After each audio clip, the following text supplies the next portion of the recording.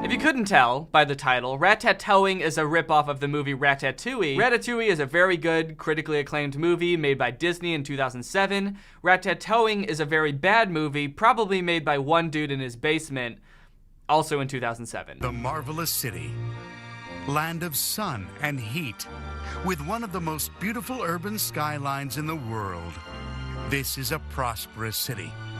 That's where our story takes place, in the heart of this city, in a very famous and sophisticated restaurant. The beginning narration is kind of weird. I think that this might have been translated from Spanish, so maybe something was lost in translation, but I feel like they're trying to hide something with this narration. Like, they don't say what city it is, and they're not saying the name of the restaurant. Everything's very vague. The marvelous city, land of heat. It's hot in the city, and sun, because they see the sun. They can see the sun from this city. I don't know why they don't just say the name of the city. It's clearly Rio, as you can tell by the giant Jesus statue, unless this is a different city with a giant Jesus statue on a mountain. It seems that everyone, even from distant places, wants to come to this restaurant just to taste the famous recipes served there at Ratatouille. So the restaurant is called Ratatouille. So the movie's called Ratatouille. But why is the restaurant called Ratatouille, you may be wondering? Chef Marcel Toing prepares the most delicious and exotic dishes, always using special secret ingredients. Yeah, so the main character's name is Marcel Toing, and he's a rat. So he named his restaurant Ratatouille? That would be like if Papa John's, instead of being called Papa John's, was called like Human John's. Come on down to Human John's Pizza. We serve human food. For humans. We swear it's meant for humans. So in this introductory scene, it spends like a really long time establishing how much everyone likes the restaurant. It shows all these different couples and families at their tables talking about how much they like the food. There's this old couple talking to the waitress about how good the food is. Oh, I must say that smells delicious. Did you have any doubts, sir? There's no doubt about that here. Their food is always guaranteed to be delicious. It's so nice of you to say so. I'll tell Marcel he loves compliments. I hope you will tell him. By the way, I would consider it an honor to meet the great Chef Marcel. Won't you please ask him to stop by? Of course, I certainly will. Now relax and just enjoy your dinner. I love how she tells them to relax, like they're getting way too worked up about the food. Look, dude, it's great that you're enjoying the food, but seriously, you need to calm the fuck down, all right? It's just food. It's divine, don't you agree, Oscar? Yes, Maria Liche, just divine. Indeed, this restaurant is very good, Maria Liche. You are absolutely right. Oh! Okay, we can't get too far into this movie without talking about how the characters look, because it's horrifying. All of the male rats are the same model, just like different colors with different facial hair or like a hat to differentiate them. And all of the female rats are exactly the same, but with just different hair and okay, why are the female rats like so curvy? Like, were they trying to make them sexy? Like, some of them have boobs.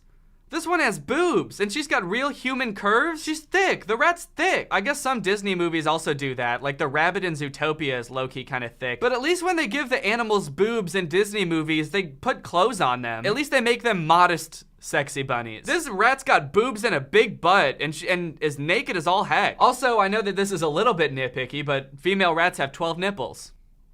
6 on each side. They just kind of go down like that, so what the fuck happened to the rest of her boobs? And I do understand that all of the rats are walking on 2 feet in this movie, so the fact that she has 2 boobs instead of 12 is kind of small in comparison to the fact that all of these rats are walking on 2 feet, but it's just anatomically incorrect. Like, if you're gonna give her boobs, give her the right amount of boobs, you know? Hello. Well. Oh God, that walk. Oh no, why does that rat have such a sexy walk? It's a rat.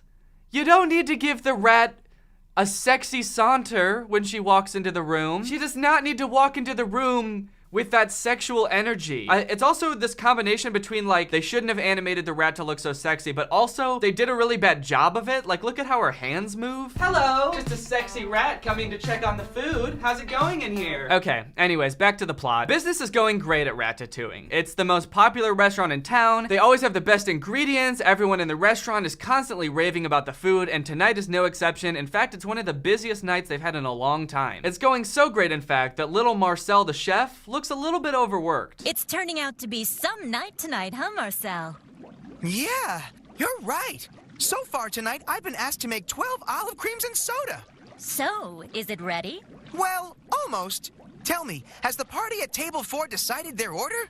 Yes, he ordered tonight's special, the larva pie. Carol, why didn't you tell me sooner? You know perfectly well that dish requires a lot more time to prepare than other dishes. You've got to take it easy. Calm down, Marcel. What the hell? She walks into the room and he's like, hey, has table 4 decided what they want to order yet? And she's like, yeah, they want the larva pie. And he's just like, Carol!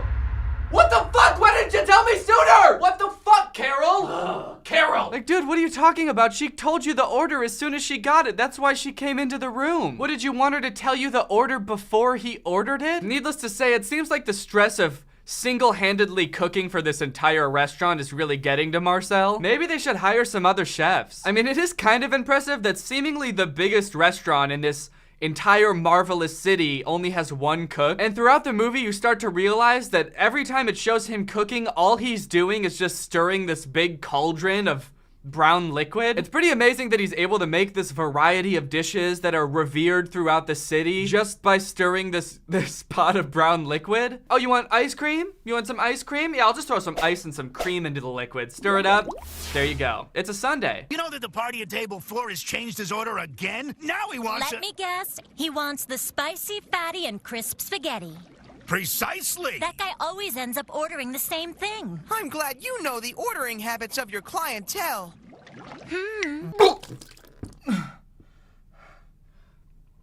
Stop trying to make rats sexy. Rats are not supposed to be sexy. Please. I hope you all enjoy your wonderful dinner. Oh, that was creepy. Ooh, now she's giving off like robot vibes. She's just like, I hope you all enjoy your wonderful dinner, and then just glides off to the next table. I don't know what's worse, a robot rat or a sexy rat. Vote now. Eventually, everyone starts asking if they can meet the chef. I must say, I agree that this food and the service are both wonderful. Thank you, sir. And may I say we're very glad you feel that way. I hope it's not inconvenient, but I would really love to speak to the chef. Everyone starts asking the waiter, like, can we talk to the chef? We want to ask him about the food. How does he make the food? Which is, I feel like a weird thing to do in itself. I've never been to a restaurant and had food so good that's like, I have to meet the chef. I need to talk to him and let him know how much he means to me. But I guess the rats are used to eating trash. Like, they've eaten trash all their life, and then this is good food. So maybe I would be a little bit skeptical too. Like, where'd you get this good food? I'm a rat. I'm used to eating trash. But then they all end up getting like super worked up about it in a really creepy way. Like, they all really want to talk to the chef, and they're being super insistent on it. I'll go into the kitchen and see if he might be available to come out and meet you, sir. Oh, we're not in any hurry. I don't mind waiting as long as necessary. No, we don't mind waiting. Look, bitch, I don't think you get it. All right? That chef back there changed my life, and I'll wait here as long as it takes until I get to talk to that beautiful man you got back there. I just want to talk. Anyway, finally Marcel comes out to answer all their questions, and they're all asking him, like, what does he do to make such great food? What's the secret ingredient? And this is what he says. Please tell me, young man, what is the secret of the great flavor in every one of the dishes you prepare? All right, I'll tell you. Oh, now's our chance. Now is our chance. He's actually going to say it. Quick, grab your notebook and write down every single word. The actual secret ingredient that can be found in all of the food prepared here is lots of... Come on, out with it. Lots and lots and lots of... With lots of? With lots and lots and lots of... This guy is just driving me crazy. The dishes are prepared with the secret ingredient of a lot of dedication and care. What? Dog, no one answers questions like that. I'm not mad at him for saying the dedication and care thing. I'm mad at him for the build-up. Why did he keep pausing in the middle? Why did he build it up for so long? That'd be like if your son was in the hospital and you're waiting in the waiting room and the doctor finally comes out and you're like, oh, finally, how's he doing? Is he all right? Well, actually, it turns out he's got lots of, oh no, lots and lots and lots of, God, no, okay, just tell me, I can take it, just tell me. A whole lot of just oodles and oodles. Come on, man, you just gotta tell me, all right? Just so much, so much. Oh my goodness, I can't even believe how much. What is this? What are you doing? I don't understand. It's just so much. Holy shit, just tell me. He has so much life left to live. and so many supportive family members. He's gonna be fine. What the fuck? Okay, so finally, after that long-ass introductory scene, the restaurant closes, everybody goes home, except for Marcel, Carol, and Greg, because tonight is Thursday night, and they do something special on Thursday nights. Greg, have you forgotten that it's Thursday night? Oh, I forgot we do something special on Thursday night. Also, we find out that the reason some of these rats want to know the secret ingredient so bad is because they actually own a rival restaurant. And apparently their restaurant has been failing miserably, so they've been eating at Ratatouille every day for weeks to try to figure out what his secret ingredient is. You know, I thought he was gonna reveal the secret. You mean our little secret was almost revealed? Listen, guys, I think we should just forget about trying to uncover the secret of Ratatouille's food. I just feel like they're wasting a lot of time eating at Marcel's restaurant when they could be, I don't know, running their own restaurant. So like maybe that's why it's failing, guys. Because instead of serving food during dinner time to your patrons, you're at a different restaurant spending money there. Our only hope of returning to our success is to get rid of Chef Marcel Toy. Meanwhile, back at the restaurant, it's time for Marcel, Carol, and Greg to get suited up for their special Thursday night activity. Come on, Greg, it's time.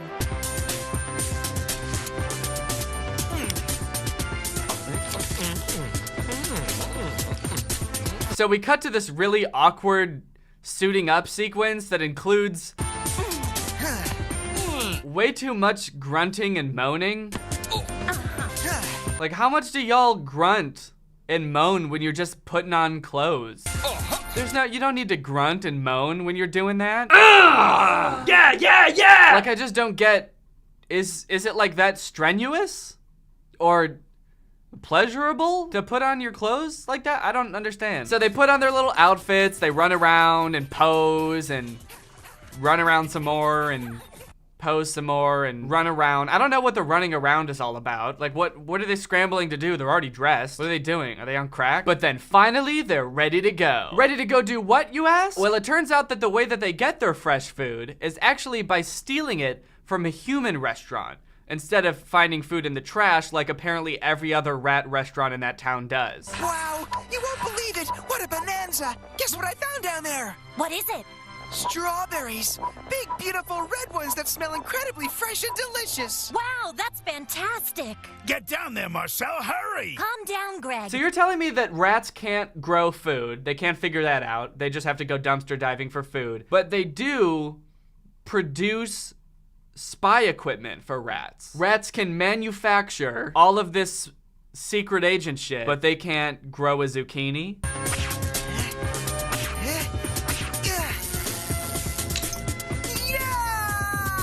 So apparently they do this every Thursday where they go to the human restaurant to try to get some fresh food, but this time there's a bit of a fiasco because while Marcel is hanging from the fan, Greg, who is a colossal dumbass for the entire movie, accidentally turns on the fan. What have you done, you clumsy idiot? It wasn't me! So Marcel is like swinging around at 100 miles per hour in rat speed, just screaming and hanging on for dear life, and Greg is just kind of standing there like, damn, I wish there was some way I could help, but unfortunately, I am just a rat. Hold on, Marcel, I'll grab you! Turn this crazy thing on! Greg, how did you turn that thing on? I think I pushed the switch! What switch? You push the button behind you! Did you say pull? No! Not pull the button! Push the button! Are you saying button? Yes, button! I mean switch! Did you say button or switch? After a bunch of the most frustrating dialogue I've ever heard, they managed to get him down, but because of the whole fiasco, they didn't really have time to grab anything except for one strawberry. That's the only ingredient that they have for the entire week to make food with, is one strawberry. Well, guys, what really matters is that we were able to bring back an excellent strawberry. Precisely! And though we had some trouble getting it, we'll be able to make a week's worth of excellent dishes with this little beauty. But then when they get back to the restaurant, Marcel is like, well, that should be enough for the entire week. We can just use this strawberry for the week and make everything with this, and then next week we'll get something else. But like, How though? Like, sure, they're mice and the strawberry is big compared to them, but like not that big. Not big enough to feed every customer in their restaurant for an entire week. And you certainly won't be able to make a variety of dishes. I don't know how many different ways you can prepare one strawberry, especially when we all know you're just gonna throw it in that big cauldron and stir it. Okay, here's where things get hairy, because while they were dealing with that whole fan thing, one of the rats from the rival restaurant came into their restaurant sneaking around because she left her notebook there. But then she finds their secret entrance to the human restaurant and she goes through and she sees them stealing food from the human restaurant. So what I thought was gonna happen next is she would go back to her rat friends and she'd be like, hey, I found a place we can get fresh food because Marcel gets it from there, so we can also get it from there, and then we can also have a successful restaurant and rats will be able to eat fresh food from our place too. But instead she goes back and tells them and they're all like, all right, so we have to sabotage Marcel and make sure he can't get fresh food anymore. What if Marcel suddenly found he wasn't able to get his fresh ingredients anymore? What would happen then? That way nobody can have fresh food, and we all have to eat garbage. So in order to sabotage this for Marcel, they decide that they're going to try to make the restaurant think they have a rat problem so that they put traps everywhere so Marcel can't get fresh food there anymore. So the group of bad guy rats go to the human restaurant during the day when people are eating there, and they put on this little rat show. 1, 2, 3, now!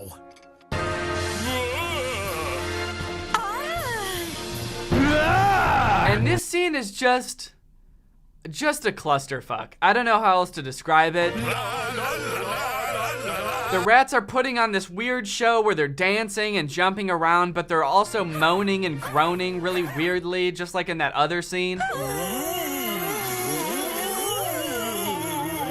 And also some of them, they're making spooky ghost noises, like they're little ghost rats. Like they're not just trying to convince people that there's a rat problem, but there's also a ghost problem. A ghost rat problem.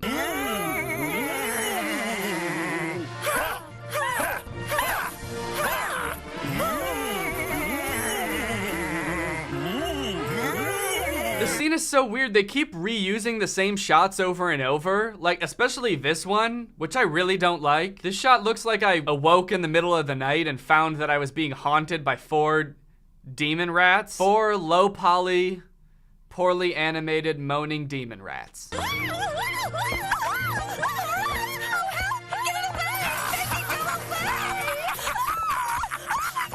This has truly got to be one of the worst scenes ever conceived in cinematic history. So they must have realized while they were making this scene, like, holy shit, wait, we can just reuse the same shots over and over and make the movie so much longer and avoid all that extra work of having to animate more shit. Because in the very next scene, Marcel and his friends are getting suited up again, and it's like the exact same sequence as before. They're running around and posing and running around and posing. We'll need to take quick and effective measures. I want this taken care of immediately. So after this whole rat show that they put on, the restaurant decides, oh shit, we have a rat problem. We need to put up traps, which is what they do. So when Marcel and Greg and Carol go back, there's traps everywhere. There's so much fresh food here tonight, but look at how it's all spread out. Oh, don't trust anything, Marcel. They might be traps. Wait, what do you mean there might be traps? You were just looking directly at the traps. Everyone saw them. Do you mean to tell me that the rats know that there are traps that humans use, they exist, and they put fresh food on the traps to catch the rats, but they don't know what traps look like? Like they have no idea what they could possibly be? How would they know all of these things about traps and not know what traps are? She can see the traps clear as day, but she's just like, be careful, guys. There's a slim chance that those things with food on them that we've never seen before are traps. But probably not. Be careful, Marcel. I have a bad feeling about tonight. What do you mean, Carol? Don't say things like that. Yeah, shut the fuck up, Carol. What's that supposed to mean? This is gonna be the best night of our lives. There's cheese everywhere, idiot. Oh, yikes. Hey, Marcel, are you okay? The food is attached to a trap. Oh, I guess he's fine. Damn. I was kind of worried for a second the movie was just gonna end there, like Marcel was just gonna get, you know, this is gonna get his neck snapped, and that was gonna be the end of the movie. The food is attached to a trap. I knew there'd be trouble. We never saw traps here before. Wait, I don't get it. Did she know they were traps? Because now she's pretending like she did. She's like, I knew there would be trouble. We've never seen traps here before. And now today, when we did see the traps, which we did, right? We all saw the traps. Today, when we saw the traps, something bad happened with the traps. Why didn't you tell him, Carol? Why did you just make it seem like there might be traps if you knew? Oh yeah, there's a lot different here. I'm gonna go check things out carefully. Yeah, good idea. We should check things out a little more carefully.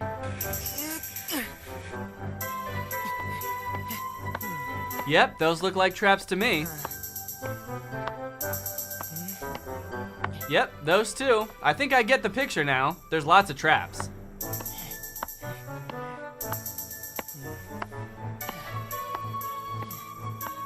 Oh my god, we get it. There's traps. Well, what do we have here? Oh, that's great. We've never had any chocolate before. Well, we certainly do now. I'm getting it. I got it. I think we have company. What do you mean? Can't talk now.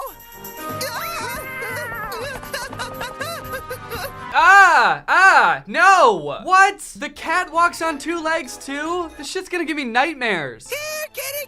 What are you doing, Marcel? Why are you calling the cat? You're nuts. Calm down, my friend. I have everything under control. Hey, Carol, Greg, check out the middle of the table. Look at all that delicious cheese just waiting to be taken. Hurry up, make your way over here and get as much as you can. Oh, really? But what about the cat? There's no sign of him. I've checked everywhere. Look behind you! So it's a wizard cat. Anyway, we're getting close to the ending. Basically, the gist of what happens, I don't really understand it fully, but the bad guys show up and they're like holding Greg and Carol hostage. Then suddenly Marcel comes back on top of the cat like they're best friends now, because he fed the cat one treat that he cooked. And the cat gets rid of the rats, takes him to his owner, and the rest of the rats get away scot-free. And soon the ratatouille was full again.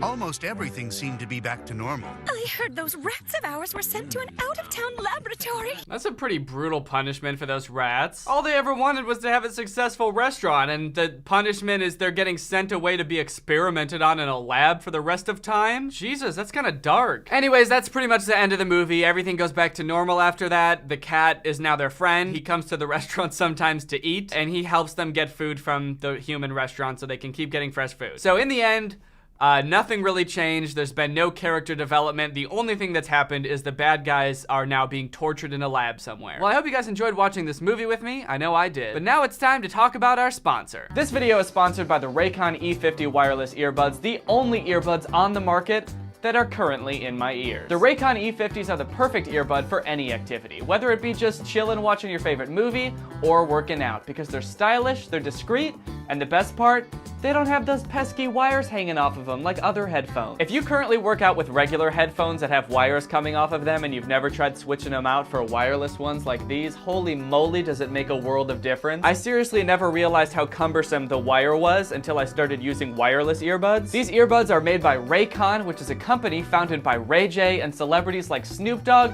are raving about them. That's right, they're at a rave. They're at a rave with them.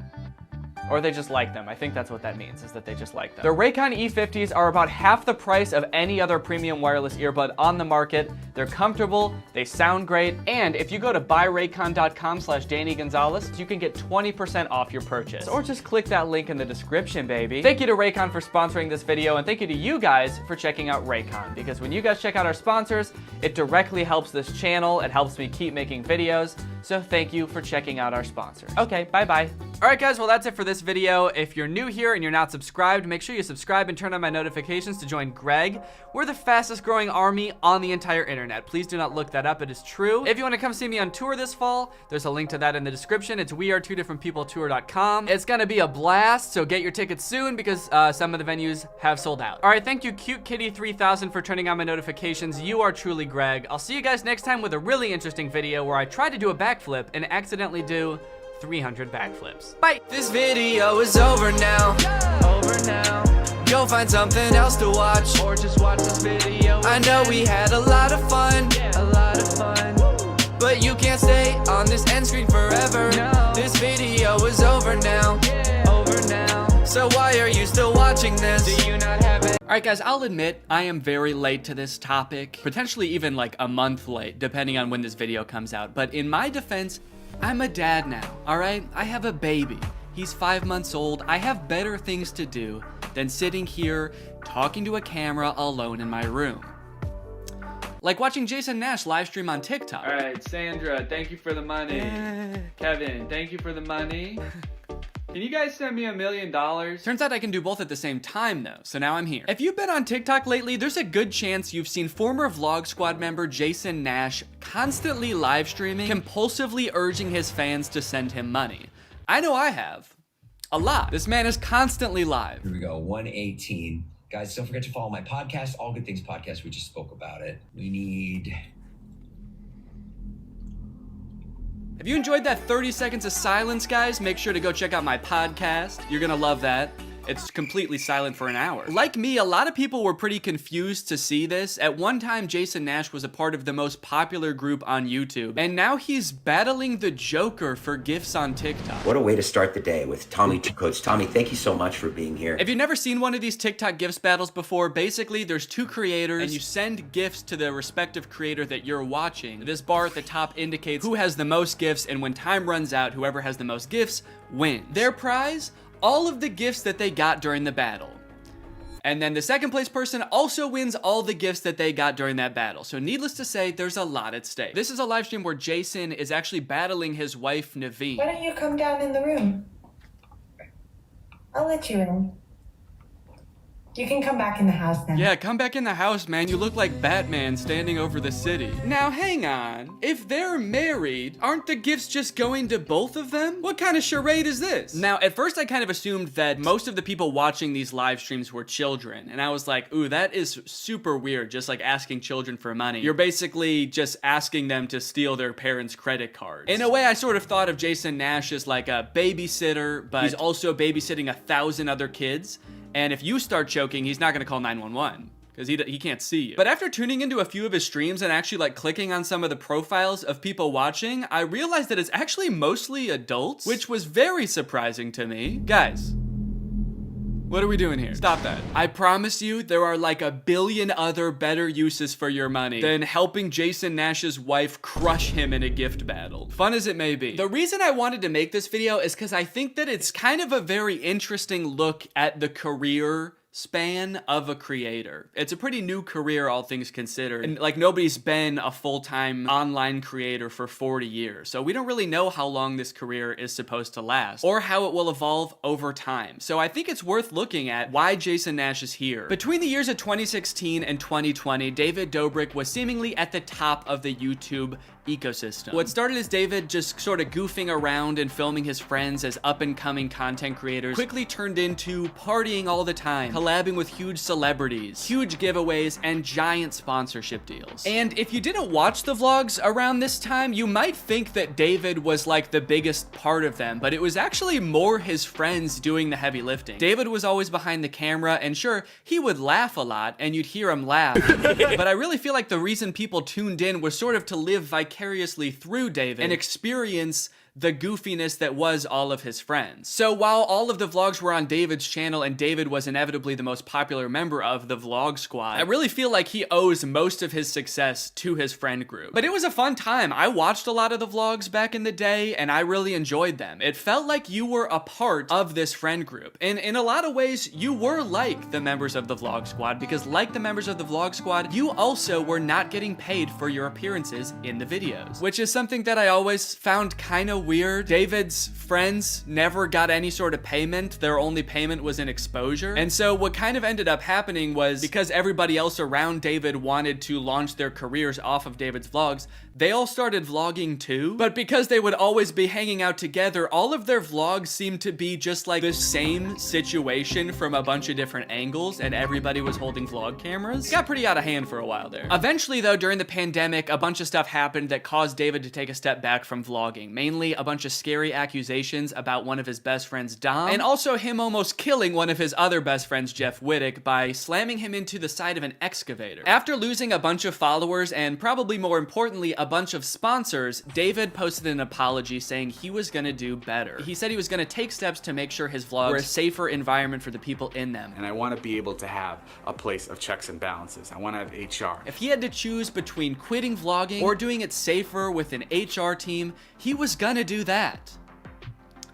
And then he quit vlogging. Currently, David is still presumably very rich. The only place he really posts is on Snapchat, and from what I can tell, he mostly just goes around and tours really expensive houses and parties a lot. He doesn't seem to have any ambitions of creating more content on YouTube. In a lot of ways, he's sort of like the Great Gatsby of social media now. But without David sort of manning the ship that was the Vlog Squad, a lot of the other members basically had to figure out other avenues and other ways to make money and maintain their following after the vlog ended. Zane and Heath have a pretty successful podcast now, so does Jeff Wittick. Carly and Aaron, I believe, have a podcast too. But I feel like Jason Nash out of the entire group is having the most trouble adjusting to the post-vlog era. He has a podcast, but it's definitely not getting the same numbers that his podcast with David did, views, back in the day, which David also quit. Despite them, I think, getting a bunch of really great offers that would have changed Jason's life, David decided to quit because he didn't want to do that anymore. He wanted to be the Great Gatsby. So Jason has now been left to fend for himself, and it seems like TikTok gift streaming is what he has turned to. You excited to go to dinner?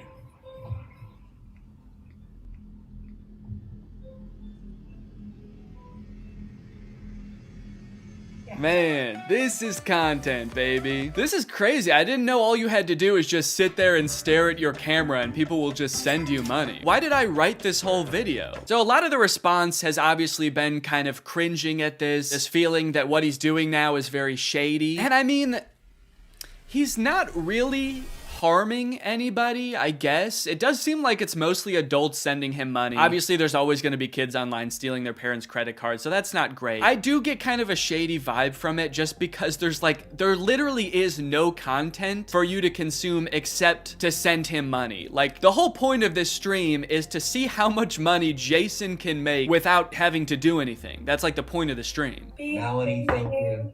Let's go. And you could argue that Twitch streaming has donations and, you know, a bunch of other live streaming does too. But I would argue that there's at least some content behind that. Someone's playing a video game or they're doing a podcast live and the donations are just a little bit extra on top. It's not the content itself. I've also seen a lot of people wondering, like, wait, isn't David super generous? During his vlogs, he was always giving away cars. He was paying for people's weddings, just like handing out PlayStations to people on the street. Surely he could just help Jason if he's struggling financially, right? Wrong. From some of Jason's podcast clips, it seems that that is definitely not the case. But before we get to that, I've got to make some money of my own. Alright guys, let's get those gifts in. James, thank you for the llama. Carol, thank you for the sombrero. Brian sent a Arab? Oh. Is this a gift on TikTok Live? Also, how did you get this one? This one's mine. Well, regardless, this is actually pretty convenient because this video is sponsored by Arab. Arab flavors your water using scent-based taste. And, oh, Brian also sent a scent pod? Oh, thanks, man. Okay, so I can put that on. With the scent pod down like so, it's just a normal water bottle. But when I activate the scent pod, air is able to pass through the scent pod and into your mouth, where you can taste the scent. Send me money. I like to bust out my air up while I'm getting work done. It gives my water a little bit more which is what I need when I'm trying to focus. This one right here is lime, and it is excellent. Someone said, come to Brazil. I'm busy. Air up is a unique hydrating experience. You can't get this anywhere else, buddy. No chemicals, no sweeteners added to the water, just plain old water into my plain old mouth. The scent pods come in a variety of flavors. I really like the lime and the peach. My editor, Jake, is really fond of cherry. So no matter what kind of flavors you like, there's bound to be a couple for you. If you want to spice up your hydration experience, click the link in the description, get yourself an Air Up, get yourself some scent pods, put your mouth on the nozzle, and suck away. You look really tired today. That is mean! Thank you to Air Up for sponsoring this video, and thank you to you guys for checking out Air Up. Now back to the video. About a month ago, when Jason was in the thick of his live streaming every day, he posted this podcast where he and a bunch of David's mutual friends talk about how different life is now that David's not vlogging anymore. Like, the thing is, like, David's in this, like, moment in his life. Yeah, where he can do anything. Where he just parties. Oh no, Jason. The look on your face, man. Jason's like, don't look bitter, don't look bitter, don't look bitter. Where he can do anything. Perfect. He can do whatever the fuck he wants now. He calls me to play pool. And I'm like, I gotta go live, and I don't expect him to understand that. You don't expect him to understand that you have to work to make money? You know he did that too, right? I wouldn't expect him to understand that, man. He hasn't had to work in, gosh, what is it, 2 years now? I hate to say it, Jason, I think he gets it. I just don't think he cares. Like, I'll say things like, I'm losing my house. and he'll be like, oh, but just come play pool. I just don't think he cares.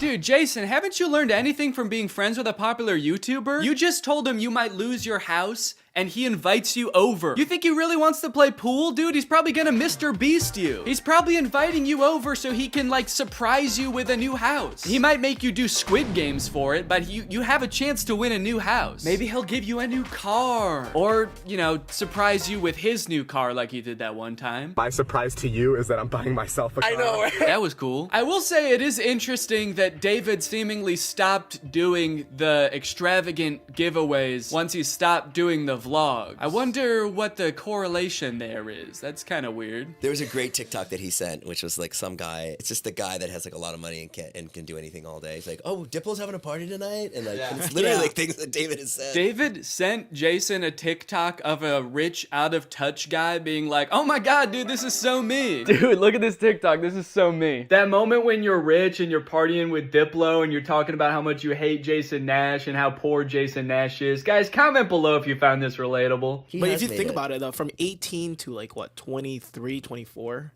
Oh, he was hitting it he never drank. I don't think he ever drank. Even when we would visit him, we'd be up till like midnight just like watching the edits, just like. Wow, he worked hard for 5 years? Let the man party, dude. Please do not burden David's poor gentle soul with your financial woes. Just let the man play pool and play with him, for God's sake. I mean, look, I don't doubt that he worked hard. The dude posted 3 vlogs a week. I'm sure it was a lot of hard work, but you know who also worked hard?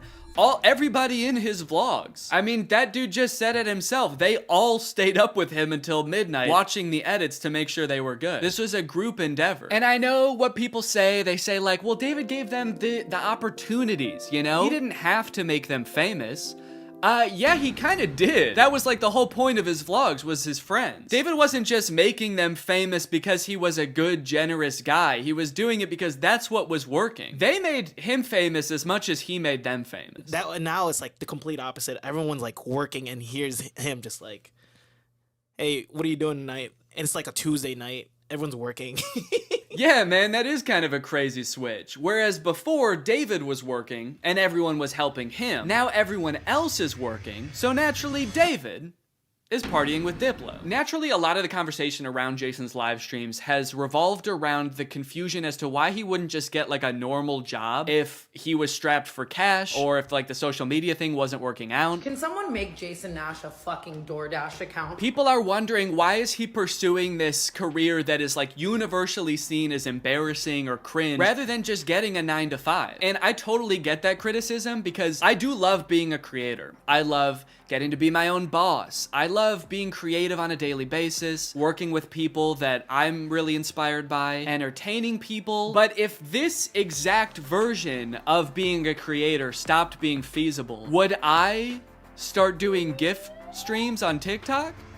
Hell no. And not even necessarily because it's like embarrassing or cringe. It's just that like what I enjoy about being a creator, that does not accomplish. There's no being creative. There's no entertaining people. At a certain point, you like strip out all of the fun parts of the career and you just have only the most superficial parts of it left. Just money and fame. So no, if like this YouTube channel didn't work out anymore, there's a billion other things I would rather do that would be more enticing to me than like gift streaming on Twitch. But maybe Jason likes it. He doesn't look like he does, but maybe he does. On the other hand, I could say that Jason is also older. He's lived a lot more life, he's had a lot more experience, and his career in the entertainment industry has gone through a lot more ups and downs than mine has. From what I can tell, Jason has been a stand-up comedian, he's been in TV shows, he's been a podcaster, a Viner, and a Vlog Squad member, and now a TikTok Live gift battler. Between all of those seasons of his life, I'm sure there was downtime where he could have thought, oh, maybe this isn't for me, I'm gonna get up and go get a normal job. And then, lo and behold, the next opportunity comes along. along. So in some sense, I do understand if Jason's mentality is like, maybe I'm just gonna do this for a little while until I get my next thing off the ground. And I know that when I started Vine, people said the same thing to me. They're like, what are you doing? Why are you doing Vine?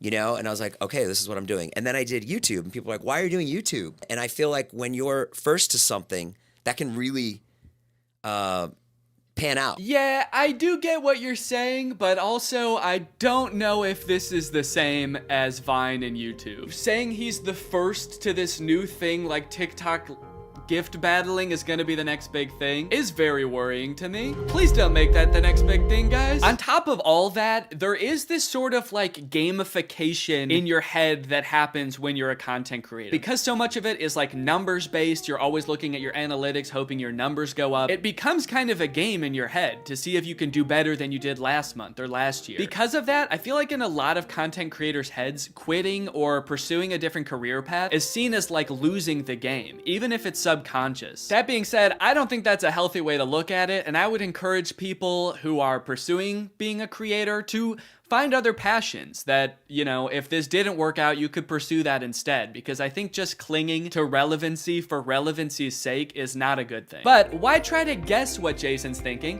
when someone literally asked him on his own podcast why he doesn't just get a job? This isn't me saying this as a negative thing. Yes, I'm yes, just no, totally address it, asking. please. Yeah, yeah. Why don't I get a real job? No, I know why you do it. Yeah. But like... No, man, I know why you do it. It's pretty clear to me. But, could you tell everyone else why you do this? Someone said that the other day, why don't you get into real estate? I'm like, I hate it. I don't have a real estate license. Bo Granny? Oh yeah, I forgot. You have to be born with a real estate license to do real estate. But darn, Jason Nash was born with a TikTok account. So he has to do that instead. Right. Now look, would I be on TikTok Live if I wasn't in like a financial hole? I don't know. Probably not. But also like YouTube wasn't really working. And I needed to find something. OnlyFans. I can't do OnlyFans. This is such an unrelatable thought process to most people. YouTube is not working out for him, and his first thought is OnlyFans? TikTok begging people for money? It just comes off as being so set on being an influencer that nothing else matters to this guy. Listen, it is what it is. It's like, I was on Vine, I was on YouTube, I was on Snapchat, and now I'm doing this. Don't say it like that. Now I'm doing this. I mean, I do like it. No, man, I don't think you do. Not after that. We all saw that. So anyway, it is what it is, and I have to do it because I love it, and it's my favorite thing. Phew, that was close. Hey, we can hear you. What? You said that was close out loud. Oh no! Do you ever think about going to DoorDash or to like a? I just never thought it's entertainment or nothing. I don't care what it is. Like, what would you suggest I do? No.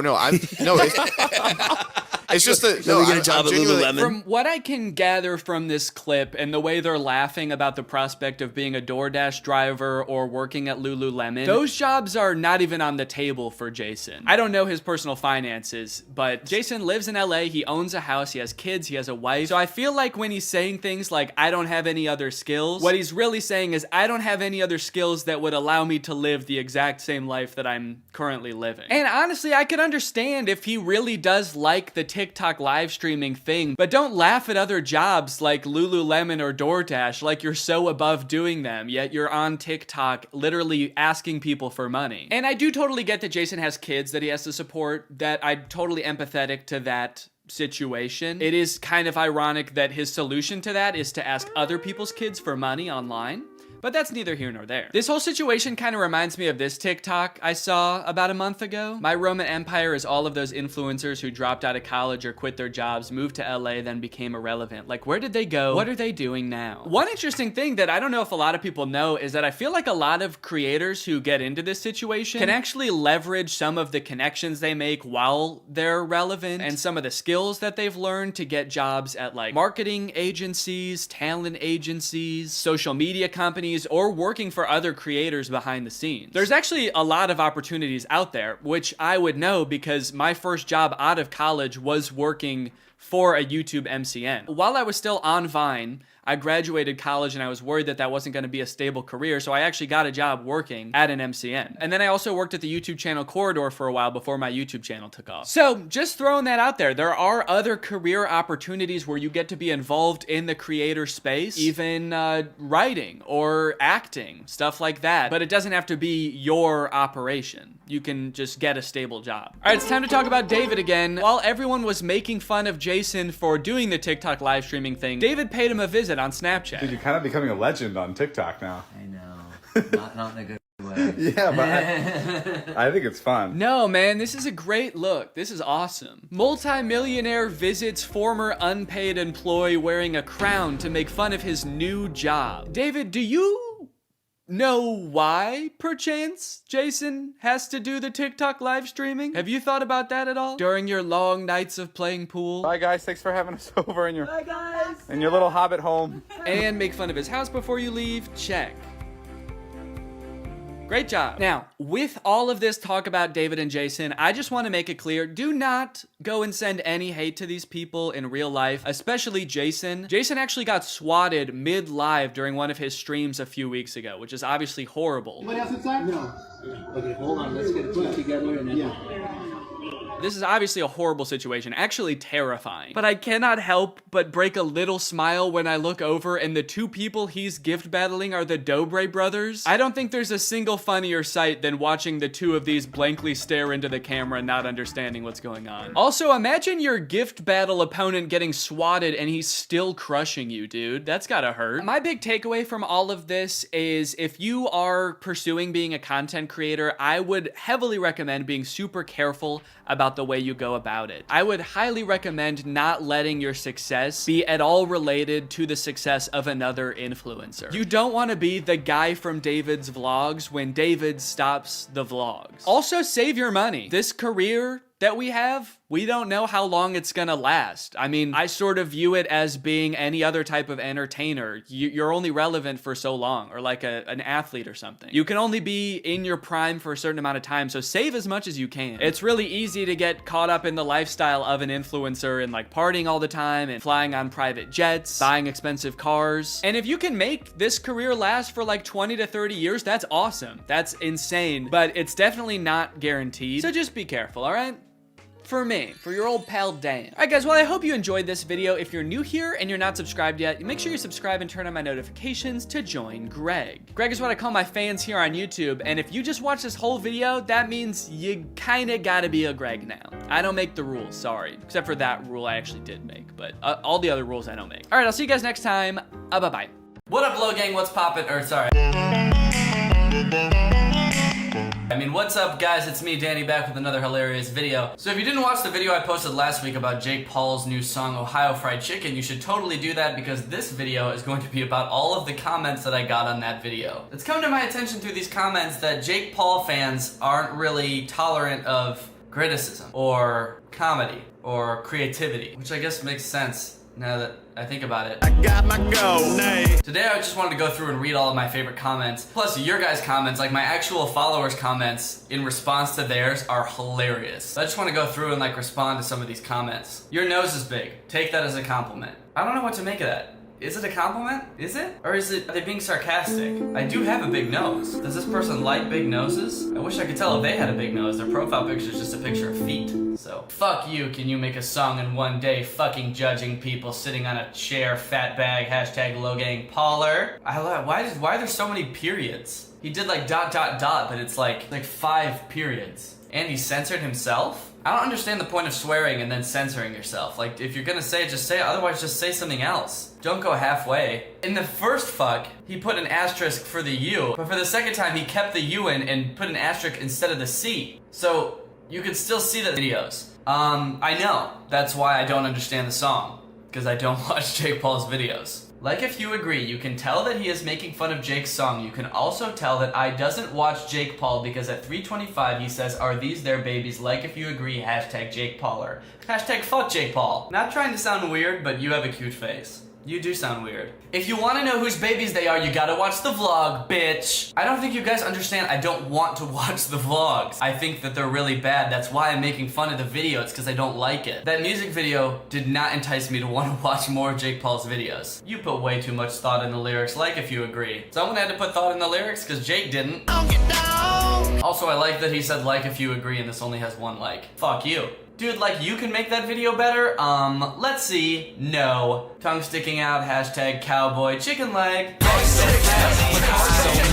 Yeah, you're probably right. I have no idea how to make music videos. But the vid got 11 million views, bro. Why do people try to use the views as like an indicator of a good video? That's not what that means. Gangnam Style has 2.8 billion views. The 16th most viewed video on YouTube is Wheels on the Bus. It has 1.9 billion views. This guy is so clueless, he doesn't even know Jake is from Ohio. You do realize it's like KFC, but from Ohio. I did know Jake was from Ohio. I said that in the video. Because they're from Ohio. He is better than you, bitch, so don't fuck about it. Don't fuck about it? It wasn't... Alright, that's fair. I'm not gonna fuck about it. Dude, you're think about it too much. I don't think you're think about it much at all. Dude, the music video is good if you just don't think about it. Just like, close your eyes, plug your ears, turn on the song, it's great. Fuck you with your pineapple hair, bitch. You ruined my day, Jake Pauler for life. Pineapple hair. Oh, he's making fun of my hair because pineapple hair is like when you have it short on the sides and up on top. But he's a Jake Pauler for life. And Jake Paul would never have such a dumb haircut. Oh, he does? Okay. They are just having fun. Quite being a critus. They are having fun. Don't ruin it. Okay, I'm just having fun too. So maybe quite being a critus about me, please. If I met you, I ruin your life.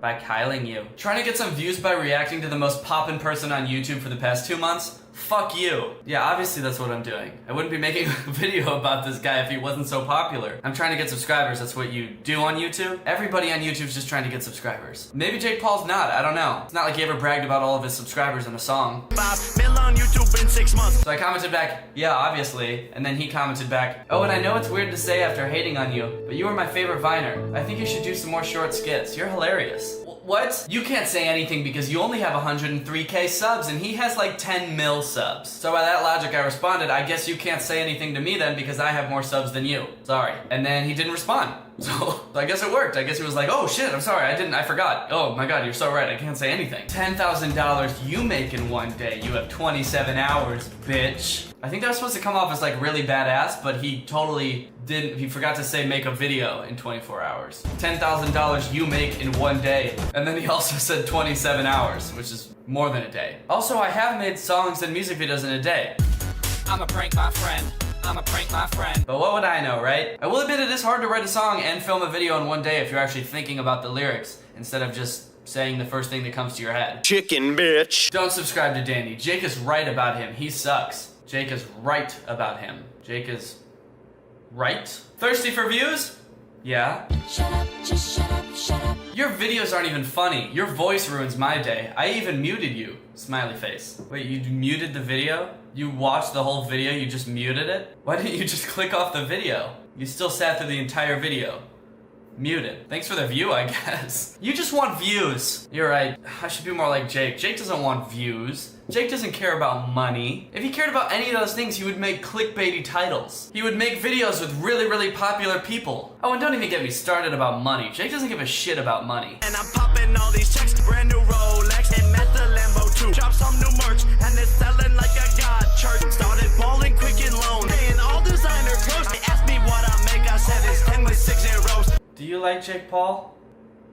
No. Who let this baby on YouTube? At least he can make it to 10,000 subs. We both have more than 10,000 subs. Alright guys, well I think the moral of the story is if you're a Jake Paul fan and you see a video called Jake Paul's new song Ruin My Day, maybe don't watch it. Maybe you're just gonna get yourself mad. I don't understand why you would watch a video of somebody making fun of your favorite person. If you just don't watch it. If you disagree with it, why would you watch it? Thank you to all of you, my followers, who actually have a good sense of humor and can take a joke. It was really fun seeing all the comments that you guys left on this video. Alright, well, shout out to Pro Man Vlogs. Thank you for turning on my notifications. If you want to be the shout out in my next video, just make sure you turn on my notifications and be one of the first people to comment on my videos. Thanks for watching, and I will see you guys next time.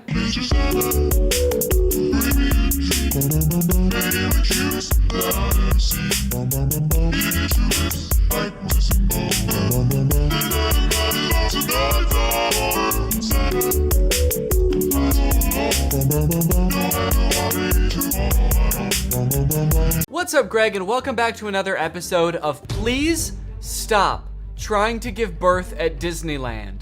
Please. Did you guys know about this? I just found out this is a thing. Women are trying to give birth at Disneyland in order to get a free lifetime pass. Don't do that. As I'm sure you guys are aware, because Disney is such a huge company with so many adoring fans and people love going to Disneyland, there are a ton of like urban legends and lore surrounding the Disney parks. You guys may have heard of some of the more outlandish ones, like there's one that like Walt Disney's head is like frozen and buried somewhere at Disneyland or something, or like it's like Buzz Lightyear's head on the Toy Story ride or something like that. But today I wanted to sort of dive into some of the urban legends surrounding the Disney parks. Mostly the strange things that Disney adults do at the Disney parks. Although some of these things are so weird that I hesitate to call these people Disney adults, some of these things are a little extreme. Kind of feel like I should call them something else. These people are like Disney extremists or something, I don't know. The first one, like I said, women flock to Disneyland to give birth and get a lifetime free ticket, which is such a bad idea on its face. Like, please give birth in a hospital, give birth where there are like medical professionals around and not like a chipmunk. And the worst part of it is obviously this perk is an urban myth and does not exist. This is not a real thing. Laboring women have shown up at Disneyland in the hope that their bub will be born there and get a lifetime free ticket. But guess what? That perk is an urban myth and does not exist. Important to note, this article is Australian. That's why they're calling the baby bub. They're talking about a baby there. They're not talking about like a bottle of champagne or something. I'm going to Disneyland and giving birth to that bubbly dude. Which is also what I call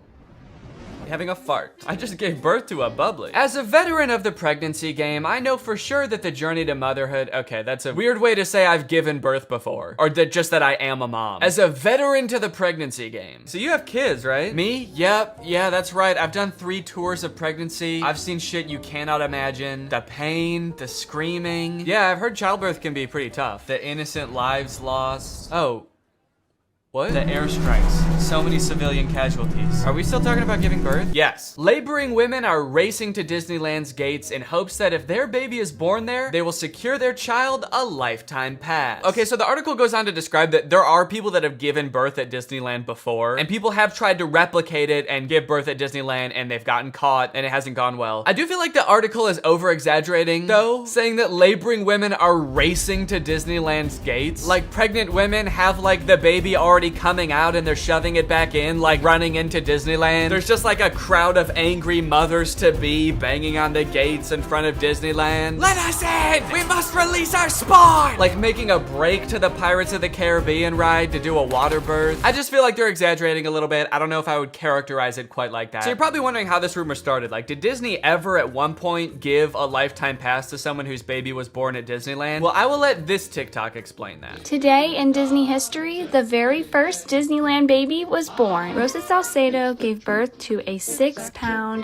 10-ounce baby girl on a bench on Main Street, USA, right outside of the Plaza Inn. Can you imagine visiting Disneyland as a family of 2 and coming out as a family of 3? Yeah, I can actually. But not because I'm gonna give birth. I'm gonna kidnap Donald Duck. You're my child now, Donald. The perfect happy family of 3. Husband, wife, and my uncle Donald Duck, who I've been holding at gunpoint for the past 16 years. There have been 4 babies born at Disneyland, and all of them have been girls, but only one has their own Disneyland birth certificate. So that might not have sounded significant, but that's actually how the rumor started. The first baby that was born there, Teresa, got a birth certificate that was just like a Disney birth certificate that says like, this is the first baby to ever be born at Disneyland. And I guess like word got out that this baby got some kind of special certificate, and then people just started assuming like, oh, that's a lifetime pass. That baby got a lifetime pass. And from that moment on, has just been a rumor that if you give birth at Disneyland, your baby gets a lifetime free pass. So honestly, if you're like that big of a Disney fan and you do this, you don't even get a lifetime pass. You still have to pay to go to Disneyland. It's just your baby that gets in for free. And I kind of feel like babies get in for free to Disneyland anyway. Is that true? Children under the age of 3 get in free to all 4 theme parks and 2 water parks at Disney World. There you go. You want your kid to get in free to Disneyland? A better conspiracy technology would be just pretend they're 3 years old for their entire life. That shit could actually work. The article goes on to talk about a time where someone has tried to sneak in to give birth at Disneyland, and they hid in the bathroom while going into labor until I guess employees had to like assure her that her baby would not be getting a lifetime pass, and then she was like, oh, okay, fine, then I'll just go to the hospital. Once they assured her that she would not be receiving a lifetime passport, she came out and accepted the ambulance ride to Western Medical Center where her baby was born shortly thereafter. I don't know about you guys, but it kind of sounds like she failed the test. If you know anything about Disneyland, you know how well the cast members there, all of the employees, all the staff, all the people in costumes are trained to like respond to every circumstance. It sounds like you just entered the giving birth at Disneyland experience, and honestly, you didn't make it to the end where you get the prize. It also says that this discussion board, The Laughing Place, has some hilarious forum chats about this topic. So I guess other people have been like sharing stories about this happening on this forum, but when I clicked on it, it turns out that it doesn't exist anymore, which kind of sucks because I wanted to find out more times that this has happened, but honestly, it is probably for the best. Kind of sounds like they were talking about some pretty sick shit in there. You think you're gonna go to a Disney forum and see people talking about like, my favorite movie's Coco, but instead you see people talking about like, I'm gonna give birth inside of Pluto's house. I'm gonna go to Disneyland and get fucked by Goofy, and then Goofy's gonna be the father of my child, and I'm gonna give birth on It's a Small World. And I'm gonna make Elmer Fudd cut the umbilical cord. Is Elmer Fudd a Disney character? I actually don't think he is. But he's gonna be there anyway. And then me and my freak mutant, half goofy, half human child will both get lifetime passes. Free pass for life for my little freak. Passes or not, being born in Disneyland is a pretty cool claim.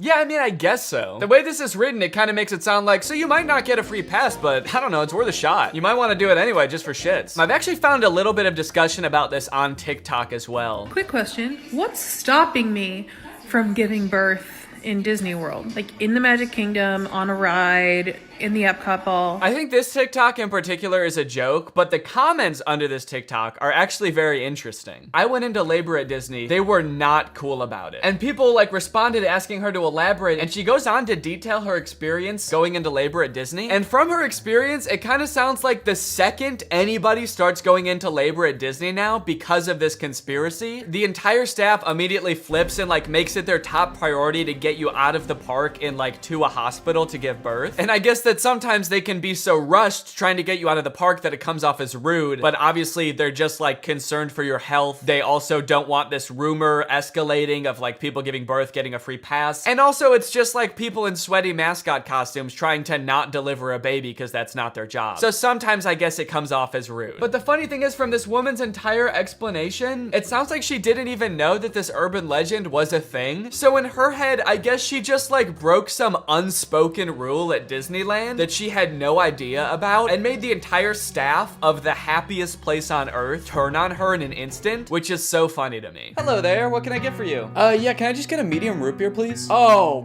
great. Oh, great, another guy here to put his balls in the root beer. What? Hey everybody, this guy right here is about to pull out his big fat balls in front of everyone, in front of a bunch of children, and put his balls in a glass of root beer. Why would I do that? Don't play dumb. I'm not playing dumb. I am dumb in this situation. You've clearly heard that if you put your stupid fat balls— why do you keep calling them fat— in the root beer at Disneyland, you get to spend the night with Minnie Mouse. Oh, what the fuck? No, I just wanted some root beer. Is that true? No, it's an urban legend. But no matter how many times we tell people it's not true, we still get perverts like you coming to Disneyland, ordering root beer just so they can put their stupid— don't call them fat— fat balls in it. Oh, come on, man, don't cry.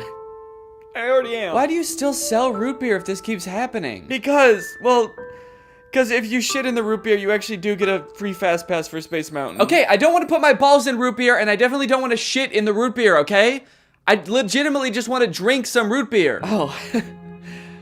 Sorry, my bad, man. I didn't know. Okay, well, that's literally what I asked for, so here you go. Ah, what the fuck is that? It's Walt Disney's head. You said the secret code, so here's his head. No, root beer. What? I wanted root beer. I wanted to drink root beer. So no head? No. Ah! Overall, pretty disappointing that anyone actually believed this in the first place. In what world would Disney want to foster an environment where mothers are coming into their park, their theme park, to try to give birth? Especially if they're not like billing it back to the person that gave birth and being like, okay, here's your hospital bill, and because it's Disney, it was $1 million.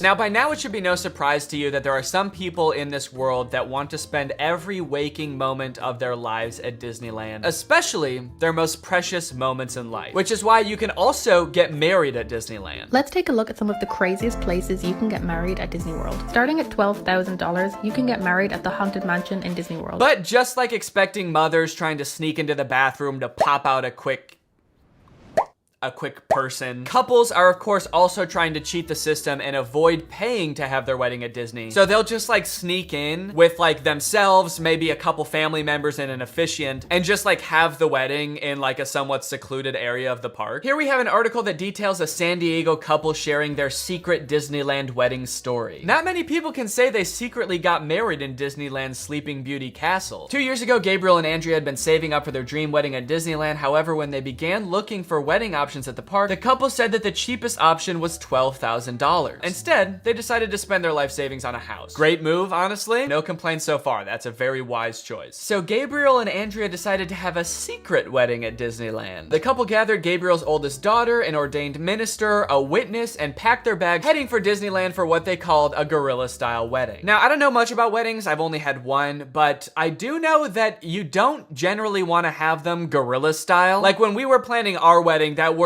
almost never came up, I don't think. Just imagining them describing their wedding afterwards, like, yeah, it was so romantic. We hid in the bushes for 8 hours in the hot Florida sun wearing camo paint, waiting for the crowds to die down. You know, just sort of waiting out the crowds and the gunshots, the airstrikes. Airstrikes? Then we popped out and I said I do. Happiest day of my life. Here's my favorite picture of the big day.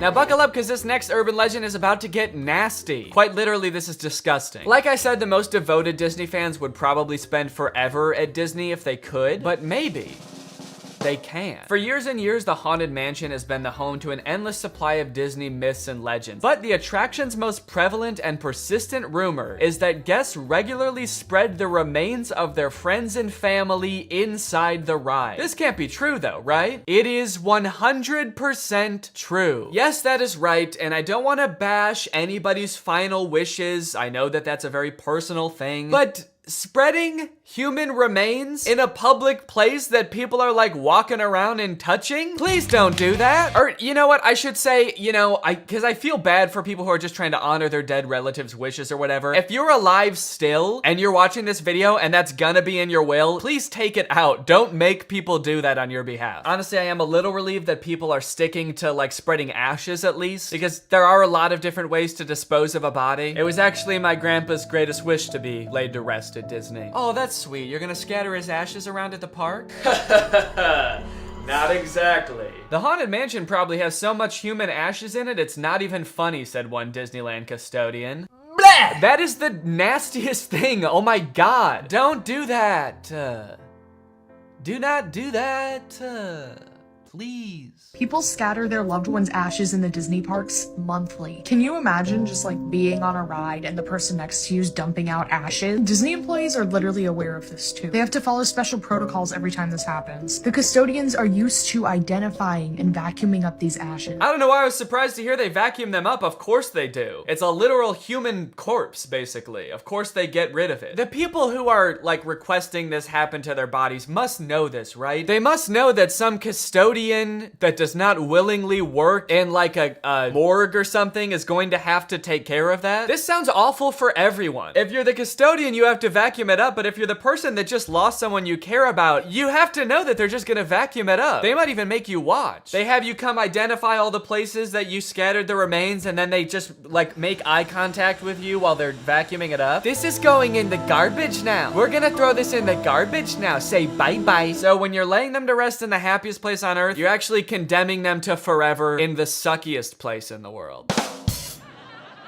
Yes, that is a very funny joke. And people will put them anywhere too. Like flower beds, bushes, the lawn at Magic Kingdom, outside the park gates. Outside the park gates? They'll put this shit anywhere too, you know, outside the park gates, on the highway on the way home, the McDonald's across the street, Universal Studios, shit anywhere. It doesn't really matter. I feel so bad for the employees that have to deal with this, honestly. That would be so scary. Honestly, even as a patron, you know, I honestly like going to Disneyland every once in a while. I think it's pretty fun. But next time I go, I am going to be terrified that I'm like touching human remains at all times. Especially now knowing that they put them everywhere. I'm gonna be eating a turkey leg and wondering like, is this actually some guy's leg? They're most frequently dispersed around the Haunted Mansion, which is kind of perfect if you ask me. Okay, this girl's actually a little bit too into it. But now this whole ashes thing, which is not really an urban legend, is actually true, has actually spawned urban legends out of it, as you can see here. Have you heard of the legend of the crying boy at the Haunted Mansion in Disneyland? The story goes a mother spread her son's ashes without permission from Disneyland, and you can see him crying as you're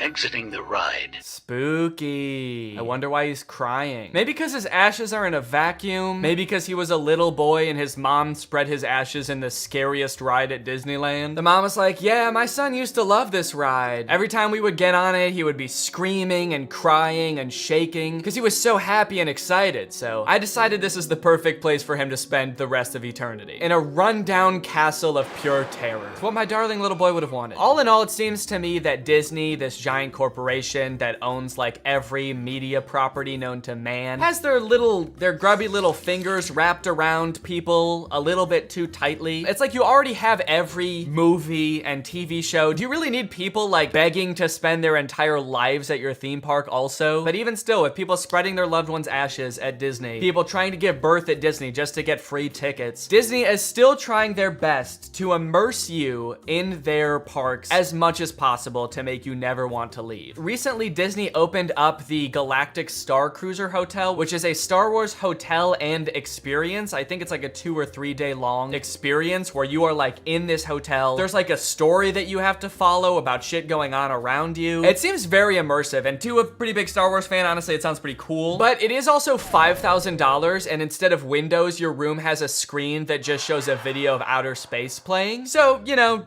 just keep that in mind that you might go insane while you're in this place. With no concept of night or day, you just have to adhere to the Star Wars pre-approved activities. There's like stormtroopers patrolling the halls at all times. It's kind of like they wanted to build a Star Wars hotel, but they built a prison instead. I read through some of the Google reviews for this hotel. It's only been open for a little bit, so there's not that much to go off of. And honestly, there are a lot of 5-star reviews of people who seemingly really enjoyed it. I did think that this review was really funny. This person gave it a 1 out of 5, and they said, thought the experience was fun, but not worth the price. There are too many missions to keep track of, and you are always missing something. It kind of seems like they got like too immersed in the story and like started to believe that they really needed to complete these missions. This sounds more like the review of a disgruntled employee that like works on a spaceship. There are too many fucking missions, man. There's too much shit to do. The hyperdrive is gonna fail, and I need to fix that, not to mention the First Order's breathing down my fucking neck, trying to get me to give away the location of my comrade. This place is fucking stressful. I think my favorite thing I've seen come out of this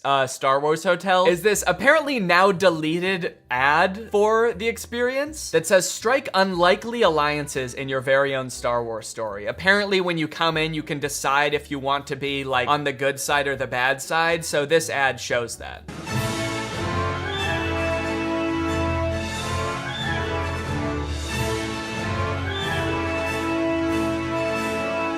Holy shit, this place is metal, dude. This goes hard. It's crazy to me that you actually can choose to be on the side of like the evil intergalactic fascists, basically. You and your preteen daughter can don First Order uniforms and betray one of your favorite characters' trusts, Chewbacca, giving away his location and leading the First Order directly to him, who will take him away to be tortured and then eventually executed. It might be a little too immersive. It might be. We're gonna start hearing people come back and you're gonna be like, how was your trip? You went to the Star Wars hotel, right? And they'll be like, the guilt over my actions will haunt me forever. But I did what I had to do. It was honestly fucking sick. I loved it. And honestly, like, if someone offered to bring me there for free, would I go? Yes, I probably would. Yeah, honestly, I would like to go 100%. I would like to go. And as if living in an intergalactic prison isn't immersive enough for you, pretty soon Disney is going to start offering an even more immersive and even less temporary experience. You may have seen Disney recently announce their Story Living initiative, where they're basically going to be building cities, with their first like test city being built in the desert in California. I don't know about you, but this seems very creepy to me. I don't really know what Story Living entails. They're pretty vague about it in all of the promotional videos. Story Living by Disney allows us to leverage what we do best: world-class service, legendary storytelling, and creativity. This exciting new venture will enhance, extend, and strengthen the Disney brand by allowing us to bring the magic of Disney to places you may never have expected. But it does kind of worry me to live in a town where every aspect of your day-to-day life is curated by Disney. Oh gosh, I feel like we have so much chemistry together. Me too. This has been great. This date was a lot of fun. I really haven't connected with anyone like this in a long time. Fantastic. How likely would you be to recommend this experience to a friend? What? On a scale from 1 to 10, how would you rate my performance? Performance? I thought you were just like genuinely interested in me, like romantically. Oh, perfect. So a 10 then? I really opened up to you. And you opened up to me. That's all just part of the Story Living experience. It's Disney magic. So that whole story you told me about how sad you were that you had to release your pet into the wild because it had grown to be wild. That was the plot of The Fox and the Hound. What the fuck is wrong with you? Thank you for riding Disney's Love Connection. Please make sure you pick up all your belongings as you exit the ride. Are you an animatronic? Please do not try to fuck any of the animatronics. Are you on your all way out, and animatronic? have a lovely day here at Am I the only Disney person that Stories lives here? Anyway, that's the end of the video. It's time to talk about our sponsor. What's up? It's me, a hacker, and I'm so excited to steal your data because you don't have today's sponsor, ExpressVPN. You see, sending data over an unencrypted network is a lot like sending a postcard. There's no envelope to cover up your info and protect your sacred message. So any old creep with a little bit of basic computer knowledge and a little bit of free time can come along and check out all of your private information. I'm talking passwords, financial details, hell, emails. I'm gonna look at all of it. I'm doing it right now. Hey guys, I was just kidding. It's just me, Danny. Well, I wasn't kidding about most of it actually. Just the part about me being a hacker, but the rest of it is true. Oh, there's not enough light on my face now. Can I just sort of illuminate my face with this? Luckily, today's sponsor, ExpressVPN, is here to help. Because ExpressVPN encrypts all of your network data with their best-in-class encryption. It would literally take a hacker using a supercomputer billions of years to crack this encryption. ExpressVPN has the fastest speeds out there. They've got 24/7 customer support, and ExpressVPN is extremely easy to use. You can fire it up and get connected with just one click. I've got ExpressVPN on every device that can have it, just to have a little bit of extra peace of mind when I'm out and about, especially on public Wi-Fi. So if you want to find out how you can get 3 months of ExpressVPN for free, then head on over to the link in the description. That's expressvpn.com/Danny Gonzalez. That's expressvpn.com/Danny Gonzalez. Thank you, ExpressVPN, so much for keeping us safe, but also sponsoring this video. Thank you to you guys for checking out ExpressVPN. When you click on the link, it really helps to support my channel, so thank you for that. All right, thank you guys for watching this video. I hope you enjoyed it. If you're new here and you're not subscribed yet, make sure you subscribe and turn on my notifications to join Greg. Greg is what I call my army here on YouTube. We are a ruthless army whose violence and terror knows no bounds. Please subscribe and turn on my notifications to join, and I will see you next time. Bye-bye. What's up, Greg, and welcome back to the Beef Zone, baby. This is where we talk about the internet's hottest drama going on right now. Today, we're gonna be talking about Axel Weber. He's a TikTok star, and he's already started one of the year's most insane internet quarrels. I don't particularly talk about internet drama too much on my channel, but I had to do an installment of the Beef Zone just this once because this is a pretty unique case. I don't think I've ever seen anybody start an internet beef quite like this before, and that's because this dude, Axel, has started a feud with a college. This dude has started beef with a 4-year accredited institution. I've never seen that happen before. Other influencers are out here starting beefs with each other because of like messy breakups, problematic tweets. This dude's out here starting beef with institutions. That's crazy. I'm gonna start doing that. The DMV, you're done. You're canceled. I had to wait in line once 5 years ago when I got my license renewed. You're done. Everybody go harass the DMV now, please. No, don't actually do that. This dude, Axel Weber, he's a very popular TikToker. He's got 3.9 million followers. He is, Okay, what was that? It looked like he was calling me. Okay, it's to share to WhatsApp, I see. I click on it, he's like, hey dude, are you making a video about me right now? No. How did you know that? So yeah, he was already really popular on TikTok. He had like 1 million followers a couple months ago, and now he's skyrocketed to almost 3.9 million followers, mostly because of this series of videos he did auditioning for Juilliard's acting school, and he did not get in. And his fans were like so upset by this that they started a war with Juilliard, which like thrust Axel into the spotlight because all of these major news outlets were like covering this dude. And so now he has like almost 4 million followers literally because he didn't get into Juilliard. Kind of crazy considering I also didn't get into Juilliard and I don't have 4 million followers on TikTok. So what happened with that? I didn't even get an audition with Juilliard. They didn't even offer me one. How fucked up is that? Where are my fans? Greg, what's going on? It's just kind of crazy that you can get famous for not doing something impressive, you know? Like if he had gotten into Juilliard, that would be really cool. That'd be worth, you know, making a big stink about, I feel like, because like nobody gets into Juilliard. Dude, did you hear about that guy who's going viral because he's gonna try to climb Mount Everest blindfolded with his hands tied behind his back? Oh no way, dude, that sounds insane. Did he actually do it? No, no, actually he did not. He's dead. He died. Not even on the mountain either. He choked on a granola bar on the flight to Mount Everest. He's going viral? Yeah, dude, his funeral has 800 million likes. So I feel like to fully appreciate this story, we kind of have to go back to the beginning where it all began. So in December of 2021, just about a month ago, Axel had just moved to New York. He's pursuing acting. He's making a bunch of TikToks about living in the world's smallest apartment, and he has just hit 1 million followers on TikTok. Hi, we just hit 1 million on TikTok. Come on.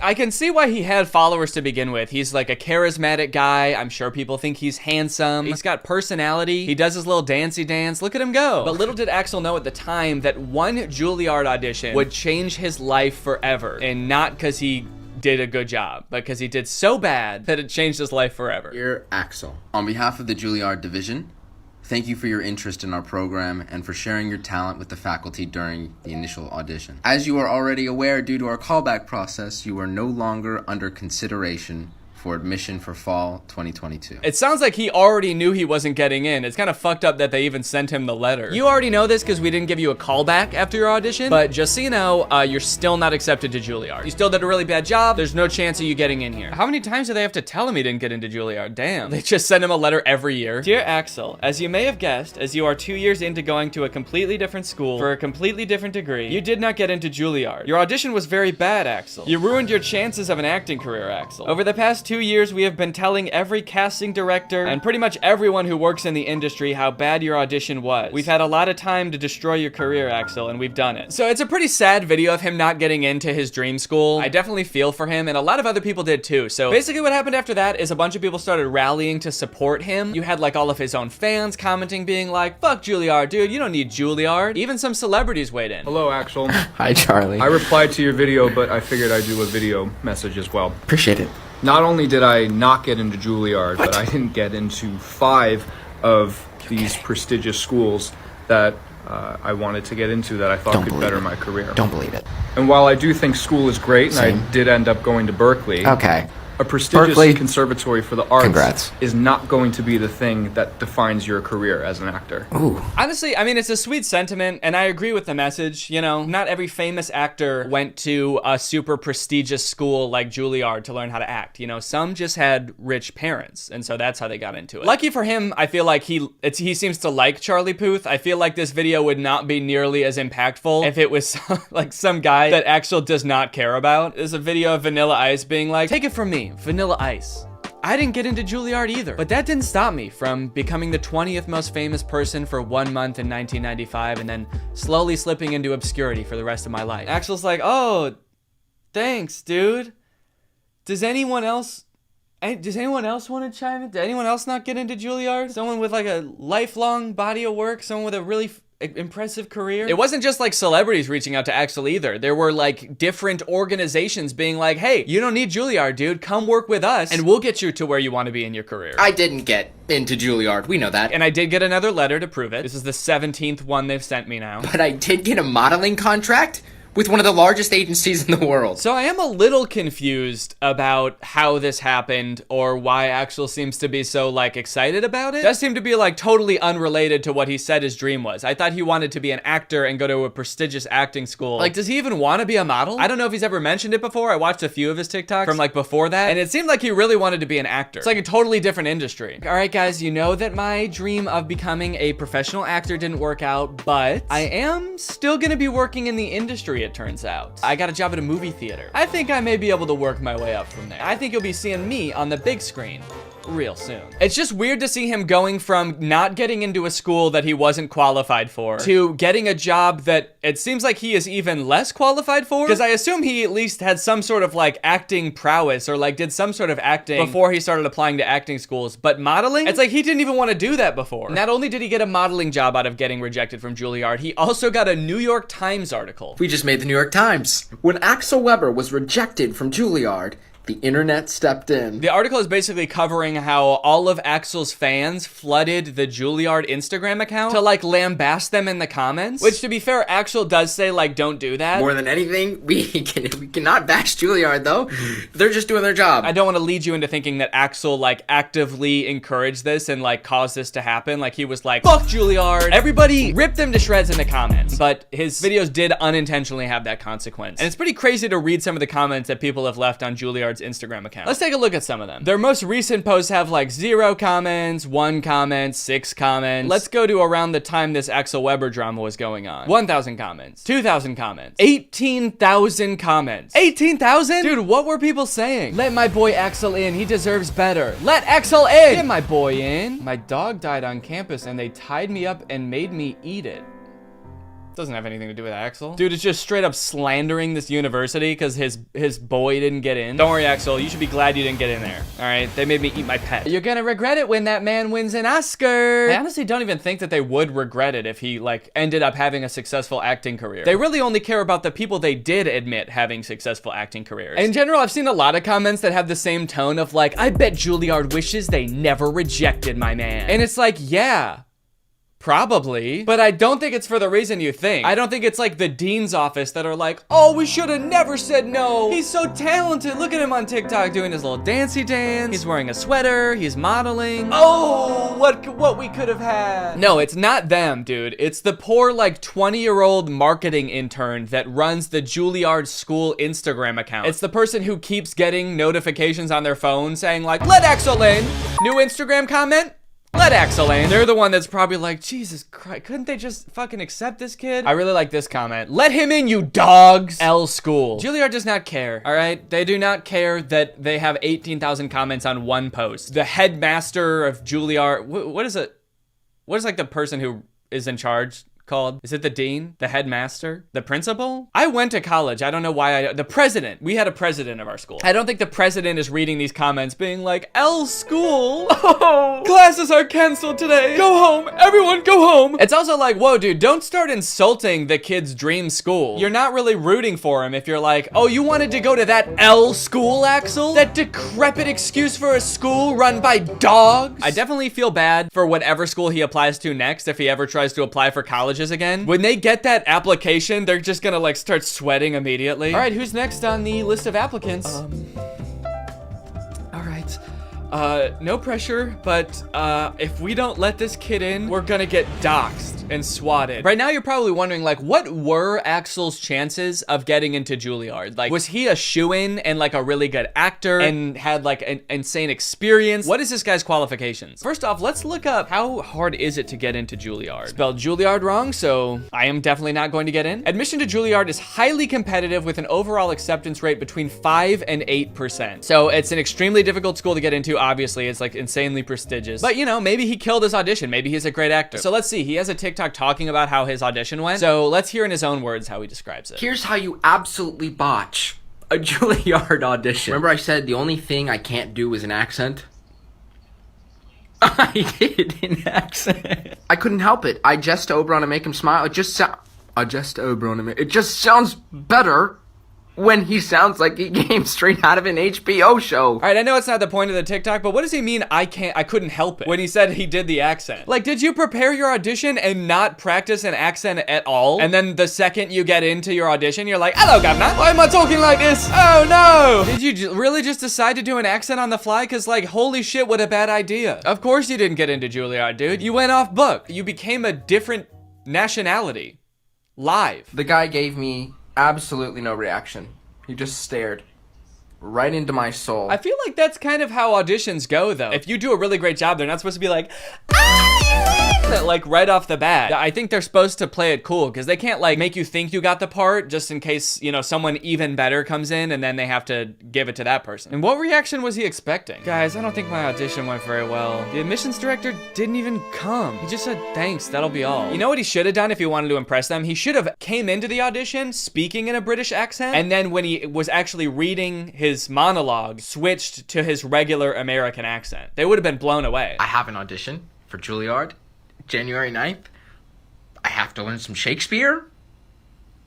Never even read Hamlet. I jest to Oberon and make him smile, when I a fat and bean-fed horse beguile, neighing in likeness of a filly foal, and sometimes I lurk in a gossip's bowl. I don't understand what's happening. Not that I really think that this made a difference, but just a word of advice. If you're applying for a college, I wouldn't post on your like public social media something about like the application process or the audition process being like, I don't know what the fuck this means. This shit's dumb, dude. Shakespeare sounds like an idiot, man. It's also weird that like, after all of these videos of him being like, I don't know what the fuck Shakespeare is, and him being like, I randomly did an accent at the audition, that all of his fans still have his back. And they're still like, you deserve to get into Juilliard. Don't worry, we'll take it from here. We're gonna get you into Juilliard. We're gonna storm Juilliard for you, buddy, don't worry. Anything to get you in. All of this brings up a bigger topic of like, why are people so invested in this guy getting into Juilliard? This guy who like, has literally shown no prowess, no acting prowess whatsoever. He's been like, I botched my audition. I don't fuck with Shakespeare. He seems like a nice kid too. I just don't understand why people are like so ride or die for Axel getting into Juilliard. Probably a decent amount of them are joking and just thought it would be funny to like get way too into it and take his side. But I do think it's also kind of like the cute teen white boy effect, where like a fan base of 12-year-olds will literally do anything for a white guy that they think is cute. You know who I think probably hates this more than anyone? The students who actually did get into Juilliard. Just seeing this dude get rejected and be rewarded for like his not being very good at acting with a modeling contract and an extra 3 million followers. Meanwhile, you get into Juilliard and you get rewarded with student loans. I think that this guy is benefiting from a lot of privilege and maybe not realizing it. I don't know, man. He seems like a sweet kid, but also is sort of coming off a little bit like, I deserve this. Like he moved to New York expecting to get into one of the top 10 acting schools. Like that's why he says he lives in this apartment. And it seems like that sense of entitlement has been picked up a little bit by his fans as well. The whole thing kind of reminds me of like the Alex from Target phenomenon, when like just this random cute boy got like thrust into the spotlight and millions of followers because he was like attractive once. I don't know. Let's see how his modeling career is going. I wonder if he's posted any updates on that. Oh, this TikTok is called First Photo Shoot. He's a natural. All right. All right, well, that's pretty much the whole Axel Weber thing. It seems like he's doing good now. He's got his modeling career going, and I guess we'll be seeing him on the cover of Vogue pretty soon. Hopefully you guys enjoyed this video. If you do and you're new here, make sure you subscribe and turn on my notifications to join Greg. I'll see you guys next time. Bye. Horror has gotta be one of the weirdest genres for any medium. You're just gonna put yourself into a terrifying situation where you feel like your life is being threatened on purpose? Imagine trying to explain that to one of your pilgrim ancestors. They would be so confused and honestly pissed off. But unfortunately, most people don't live their lives based on what they could or couldn't explain to their pilgrim ancestors, and thus, horror is a very popular genre. If you just search scary on the App Store, you could literally scroll for days through hundreds of games that are all super popular. But what about the not so popular ones? What about the horror games that nobody is playing? The ones that are supposed to be scary, but aren't. How would pilgrims feel about those? Here's one of the first games that I ever found in this niche. It's called Clown Brothers Neighbor Escape. And the little subtitle there is Time to Revenge. This game was developed by the same people as Billion Surprise Toys. Let's together revenge. Meet the new game about clown neighbor brothers who want to avenge their dead criminal clown friend. Supports 10 languages. Okay. Multilingual kings. I like it. Several years ago, you brought justice to a scary criminal clown neighbor and destroyed his house. I did? Wow, good for me, dude. I do not remember doing that. But recently, you saw that the house was restored and the Clown brothers settled in it. You are sure that they want to continue the work of their colleague. You must prevent this. So I guess I got their friend arrested and destroyed his house. That seems like a little bit much. Like, you know, if he's a criminal clown, by all means call the police. But to destroy his house? I don't see any reason to do that. We're facing a housing crisis in this country. There's no need to make it worse. I love that they call the other clown their colleague. What, do they work at Microsoft together? Very often you notice that these clowns behave strangely. Yeah, I think your first clue to that would be the fact that they dress like clowns. They often say hello. Strange. Watched you and laughed. They're just making fun of you. They're bullying you. These clowns are up to no good. I know they're plotting something. Every time they see me, they point and laugh and say, hey, you fucking dork. I think I have to blow up their house. And then here's some pictures from the game. The two clown brothers do look very scary. Couple things I'm noticing in this, they drive a very cool car. They may have an unorthodox fashion sense, but I like their car. I love the fact that they're proudly displaying an American flag in front of their house. They're like, listen, we may have our differences. We may be two clowns from hell, but I'll be damned if this isn't the greatest nation on earth. Okay, so it looks like they're making a bomb too. So they're like clowns and terrorists. One interesting thing about clown media, whenever clowns are portrayed as scary, it's like the people who made the media forgot what clowns are. Like they think they're a different species. Being a clown is just a job. It's not like something you intrinsically are. I feel like whoever made this game thinks that clowns are like a type of monster. Really all I'm getting from the game is that the clowns are often feet away from you and staring directly at you. Seems like that's most of what's going on here. Surprisingly though, even though this game only has 21 ratings, it has a 4.4 on the App Store. Based on the pictures, I'm curious to see how that's possible, so I'm gonna go ahead and download this game. Okay, next game, Baby Kids in Scary House 2. Now, when I came across this game, I was like, oh, this looks funny, but I shouldn't play the sequel, I should try to play the original. So I searched Baby Kids in Scary House. And the first game that comes up is Baby Kids in Scary House 2, and the original is nowhere to be found. Now, there is a very popular game called The Baby in Yellow, which I think this game is a knockoff of. And I'm almost curious if this game is trying to pretend to be the sequel to that game. Actually, if you look at the developer's page, there is no Scary Baby Kids in House. There's just 2 and 3. There's Baby Girl in Yellow House. I guess we're just starting on number 2. This chapter 2 contains 2 night stories. During the first night, you will have to manage a horrific clown girl. Very professional language in this one, just like the last one. You will have to manage your scary clown girl colleague. She's not getting her reports turned in on time. You're gonna have to place her on administrative leave until we get this figured out. Exciting surprises are waiting for you. During the second night, you will have to manage 2 babies. Uh-oh. The clown girl and her terrific sister. What do they mean by that? Okay, one girl is scary, but her sister is honestly awesome. We get along great, and we are both creeped out by her sister. Okay, so I think I know which one is the clown girl. And so by default, this one on the left must be the terrific sister. A bat? Are we going after these babies with a bat? Look, the clown girl may be scary, but that seems a little bit drastic. Okay, looks like the baby is performing some kind of satanic ritual here. The terrific sister is floating down the stairs. That's fantastic. Being a new father, I feel like I could really get into this game, because my baby's not scary at all. But what if he was? Download. This next one's a little bit different. Ghost detector radar camera, spirit box, and hunting tool. Ask ghosts a question and they will answer. So this thing claims to be able to detect ghosts in your home and then you can talk to them. Find ghosts and communicate with spirits using this app's groundbreaking, ultra-realistic experience. Disclaimer, since paranormal activity can't scientifically be proven, we can't guarantee that the app communicates with real spirits. At the end of the day, we technically can't guarantee that the ghosts that we deliberately programmed into the app are really in your house, but they probably are. It looks like people are having a lot of fun with this game though. A lot of the reviews are just really long stories about how scary using this was. Is this real, question mark? Well, I'm gonna go ahead and download it. Scary Anna, your unique scary virtual pet. So I'm still not exactly sure how this is supposed to be a horror game. You're taking care of this pet whose name is Anna, and she is a little bit scary looking, but a lot of it just seems like she's having fun, driving a car around. She's on a jet ski. Doesn't seem that scary. Okay, in this one, she's got creepy eyes. She looks a little possessed in this one. And then in this one, she's fighting a bunch of tiny little cats, little demon cats. Feed her a variety of foods, but be careful, some might be poisonous. Dare to discover what happens? How about you tell me which ones are poisonous before I poison my fucking cat? So you can grab, drag, and stick Scary Anna with your finger, engage in playful interactions, and see how she responds to your touch. Sounds like I might be the scary one in this situation, actually. It should be called Scared Anna. Why is she scary? She's just a little bit weird looking. The poor thing. There's no reason to put her on blast in the game title. I don't know, man. This game is marketed like a horror game, but I just see an animal who needs an owner. You know? She just needs a little love. I think it was pretty fucked up of them to call her Scary Anna, if I'm being honest. Sure, she's a little ugly, but you know, some animals are like ugly cute. She is not. She's just ugly, but I don't think we should have named her after her weird looks. I'm gonna download this game, and I'm gonna be there for her. 5 stars, scary. I don't like the way her skin peeled off.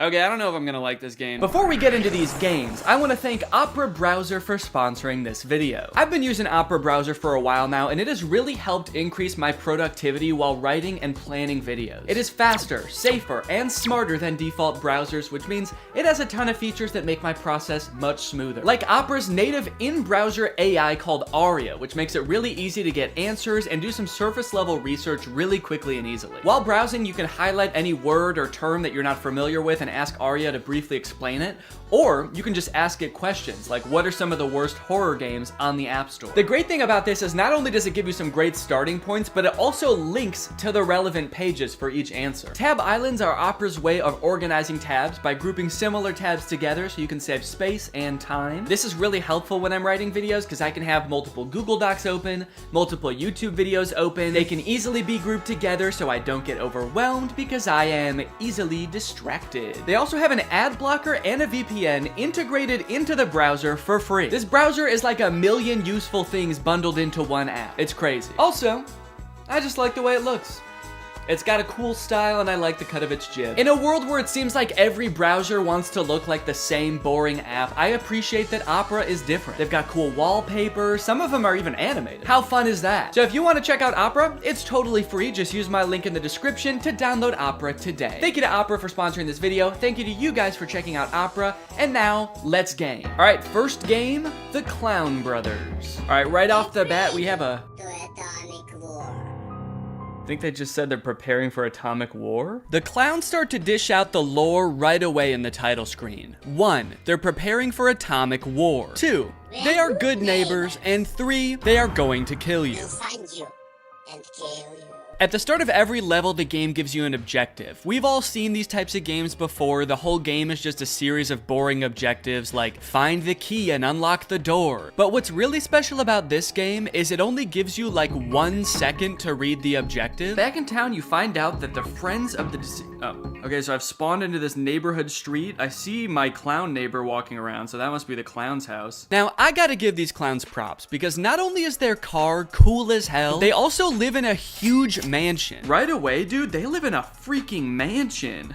Oh my god. There must be a ton of money in making nuclear bombs and killing your neighbors. What do these clowns do for a living? Turns out they're like lawyers and doctors. They actually are like really making the world a better place. And speak of the devil, here comes one now. Oh! Okay. I thought he was gonna kill me. He just came up and stood like this. I mean, pretty scary thing for your neighbor to do, but for your Russian spy terrorist clown neighbor, all things considered, not that bad. Every time you die in this game, of course you get an annoying ad, but I recently learned a cool little trick. If you turn off Wi-Fi and use airplane mode, the ads can't load, which makes this game way less annoying. I'm still getting an ad, but it's for nothing. And this worked for a while, but eventually I did somehow get an ad again. How did this ad load? I have Wi-Fi and airplane mode turned off. How did I get an ad? Are some ads just baked into the game? Mysterious indeed. What are these clowns hiding, and what does it have to do with Chicago's best party tents? Okay, can I read this time? Back in town, you find out that, Shit. Eventually, I figured out the first mission was to find a green key and a gray key and unlock a special room. The problem being, this house is fucking gigantic. And no offense to these clowns and their interior decorating prowess, but every room looks exactly the same. So I spent like a half an hour walking from room to room, not sure where I was, which rooms I had already explored. I might have been walking back and forth between the same 2 rooms for like 15 minutes, to be honest. Oh! I got you, young man. I gotta be honest, dude. I'm not an evil clown, but if I caught my neighbor walking around in my house, even my reaction would be more extreme than theirs. I feel like they're honestly letting me off the hook pretty easy. You know, it'd be easier to avoid them if they could just stay in one room of their house like normal people. I guess this is just what makes them so fucked up in the head. They don't just hang out in one room. They're constantly milling about. You know, you're not gonna finish your bomb if you never stay in one room for more than 3 seconds. I decided to take a brief break from the clowns to explore what I assumed to be my own home. And I was pretty confused with what I found. Is this my house? It's a very open floor concept I've got going on here. Bear trap on the table? I feel like I've got my own demons to work on before I go try to bring these clowns to justice. I'm living in a gigantic room made of sheet metal, and I've got a bear trap on my desk. What I didn't know then is those bear traps are actually one of the only semi-interesting parts of this game. Because it turns out you can actually pick them up and trap the clowns with them. Oh, he's trapped! Haha! Oh, whoa, what happened? It disappeared. Somehow this steel trap that is meant to maim 500-pound bears does not kill the clowns. It's just a minor inconvenience at most. These clowns are honestly super zen. Nothing gets to these guys. How does that happen? What did he do to the bear trap? It's worse than I thought. These clowns fucking eat metal. Oh, and here he is. I finally finished the first level after what felt like an eternity. Let's go. Mission complete. And I'm back outside for some reason, even though I was just in the security room. Had to go out for a breather, take a quick smoke break, and then it's back into the clown's house. The next mission, find a book. And in order to do that, you have to find a gray and green key. Oh my God. All right, scary clown neighbors. Would I say that it was scary? Not really, just frustrating and boring. Next game, Scary Baby in Creepy Baby House 2. For 99 cents in this game, I can get rid of the ads. Do I really want to do that? This game that I'm gonna play for like 30 minutes max? Is that worth 99 cents?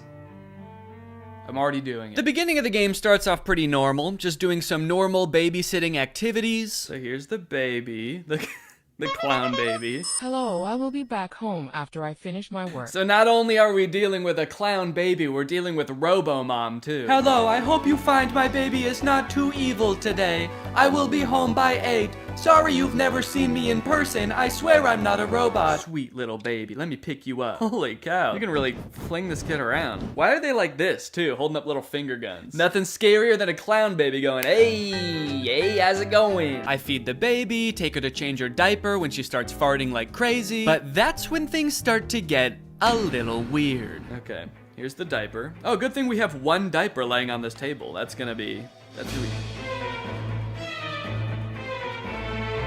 What happened to the baby? Did the baby turn into a tiger? Where'd you go? Oh! What the? Throughout the night, the baby continues to vanish from where I placed her, reappearing all throughout the house.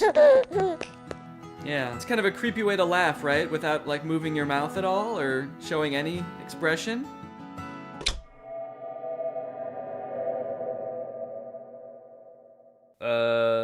So that's kind of weird. This makes it seem like the tiger's actually the evil one. Is it the tiger doing all this actually? Because his eyes were glowing. To answer my own question, yes. To my surprise, this game that I thought was about a scary clown baby turned out to actually be about these possessed tiger dolls, of which there are many. New diaper. Hey, come back! They keep moving the baby, they set things on fire. The baby seems to be just as upset about them as I do. And I guess they're kind of scary, but like, this game was supposed to be about the babies being evil. Did the developers forget what their own game was about? Why did they make the baby this creepy clown baby if she's not even evil? She just happens to dress like that? I guess it just goes to show that you can't judge a book by its cover. No, find a weapon? It's nice that they're giving me time to do this. Giving me time to slowly saunter around the house and find a weapon. Hit. They really don't put up much of a fight. This is it's easier than I thought, actually. I was kind of disappointed they didn't put up a fight. They were kind of scary earlier, but the second I picked up the bat, they just accepted their fate and let me kill all of them. Oh no. Dude, what are you guys doing to my baby? What did you do to her? You... Sweetie, did they make you evil? What do you get out of this? Pick up baby and play games on computer. I don't know if that is like the best course of action after what just happened, but okay. And with that, I pretty much gave up any hope of this game scaring me. Just like every mission-based game, this game got pretty repetitive, and even the clown girl's terrific sister showing up didn't add much pizzazz to the game. In fact, she was actually kind of rude. Don't look at me like that. I've had a really rough night. Sorry if it took me a few extra seconds to feed you, but I don't know if you noticed, the house is under demonic control right now, so cut me some slack, okay? Was it scary? There were a few parts that made me a little bit spooked. I feel like it might be as scary as it's gonna get in this game. I'm gonna give it a thumb sideways and say, Now it's time for the dreaded ghost detector app. Now guys, I'm no stranger to ghost hunting, alright? I've done it before. I've tried talking to ghosts. So far, it hasn't really worked. I've been a little bit scared by it, but I've never done it at my own house. If I find a scary enough ghost in here, I might have to move. Now, I have no evidence right now that my house is haunted. As far as I know, nobody's ever been murdered here. Nobody's ever died with unfinished business here. I actually made sure with the realtor when I bought this house that everyone who's ever died here had finished their business. You must affirm that you have reviewed our privacy policy. Let me go ahead and check that out, actually. The privacy policy is like, you acknowledge that we have the right to place real ghosts in your house, and start. Upgrade recommended. It already wants me to upgrade to pro. Okay, great. Ask more than 5 questions per ghost, access to all ghost stories, more ghosts added regularly. Well, why the fuck would I want that? More ghosts added to my house? Let's go ahead and try without for now. Walk around slowly to detect entities. After just a minute of panning my camera around, my first paranormal entity burst onto the scene. Ghost signal acquired. Oh! Okay. We've got a ghost standing over there, and it's actually like interacting with, that's kind of weird. Signal lost. It's gone. It didn't like that. Didn't like being tickled. I guess I have to be a little bit more polite to the ghost when it comes around next time. Let's see. Ah! Yo! Okay, now I gotta act quickly. Okay, so tickle, tickle, tickle. And now I'm gonna ask it a question. What is your name? Are you male or female? What kind of entity are you? Are you good or evil? Let's just go ahead and ask, what kind of entity are you? Okay, there's translating. I guess you'd call me a ghost. Okay. Yeah, I figured that because this is a ghost detector app. Why are you just frozen in place like this? Is this some kind of pose you're doing? Are you posing for a picture? This is a video. It's an app. Let's go ahead and ask you another question. How did you die? I had a son who wasn't quite right in the head. He had a real bad temper. One day, I said something to him, and he just snapped. I should have seen it coming. Damn. Did he chop off your legs? Because you don't have legs. Is that what he did? Damn, I wish I could ask it like my own questions. I feel like I have much more interesting questions that I could think of than these. Like, what is the ghost world like? What is it like to be dead? You know? Did you have a job? I really think the ghost wants to talk about her job. Yeah, I worked at Neiman Marcus. That's really probably not at the top of her head right now. Why have you come here? That's a good question. I want to make things right with my son. We didn't always have the best relationship. I'm so sorry. Oh.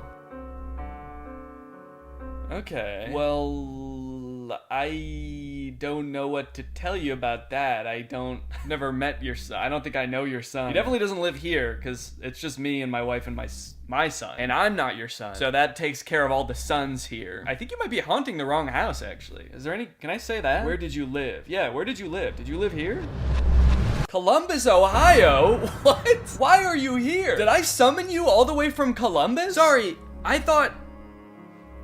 What? I thought for sure that you were supposed to be a ghost haunting this house. Why are you here? I live in Illinois, by the way, not Columbus, Ohio. So you traveled 2 states to come here, a place where you never lived, to try to reconnect with your son, who definitely does not live here. Oh, and I can't ask her any more questions because I have to upgrade. What? So the pro plan has improved accuracy. Does that mean like more accurate ghosts? Will I get ones that actually are from around here? All in all, pretty disappointing. I'm starting to think that wasn't even a real ghost. Okay, so there's also stories on here, aside from the ghost detector. Oh, scary user stories. I can read scary things that have happened to other people on this app. We are not going into my little brother's friend's house again. We looking a ghost. It was evil. I just saw Bert, named Old Good Man. He was born on year 1810, but I think that it is not much scary app. It's just funny. I saw this old dead guy, just pretty funny, honestly. He got murdered by his son. He's just here to reconnect with him. It's just kind of funny, just goofy stuff. But I am thinking about it, that it was real or fake if it is real, so I'm very sad about Bert's death. Okay, well at least, you know, they're offering their condolences to Bert. People don't talk about how sad ghosts are. People just make them seem scary, but it is sad that they die. I feel like we don't talk about that enough. Is this for kids? Because I am a kid, okay? I just wanted to see if my great-grandpa is a ghost. I miss him so much. Oh, dude. That's just kind of sad. That just makes me feel sad. They just wanted to see if their great-grandpa was still here, and they probably opened up the app and saw some ghost like... I decided to walk around to see if I could find ghosts in other corners of the room, and to my surprise, it turned out there was a ghost right where I was sitting the whole time. So it turns out there's a ghost actually right where I'm sitting. Strangely though, this ghost didn't appear on the minimap, and I also couldn't click on it to interact with it. Okay, I don't know what... I don't know what this is supposed to be. Hello? Because it hasn't said like entity detected or anything. Does the app not know that this thing is here? This ghost is just going rogue. Bert? Alright, well, was ghost detector camera scary? No. It was kind of just sad. Alright, it's the next day. Let's play Scary Anna. Scary Anna would like to access the microphone. Uh-oh. Do I get to talk to Scary Anna? Allow. Okay. Wow, no... hello? Hello? Okay, she talks back, that's cool. Okay, she talks back, that's cool. So interesting, there's no menu screen or anything. You just get plopped right into the game face to face with this cat. And I will say, you know what, she is scary actually. She is a scary pet, I'll give her that. So I have to buy food at the store. I'm moving my finger on the screen, she's following it around with her creepy bloodshot eyes. What happened to this cat? I bought little Anna some chips, some chicken wings, and I fed them to her, and look at her, she is looking better already. I am doing a great job and being a great pet owner. Wants me to buy more food at the store. Oh, what? Oh my god, wait, I'm dragging her around. Yo, what the What the fuck? Oh my god, that's so violent. Anna, I'm sorry, I didn't know I was gonna do that. That was really uncalled for. I'm not gonna do that anymore, okay? In fact, let's go ahead and wash you off. Maybe we can take a bath. Maybe you'll look less scary when you're clean. You do look a little less scary. Look at you. Oh, that filled up your little toilet meter. Okay, maybe now we need to go to sleep. Definitely not how I was expecting you to sleep, but okay. Anna becomes a little bit less scary with each new task that you complete for her, proving my theory that she just needed a loving owner correct. To increase Anna's happiness, there are 3 games you can have her play. There's Mortal Anna, in which Anna battles an onslaught of scary Juans in a coliseum. Oh shit. Why is this game actually kind of good? This fighting actually feels like a real video game. It like goes into slow-mo when you kill a Juan and everything. This, for whatever reason, makes Anna ecstatic. She is a bloodthirsty monster and loves killing her some Juans. Then there's Hill Climber and Wave Race. Woo! I definitely wouldn't say this game is scary. I'm actually having a great time right now. This is a beautiful scenic drive. I guess the only thing scary about it is Anna herself, but she's getting less scary by the minute. And if it was that she was only scary because she was malnourished, sad, and tired, then really it was my fault that she was even scary in the first place. I was just not taking care of my cat. And then I have the gall to name her Scary Anna. So is this really the only way to make your cat happy? Get him on a jet ski? Your cat's gonna look just like Scary Anna unless you do this with them constantly. You need to put them in a little ATV going up hills and stuff. You need to put them in a jet ski. They need to kill Juans, quite frankly. Damn. Well, that's definitely not gonna make her happy. I took great care of this cat. I maxed out all of her traits. In fact, at one point, I even overfed her, and she got a little bit chubby. Oh, wait. I fed her too much. Okay.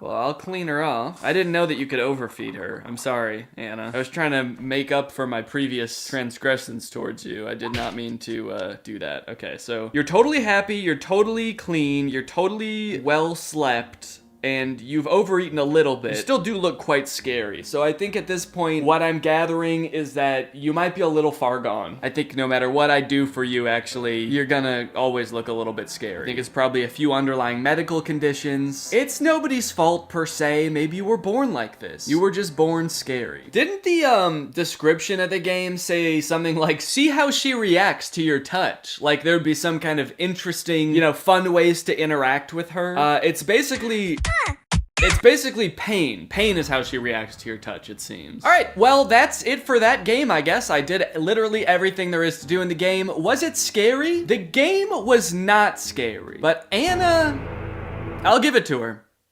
She's scary. Well, even though I wasn't really scared by any of these horror games, I do feel like I'm walking away from them with a new lifelong friend.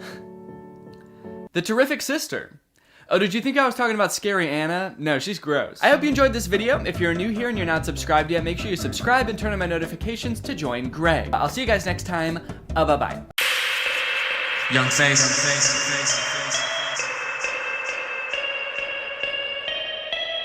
Greg is the #1 fan base. We live in life in the fast lane. We just hit 200 mil. Ooh, time to pop open the champagne. If you ain't Greg, that's lame. Greg is a beast that you can't tame. Greg taking over the rap game. Greg is Logan Paul's dad's name. Greg taking off, but these other dudes stalling. Greg full sprint, but these other dudes crawling. Greg is hot on the court, we balling. Greg is hot on the web, Tom Holland. #1 Spider-Man, hands down, bitch. Talk about casting, such a great fit. Andrew Garfield still ain't shit. Tobey Maguire, you are not lit. Greg is a family, don't forget. I would do anything for my Greg. Strongest army on the net. Fastest growing, please don't check. Greg is destroying, man, Greg is a winner. Greg is just eating up YouTube for dinner. Tom Holland, please DM me on Twitter. Greg is a savage, man, Greg is a killer. Haters are riding the wave, yeah, hoping that Greg will fall off. Ooh, they say I got a young face. Ayy, just like Tom Holland, he's hot. Have you even seen his abs? I bet his skin is so soft. Greg is the realest on earth. Just in case all you forgot. I am truly Greg, Greg is all I need. I don't fuck with Craigs, they can kiss my knees. We are a movement, you cannot divide us. I'm Mr. Worldwide, people come and fight us.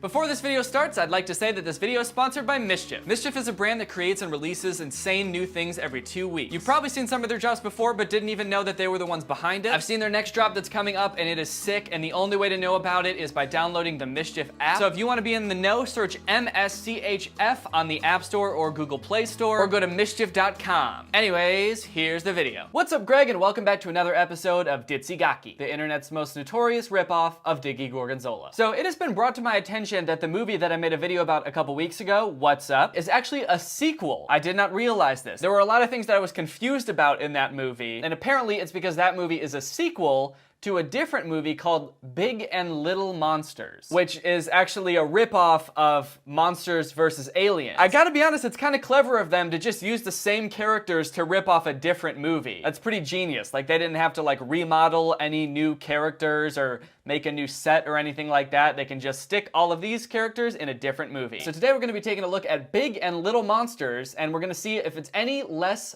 bad than What's Up.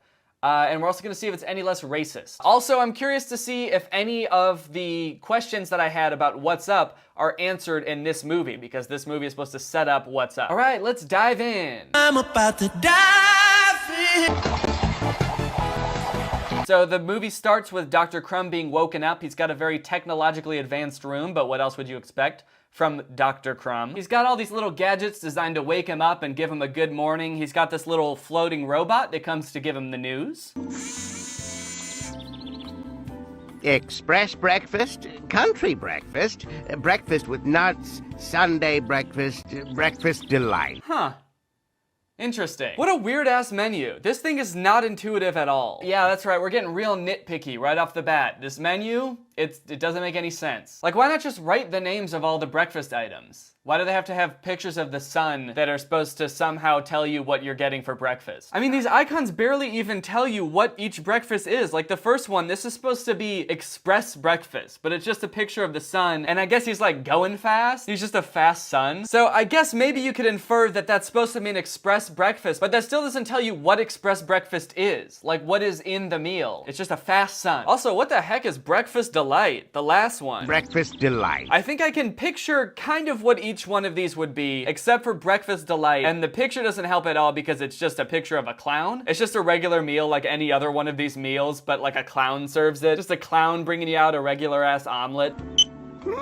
You selected Country Breakfast. Good morning, Dr. Crumb. Yesterday's electronic news headlines. Tomorrow, Dr. Crumb will launch the first intergalactic supersonic geometric antenna. Right off the bat, the movie's not any less racist, specifically towards Chinese people. What is with the writers of these movies and being really racist? In the last movie, they had the guy that they kept making fun of, and now in this one, the robot is making fun of Chinese people? For crying out loud! It must be a virus. I'm sure I unsubscribed from that darn Chinese news channel. Oh, your robot got a virus? The robot that you made and only you own got a virus? Who wrote the virus for your robot that no one else knows exists? I think you programmed it to do that just so you could be racist. It kind of seems like it. Country Breakfast will be ready in... Oh, here we go. Now we get to see what the country breakfast is. Look at all those pots and pans in the background that were used to make this breakfast. I bet it's gonna be a pretty exquisite breakfast. 9, 8, 7, 6, 5, 4, 3, 2, 1... Country breakfast complete. It's an egg. It's one egg. The country breakfast is just one egg and coffee, but like in a cup the size of a shot glass, just a little tiny little thimble full of coffee. That's all Dr. Crumb needs to get himself going in the morning. Is this a thing? Is there such a thing as a country breakfast that's just one egg? One hard-boiled egg? Reminds me of life out on the farm. It was a simpler life, to be sure. Every morning I would get fed one hard-boiled egg by my floating racist robot, and I would drink coffee out of a cup the size of a water bottle cap. I miss those days. That was a simpler time. More salt! More salt. A little more salt, please. A little more salt. Apply. Junk. Yeah. Good morning, Amanda.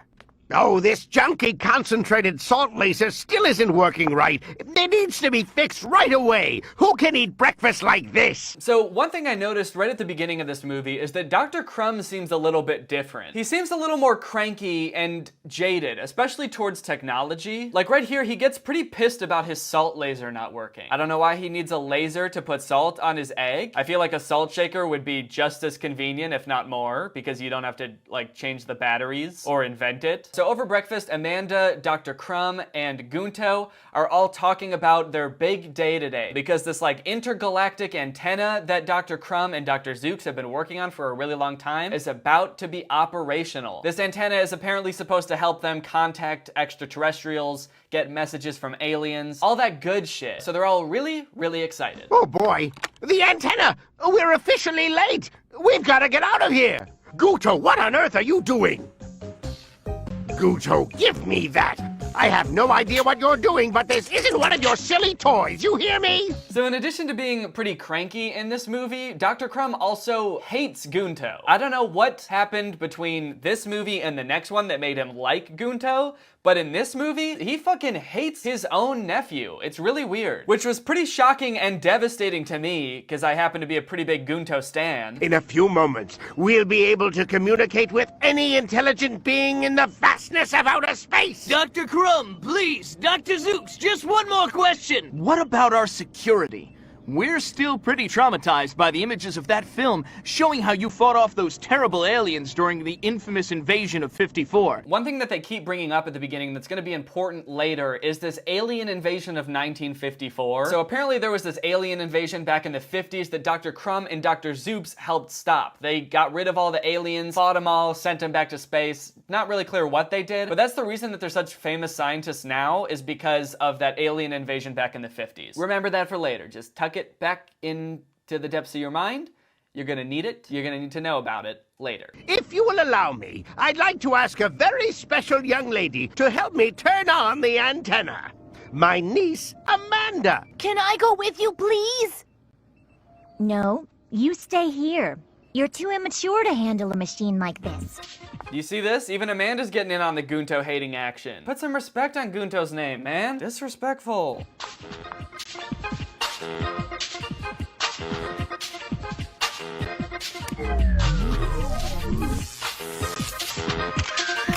Wow, yeah, looks like it really took a lot of maturity to turn that machine on. Way to go, Amanda, you're so smart and mature. If only Gunto could have flipped that switch. Why they gotta do my boy Gunto like this? After this press conference, Gunto's walking around all sad because nobody let him turn on the machine. And while he's walking around, this meteorite comes from outer space and crashes like right at his feet. Just a quick side note, I feel like if something of that size really came that fast and crashed into Earth, it would probably have killed Gunto. I'm glad it didn't. I'm just saying, like, physics-wise, I'm pretty sure it would have rocked his shit. If there's any scientists watching this and want to confirm that, let me know. But it was literally burning up on its way to Earth, so I'm pretty sure that Gunto should be dead. Wow, this is so beautiful! Oh yeah, shit. Look at that green ball. So beautiful.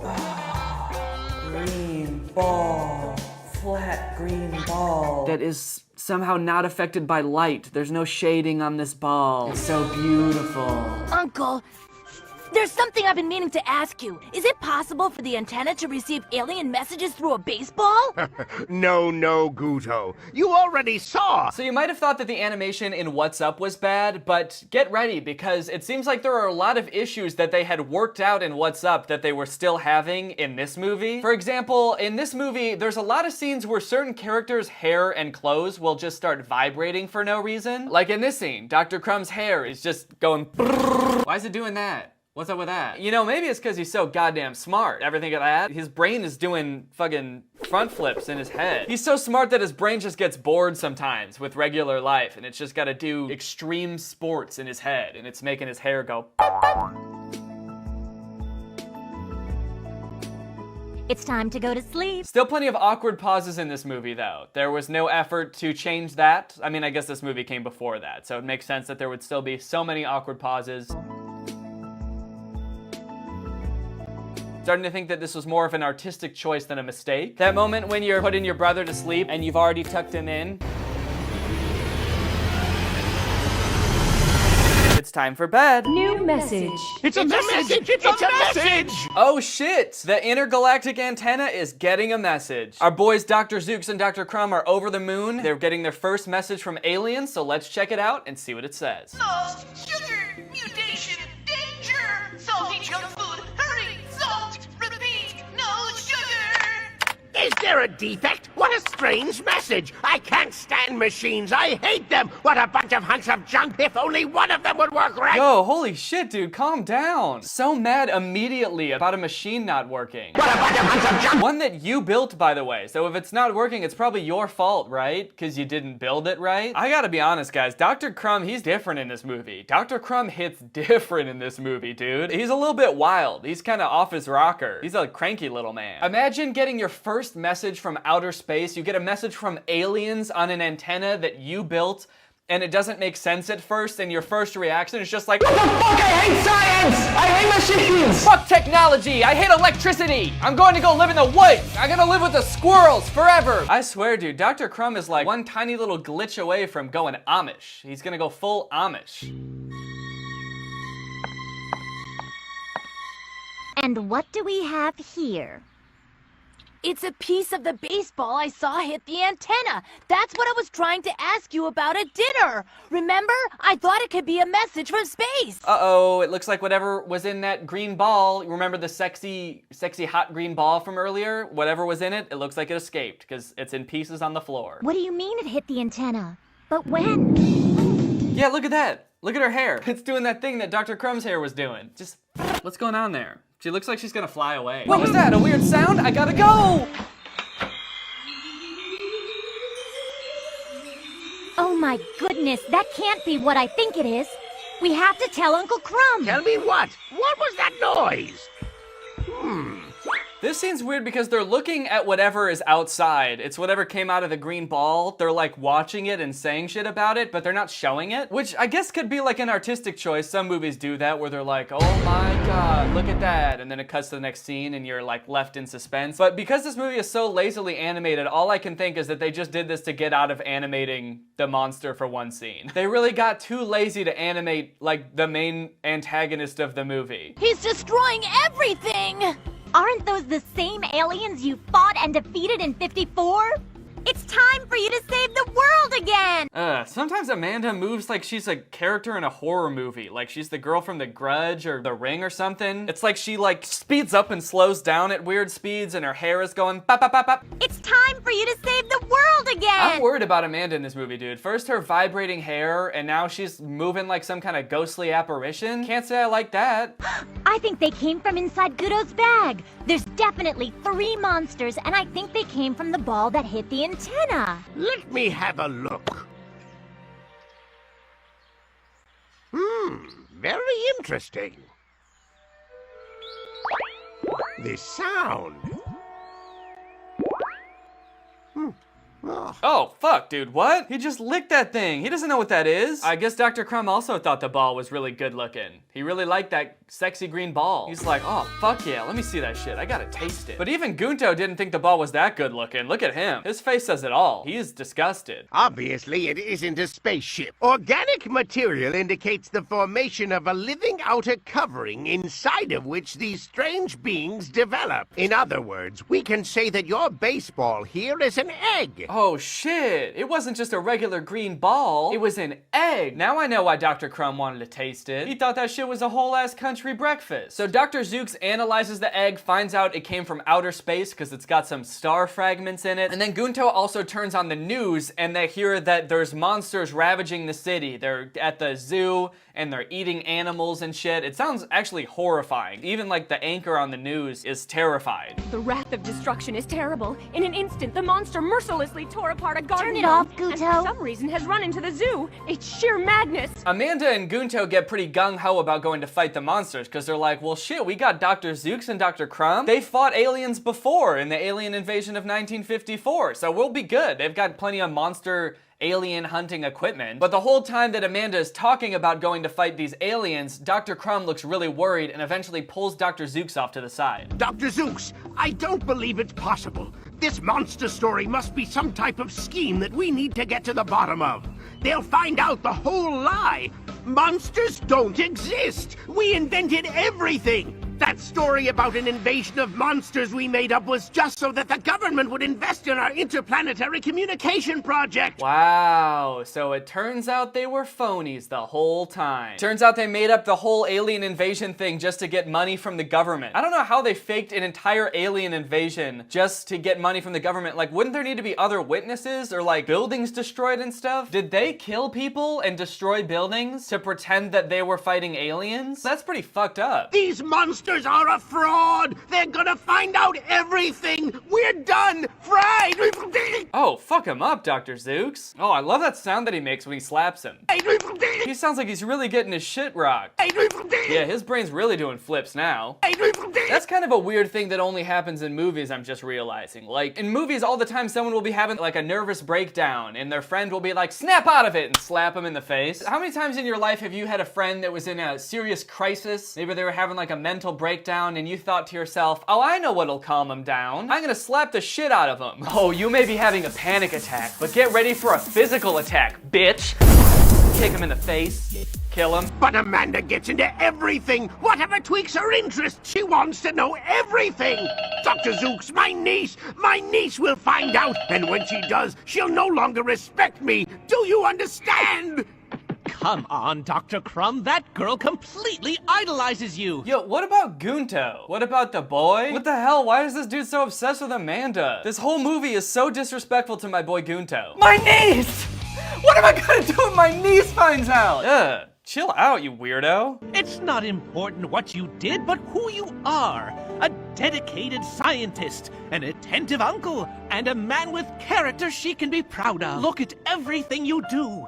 everything you think. You're a famous scientist. Yeah, I wouldn't be that confident that she's still gonna like you. Like, sure, you're still a famous scientist. Like, we've all established that the reason for that is a big hoax. So you shouldn't even be a famous scientist. And judging by how baffled you are at technology, it still seems like even after all this time, you still suck at science. Anyway, so they have that conversation, and then Dr. Crumb goes back outside to talk to Amanda and Gunto and finds that they've left. They went to go fight the aliens on their own and are just gonna let Dr. Crumb and Dr. Zooks catch up with them. Dear Uncle, we went ahead of you with the photoplasmolithium guns. I'm sure the plan you're putting together will work perfectly.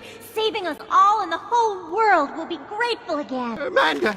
Amanda, you're in danger. My dear niece in danger, and it's all my fault. What are we going to do? What about Gunto? Hey, remember the little boy? The little boy that you're to care for? You know, you got Amanda, and then your much more younger and defenseless little nephew, Gunto. Yeah, he's there too. He's gone off to fight monsters with fake guns. Do you think that that's maybe a problem too? Or are you just concerned about the niece? So Gunto and Amanda show up to the park. They find this guy selling popcorn, so Gunto starts to buy some popcorn. But then one of the aliens pops out of nowhere, and they all freak out. Dr. Zooks and Dr. Crumb pull up just in the nick of time, and they hop in the car and they make a getaway. Good for nothing, kids. These days they walk all over you. Even an old popcorn vendor. There's no respect for the corn. When's it all gonna stop? Why do I suddenly feel like this movie was written by a retired popcorn salesman? So they're riding along. They have a little heart-to-heart because Dr. Crumb eventually tells Amanda that the whole alien invasion was a hoax before, so they're really not as safe as they thought. Then a monster comes out of nowhere, tries to eat them again, and they end up hiding in a movie theater.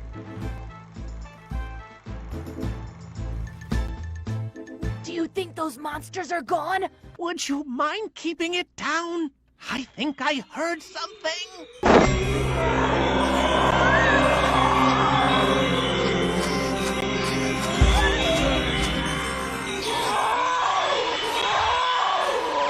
How did that work? I guess the salt shrank the monster, but like, how did the salt come out of the salt shaker like that? Like, Gunto shook it up and popped it open and the salt just came shooting out. Hey, animators, you know that salt isn't soda, right? You know that that's not how salt works? You can't just shake up a thing of salt and let it spray like that. That's not how it works. Also, Loki kind of disturbed about how pained the monster sounded as it was being salted. Like, that is some seriously haunting shit. It really seems like it's experiencing the most pain it's ever felt.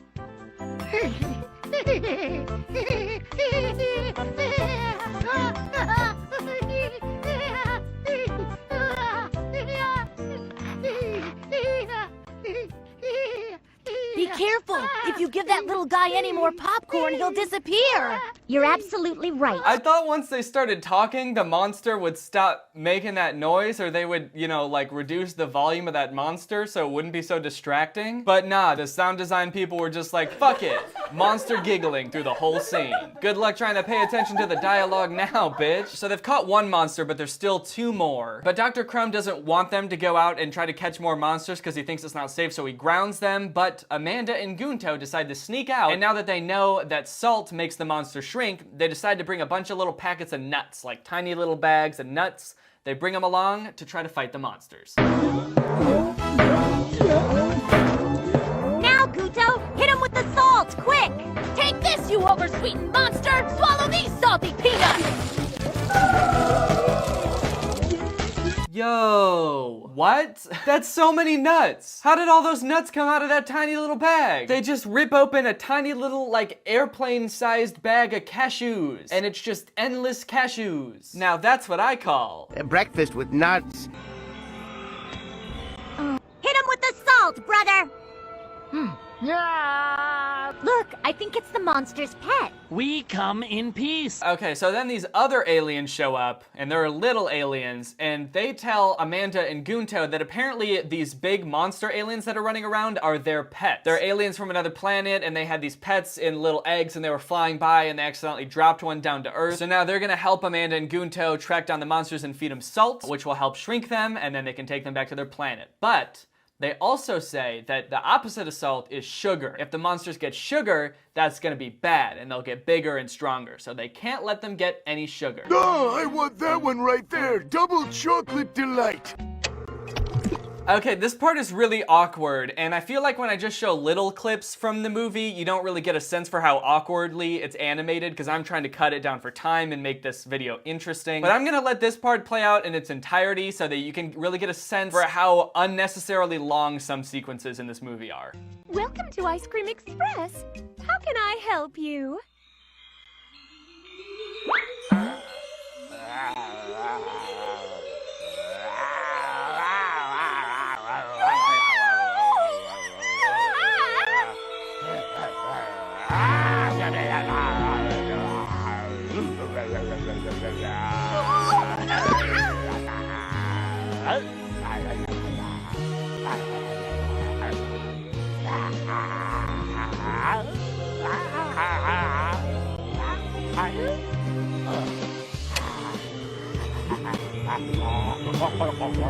Oh no, he got the ice cream. He got sweets. That's bad. Also, did they run out of time to model background characters? Because this person in the background is clearly Gunto, but just in the shadows so you can't see him. That's very clearly the silhouette of Gunto. But they really thought we wouldn't notice, huh? Actually, honestly, maybe it is Gunto. Everyone's disrespecting him so much in this movie, I wouldn't be surprised if he was just like, you know what, I'm gonna fuck off and just go eat ice cream by myself. At this point, I can believe it. I think Gunto needs a break from his really mean family.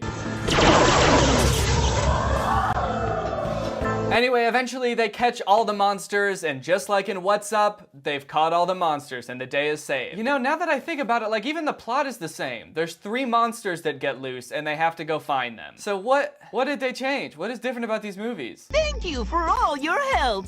Yes, we thought for sure we lost them forever. We sent an SOS emergency message to advise you not to feed them anything sweet. So that was your message, not a defect? Then the antenna works. It really works. Did you hear that? Oh, so the message they got at the beginning was right. Wow, what a poorly worded message. How are they supposed to make any sense of that? It seemed like a really critical thing that they understood very clearly what was going on. But instead they were just like, Lost sugar! Junk food! Danger! Sugar danger! really helpful, aliens. Good job. Anyway, that's the end of the movie. In conclusion, did we learn anything new about the universe of What's Up and Big Little Monsters? Actually, yeah, I think I did. Well, no, I guess I didn't. I didn't learn anything that I wanted to know the answer to, but I did learn things that I didn't think needed a different answer. Like in What's Up, I just assumed that Dr. Crumb and Dr. Zooks were good scientists, and that's why they had all of the cool stuff and the great technology. But from this movie, it kind of seems like everything that they have, they either fake or got it from aliens as a gift. So that's a thing that I didn't think was gonna change in this movie, but did. Well, that's the movie. I should mention that I have some new merch available on my merch store. There's a nice yellow Greg hoodie, and then there's like a light blue and a coral Greg t-shirt. Some nice summer options for you. All right, well, with all that out of the way, guys, now it's time to talk about our sponsor, Mischief. Mischief is a really cool brand. I've been seeing their drops for a while now, and honestly, they do some really impressive stuff. They release something crazy every 2 weeks, and they'll range from like viral digital experiences to weird luxury items. The most recent one that you might have heard about is their collaboration with Mr. Beast. It was called Finger on the App. It was basically a competition amongst millions of people. Anyone could download the app, and it was a competition to see who could keep their finger on an app for the longest. There were over 1 million players. It got to #1 on the App Store, and it lasted for over 72 hours. And the grand prize was a whopping $25,000. Another funny one is Scream Club, which is a website where you can go to just scream. So if you've ever wanted to go to a website and just scream or hear other people scream, then this might be for you. You might have heard of this one because there was a pretty viral TikTok about it. Over 1 million people have gone in and screamed, and this was actually one of their secret drops. So this would be one where you would have to have the Mischief app in order to be able to get in and scream your little head off. They also have a magazine called Mischief Mag. Each issue has some really interesting stuff in there. For example, they taught you how to use Spotify to make free money, basically. And another covered how to break traffic laws, but legally. Also, I may or may not be allowed to disclose this, but Mischief Mag Volume 2 comes out in August. And it's even crazier than the first one, and the only way to get it is by downloading the app. So go ahead and download the app. Search Mischief on the Google Play Store or the App Store. People with the app get first access to all of the drops, and they also get access to secret drops that you can only get with the app. Or go to mischief.com. Again, Mischief is spelled MSCHF. Thanks to Mischief for sponsoring this video, and thank you to you guys for checking out Mischief. Again, it's a really cool company. I highly recommend checking it out. They do a lot of cool stuff. All right, now back to the rest of the video. All right, well, that's it for this video. Thank you guys for watching. I hope you enjoyed it. If you're new here and you're not subscribed yet, make sure you subscribe and turn on my notifications to join Greg. Greg's what I call my subscribers, but more importantly, guys, we're a family. We're all blood related. We all came out of the same mommy, and we're one big happy family, and we're the strongest army on the internet, and please don't look that up. All right, I'll see you guys next time. Bye. This video is over now. Go find something else to watch, or just watch this video. I know we had a lot of fun, but you can't stay on this end screen forever. This video is over now, so why are you still watching this? Are you getting strangled? Danny, I feel like it's choking you. Is there gonna be an actual useful life hack in this video?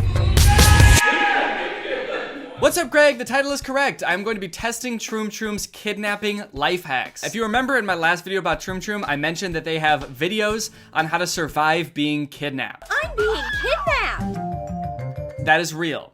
This is a real thing that exists. Troom Troom, the channel that created this. Oh boy. And recommended putting leaves in your hair to look like Billie Eilish, is now claiming to be able to help you finesse your way out of one of the worst situations you could ever be in your life. The videos are bad. Gotcha, girly. And the advice is, I think, bad, but I can't be sure. That's what I'm most curious about. I want to try out some of these life hacks and see if they actually work. So that's what I'm going to be doing in today's video. Let's watch these videos, pick out a few of the most promising techniques, if there are any at all, and then we're going to try them. Okay, this first video is called I Was Kidnapped Survival Hacks That May Save Your Life. The video starts out with these two crooks, these two criminal masterminds scheming a way to kidnap a girl. So kind of a fun, goofy way to start a video. I like that they cut out holes in these ski masks, even though there was obviously already a hole on the other side for their eyes. The trap is almost ready. Some last touches. That's genius, Kevin. There's our victim. What's happening? She's supposed to be scared. Gotcha, girly. You can't get away now. Great job, Martin. Okay, I'm sorry. Is the narrator on the kidnapper's side? Great job, Martin. You did it. That's a felony. What an awful thing to do to someone. What a truly traumatizing experience for this young lady. Great job, dude. I hope that no one would ever watch this video for serious advice, but imagine like you're kidnapped and somehow you get the chance to like watch one video on how to escape and you come across this one and it's like on the kidnapper's side. That's genius, Kevin. It's like, all right, thanks for clicking on this video, guys. We're gonna teach you how to escape from your kidnappers, but real quick, let's go ahead and take a second to appreciate all the hard work the kidnappers put into getting you here. Let's give it up for the kidnappers, guys. They outdid themselves on this one. Okay, step number 1, give the kidnappers everything they want, and maybe they'll let you go. See you guys next time. Skylar is already in the dungeon. It's so boring in here, and her hands are tied. It's boring? You're in a dungeon, dude. Have a little sense of urgency. Look, I'd be scared enough being kidnapped, but come to find out the kidnappers have a dungeon? I would be about 1,000 times more worried when I find out they have a dungeon in the basement. This is definitely not their first rodeo. They've definitely been planning this for a while. But this girl's just like, oh, let me out of this dungeon. Not because it's scary, it's just kind of lame in here. Kevin's not bored. If you have a box of matches, you can think of so many games. So the girl finds herself in a very lucky predicament. Well, I shouldn't say that. But all things considered, I'd say that this is pretty lucky. One of the kidnappers is playing with matches right next to the dungeon doors, the bars of the cell, and I guess it's just like accidentally flicking matches into the cell, and then he gets called away real quick. I'm coming, Martin. And you, sit still. And it seems like this life hack is going to entirely bank off of this happening, which I don't know, I can't say firsthand how common this is, but I gotta imagine it's not super common that your kidnappers will just leave you alone with matches. All you have to do is get one match and wait for the right moment. Let's light it. Now melt these handcuffs. That was easy. Nobody's here. I can run. Okay. I think that this would be a good one to test. Using toe socks, you pick up the match off the floor, you strike it against the wall, which this girl is sitting nowhere near, so I don't know how she did that. She's got really long legs. And then you melt the zip ties with the match. I guess step 1 of this life hack is wear toe socks at all times. This video kind of makes it seem like getting kidnapped is just like having a weird Tuesday or something like that. Like this girl is almost hanging out with the kidnappers and being kind of buddy-buddy with them. She's so pretty, so charming and graceful. Like they're making her food and she's kind of like, this food's gross. She's bickering with the kidnappers and sure, she's trying to escape, but I wouldn't say that's like her top priority in this video. Hey, what are you doing? It's obvious that he's in love with her. Bad sign, not good. I just have to find a way out. Oh, Skylar better watch her step. So much for that criminal structure. I told you, Martin, it's a trap. Now you're going to sit right here, sweetheart, and don't take a step out of the room. We need it. All right, you got it. Oh my god. You know what? I think that's the scariest thing these kidnappers have done the entire time. Holy shit. All right, stay put in this bed. Okay, I'm just gonna sit here. Right, you got it. It's kind of gloomy in here. It's full of criminals. Okay, I feel like that might have been like a translation error or something. Oh my god, this room is so scary. It's full of criminals. Look at all those criminals. All right, sir, did you get a good look at the man who robbed your store? Yeah, I got a pretty good glance at him right before he ran off. He had sort of like a gunmetal gray face and like gunmetal gray skin. He had sort of like an L figure to him and his trigger was on the bottom half of his body. Wait, his trigger? I could definitely tell by the look in his barrel. He was up to no good. Wait, are you talking about a gun? Huh? A gun. Like this? Ah, he's back! Guys, guns don't kill people. Criminals kill people. And criminals are guns. Okay, so they left her in this room. The kidnappers left this girl in a room full of guns. Is the next life hack gonna be shoot the kidnappers with guns? And it looks like Kevin and Martin are brothers. Okay. That's really funny. That's actually hilarious that their parents would also be wearing ski masks and that they'd be wearing ski masks as babies. That's actually a really funny joke. I like that a lot. Turns out, I guess, even as babies, they were still guns. Nice joke! But never give up. What if you wrap yourself in a blanket? It's a perfect disguise. That should work. Okay, so I guess not. I guess she's not gonna use the guns or the chains or anything to escape. She's gonna pretend to be a duvet. That should work. Are you guys getting some useful tips out of this? Hey, Kevin, we got work to do and you're just messing around. It's time to ask for ransom. We don't need much, just a TV. So apparently the kidnappers took this girl for ransom because they want to buy a new TV because they don't have a TV. At the end of this video, the girl escapes the kidnappers, but not without leaving them a gift. Who is that? We weren't expecting visitors. Guys, here's a TV for you. Where do you want it? What? A TV? Yay! Give it to me. We'll take it from here. It's a gift from Skylar. She's the best. We shouldn't have handcuffed her. Did you like our kidnapping sketches? What? Yeah.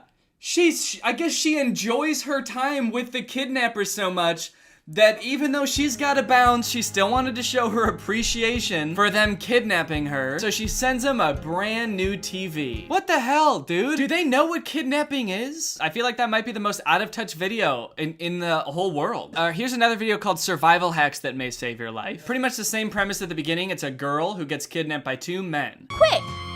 Throw her in the trunk! They put her in a car, they drive off, but eventually they start having car troubles, so they get out of the car. And Troom Troom, ever the opportunist, offers this as a little life hack. What's Emily doing? She's not one to give up easily. Is the car stopped? She's going to find a way out. It's now or never. Good thing her hands aren't tied. The door isn't even locked. Ha! Well, the bandits are trying to fix the car. She needs to make a break for it. Yep, so that life hack was just get out of the car. Hey, if you're kidnapped in a car, just get out of the car.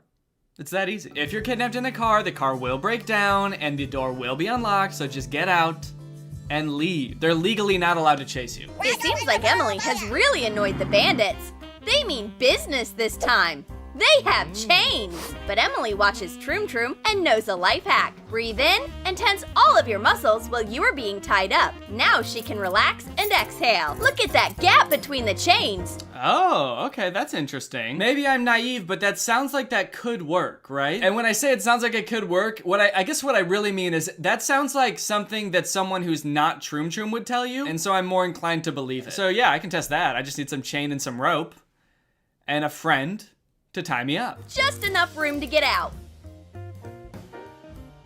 Arrivederci, losers! Damn, that was savage. Trying to quietly escape from your kidnappers. Arrivederci, losers! Snap! He grabbed Emily. She has the perfect self-defense move for this situation, though. She grabs his chin with one hand and pulls his neck sharply with the other. Whoa! Okay, this lighthearted video got very dark, very fast. And if all else fails, go ahead and try this. Kill your captors.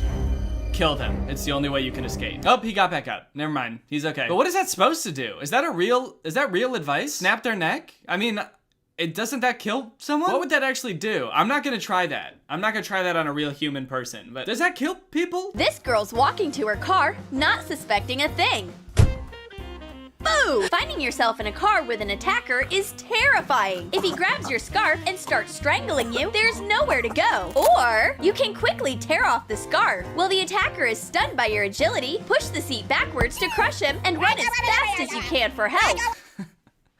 Push the seat backward to crush him! I like the confidence of that. I'm just imagining how slowly my car seat, goes back. How much force I would have to put into throwing it back to crush someone. But I guess it's worth a shot. The secret of the scarf is simple.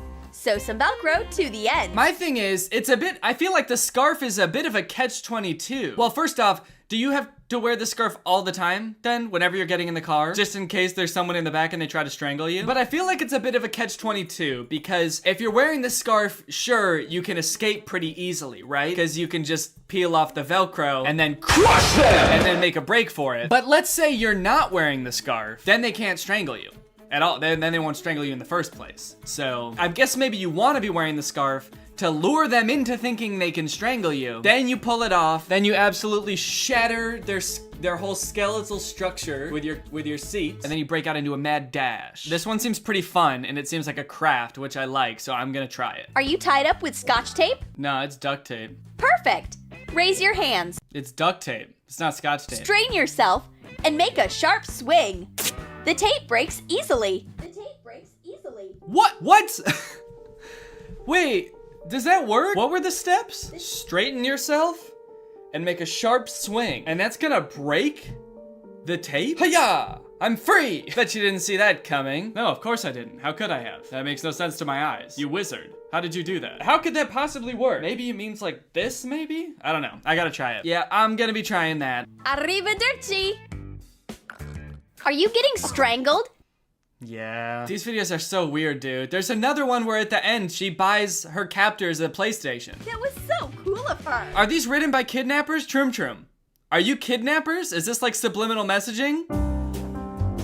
Okay, welcome to the crafting corner. I've got a couple things to craft before my big day tomorrow. It's currently 11 p.m. Tomorrow I'm going to shoot the testing of the life hacks, which means I need to do the crafting right now. First things first, we need to make a ski mask. They didn't have a ski mask at the Walmart I went to. They just had a plain black beanie. So I'm gonna be turning this into a ski mask. Smells like Walmart in here. All right, let's make some eye holes. Not exactly even, I'd say, but since when are criminals good at arts and crafts? Maybe this is more authentic. Give me your self, I guess. I'm a kidnapper, not a robber. Give me your, get in a car. I'll just cut me a mouthpiece, and we'll be good to go. And this should be good. Okay, I do feel like I perhaps made the mouth hole a bit too big. Now my eyes are exactly in the wrong place somehow. I did it perfectly wrong, it seems. We can just pull it down like so. There's... I think these little black fuzzies are floating around. I inhaled one. All part of my dastardly criminal backstory, I suppose. That's really in my throat.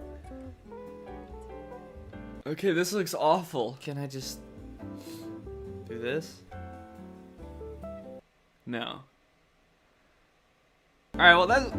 Oh God, get out of my throat. All right, I looked at Target, I looked at Kohl's, I looked at Walmart. None of them had toe socks. So I gotta make my own. Because if I don't have a toe sock on, then I'm not gonna be able to pick the matchup off the floor unless I'm barefoot, and I'm not gonna be barefoot, all right? I'm not gonna walk around with shoes on without socks, and I'm definitely not gonna expose my bare feet on camera for free for you sickos. So, toe sock. Now I'm thinking I can just kind of make one cut just to separate my big toe from the rest, because I feel like that's really all I need to get a good pinch. So, okay, let's make a little snip righty. This is kind of what I'm thinking.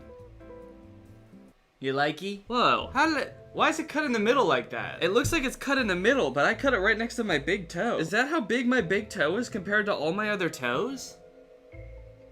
You guys will never know. Damn. I'm gonna pull up to the shoot tomorrow looking like a hooved creature. Looking like a centaur. All right, we got some fabric glue. Yeah, I kind of said F hot glue today.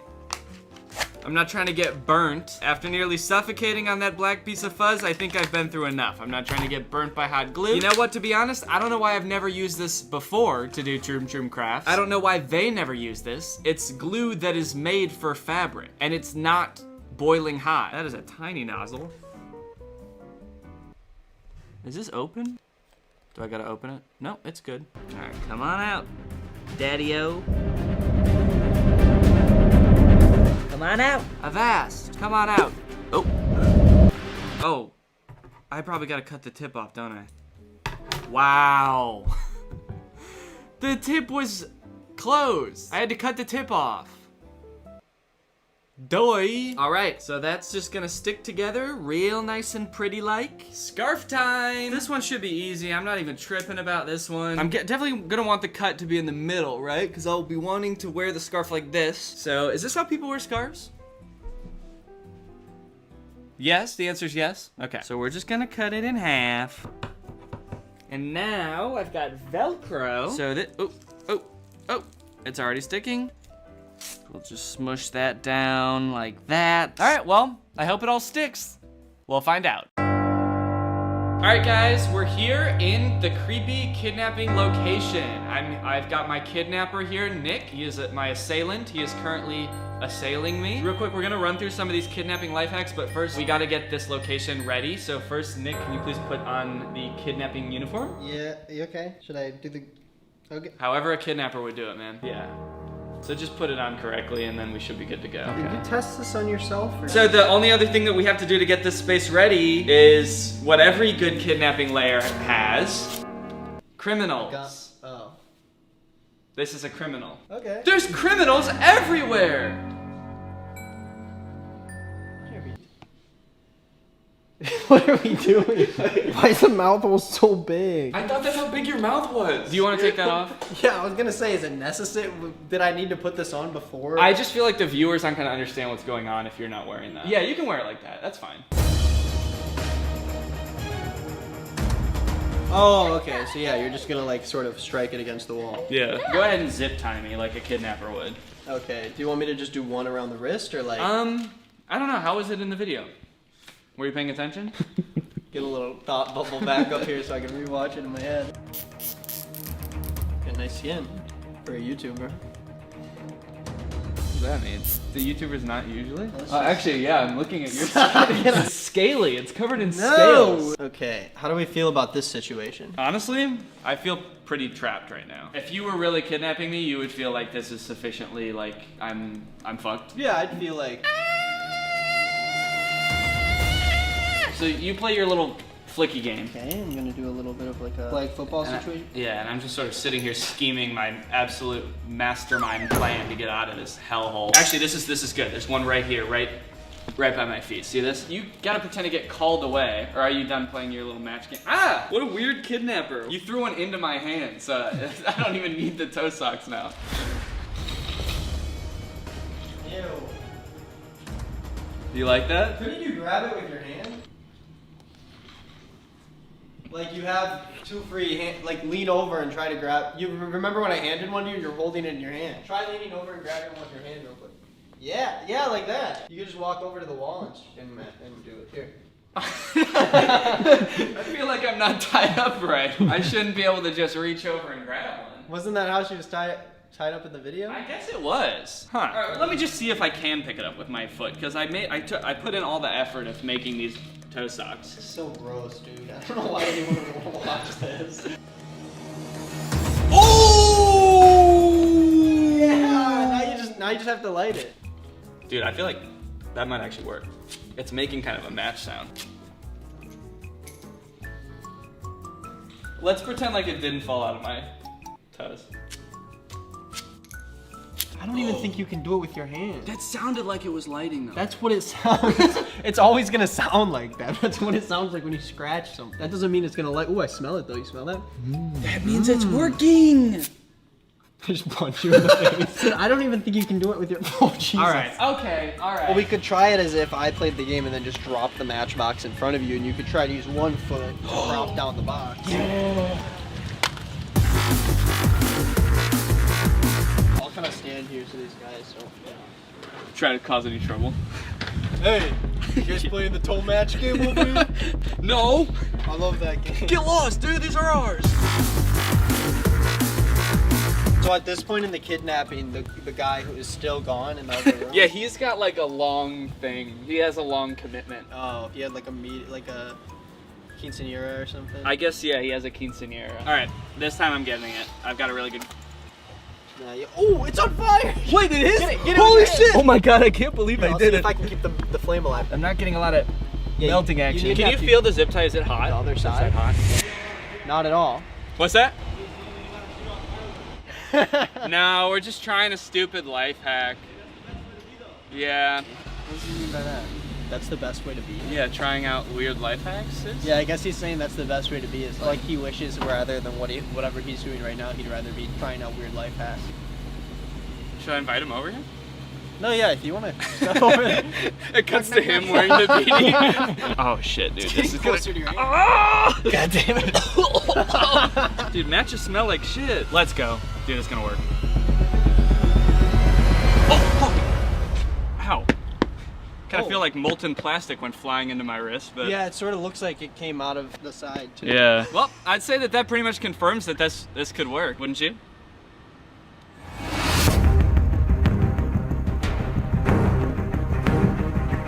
For this one, I'm actually gonna make it kind of a surprise how I'm gonna escape. Okay. But what I'm gonna need you to do is just tie me up like she's tied up, okay? Okay. And I'm going to escape. Okay. This is just our regular hangout. We always do this stuff. So what's going on over here? Do you mind if I ask you what you're doing over there? Tie me up! Okay. I'll do a double. You think I should do a double? Hey, you think I should do a double? Did the kidnapper usually ask the kidnappee how it should be done? Oh my god. You okay? I'm kidnapped. Of course I'm not okay. I'm scared. I don't really know how to tie that tight of a knot. You know how to do a square knot? No, I actually don't. What's a square knot? Is that just a normal knot? It's kind of not you tie, you fucking square. Okay, cool. Yeah, I think I got it. Okay, you ready for this shit? Yeah, okay.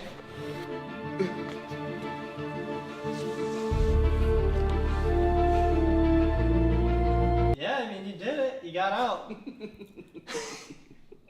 That's right, Nick. While you were tying me up, I breathed in and held my breath with my chest out, and I tensed all my muscles. Yeah, I heard you. I feel like you could have gotten out if I just tied you normally like that, because it's just a chair. Like, I feel like it was pretty... I also feel like if you just stood up, the rope would have sort of just come off of it. You know, why don't I tie you up? Do you want me to breathe in? No, do it the way that you say it can work, where you just be normal, okay? Okay, In fact, breathe out.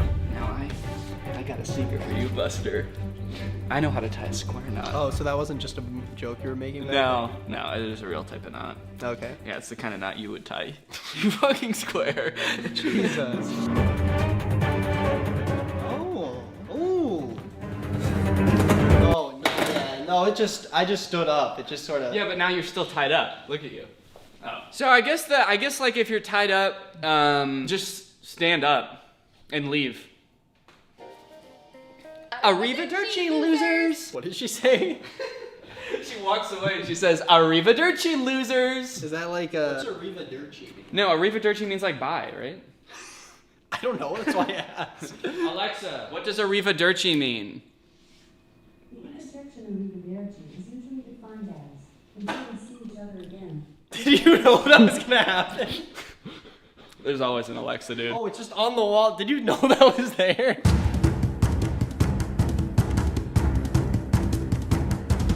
Okay, for this one, we need to be outside, and we're gonna use this car. I'll show you the... What's that? This is, I always wear this. Basically, what you're gonna try to do is you try to strangle me like that, okay? Strangle you with, like, I think it's by her. She's also wearing a scarf, just coincidentally. So I guess you can just use that to try to strangle me. There's rope inside. We could, like, grab the rope inside and I could strangle you with that. I think that if you were really gonna try to kidnap me, I don't think you would bring the rope. I think you'd just probably wait for me to see if I'm wearing a scarf. I think you'd probably just wait. I think you'd probably bank on me having a scarf. Yeah, no, okay. God, he looks good. I love when he wears that scarf.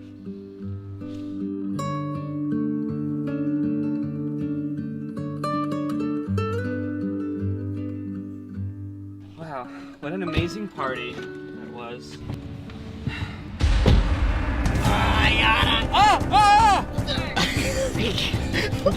Danny, I feel like it's choking you on top of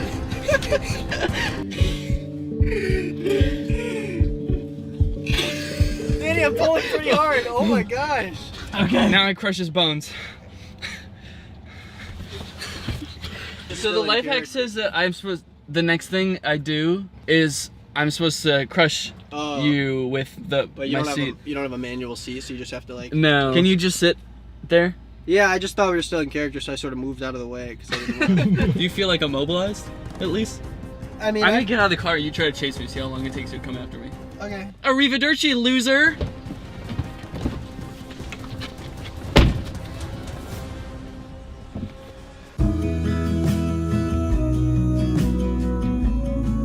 Alright, well I feel like that kinda worked. I felt like I was choking you for a while there, like... Yeah, you were.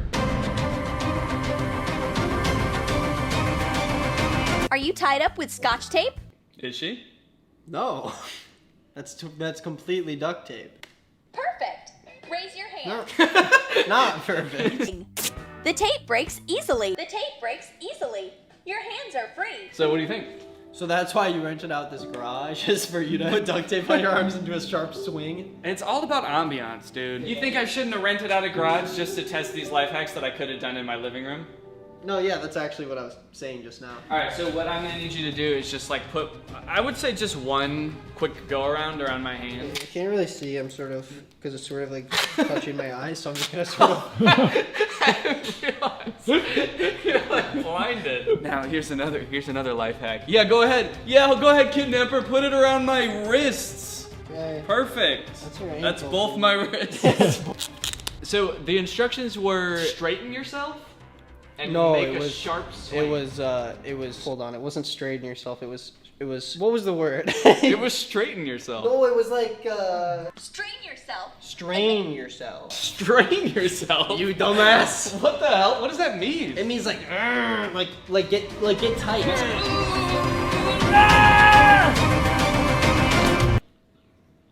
No. Maybe if you smack your hands hard enough against this part of the chair, then I'll break it'll my break your wrist wrist and still be trapped. Both your elbows need to go out to your sides like this. Okay. And in your head, Danny, you need to be thinking there's no other outcome besides the fact that my elbows are gonna be back here. Even if your arms break or your wrists break or something breaks or you hurt yourself or you know you're crying or you start bleeding, you have to put the elbows back. Okay, I'll do it. Okay. Strain myself. No regrets, no going back. We're getting out of this pickle. Yeah. Give me a countdown. 3, 2, 1. Oh! What? You did it! Wait, that actually worked. Dude, I thought that was total bullshit. Guess I know what I'm doing. Or they do, I guess. Yeah. Wait, did you make that video? What's up? I'm like amazed that worked. Can we try it with 2 layers of duct tape? I mean, scotch tape? I think to make it work, we also need to duct tape your ankles together.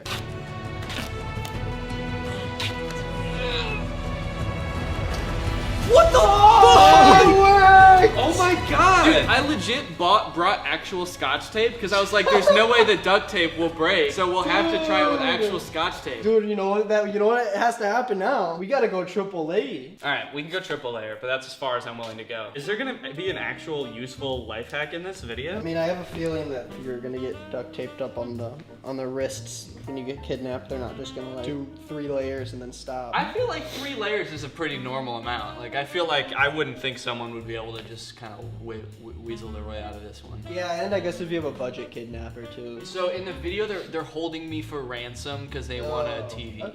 Okay, so they sort of. Oh my god! And it's such a clean cut too. Yeah, I know. It looks like I cut it with scissors. Ow, and my wrist hurts so bad after all this. Oh! Whew. Guys, testing those life hacks was a lot of work. It was rough, it was tough, and it was kind of dangerous. And as we all know, when you're running around doing something crazy, being kind of a goofball, you're at risk of dropping your phone and shattering it into 100,000 pieces. Which is why I'm glad that for that whole operation, my phone was protected by a Rhino Shield phone case. That's right, this video is sponsored by Rhino Shield. If you don't know Rhino Shield, they make extremely protective phone cases, but not only that, they're sleek and they've got a ton of cool looking designs. They've sent me a ton of cool cases and I've been switching up which case I've been using from like week to week, but I've been using this one quite a bit. It's their carbon fiber case, and they've got like standard case designs, but they also have collaborations with huge brands like the NBA, NASA, Pac-Man, League of Legends, and a ton of other big names. They've got their modular Mod NX cases, which allow you to customize the like bumper of the phone case with a different backplate. So let's say you're rocking this NBA case, and then later on you decide, you know what, I actually don't like basketball anymore. I like space. You can pop it out, put in a NASA backplate, and now you're just as protected and just as stylish. Beyond the collaborations, they of course have a ton of cool in-house designs. This Fox one, for example,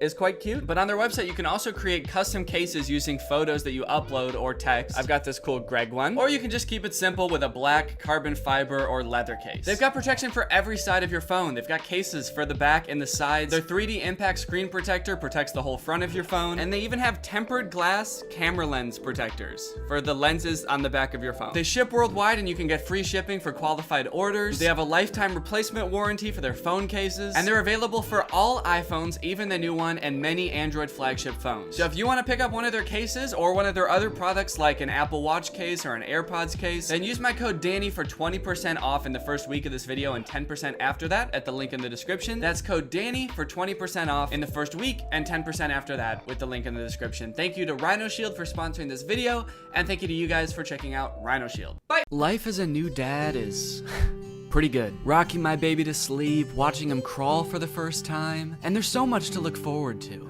Like finding out what kind of TikTok dad I'm gonna become. There's so many types of dads on TikTok. You got Frog Dad.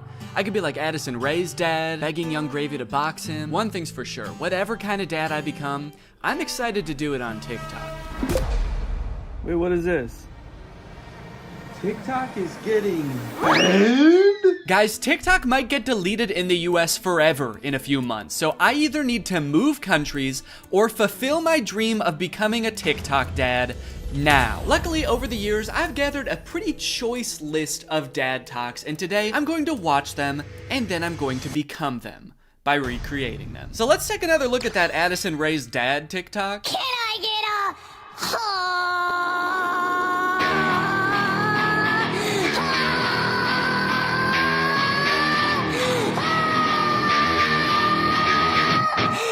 Okay, so this TikTok is from a couple years ago. It's from 2022. And if you were unaware of this situation where Addison Rae's dad wanted to fight famous rapper Young Gravy, I believe it started because Young Gravy made some comment on a podcast about finding Addison Rae's mom attractive. Now, Addison Rae's dad and his mom aren't together and haven't been for a long time, I think. But nevertheless, Monty, that's his name, Monty Lopez, decided to settle the score by getting on TikTok and begging Young Gravy to fight him.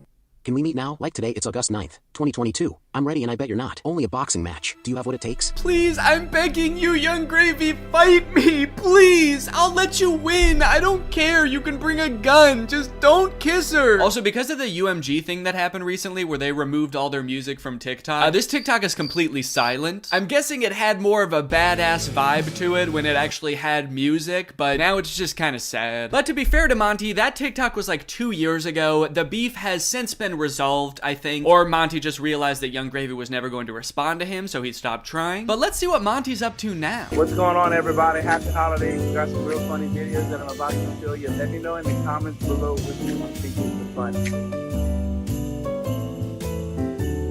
funny. Cool, man. Yeah, those are some pretty funny videos. Did you steal them, Monty? Did you steal the videos? Bad Monty. I like that Monty is compensating for his old videos having no music by putting 3 times as much music as is necessary in this video. I don't really think that this exact genre of TikTok speaks to me. I don't really know if I want to become like the content stealing kind of guy on TikTok. Hey guys, check out this crazy clip I just saw. You're gonna want to buckle in. This is 3 hours long. I should give Addison Rae's dad type dad a shot though, so I'm gonna be recreating that first TikTok.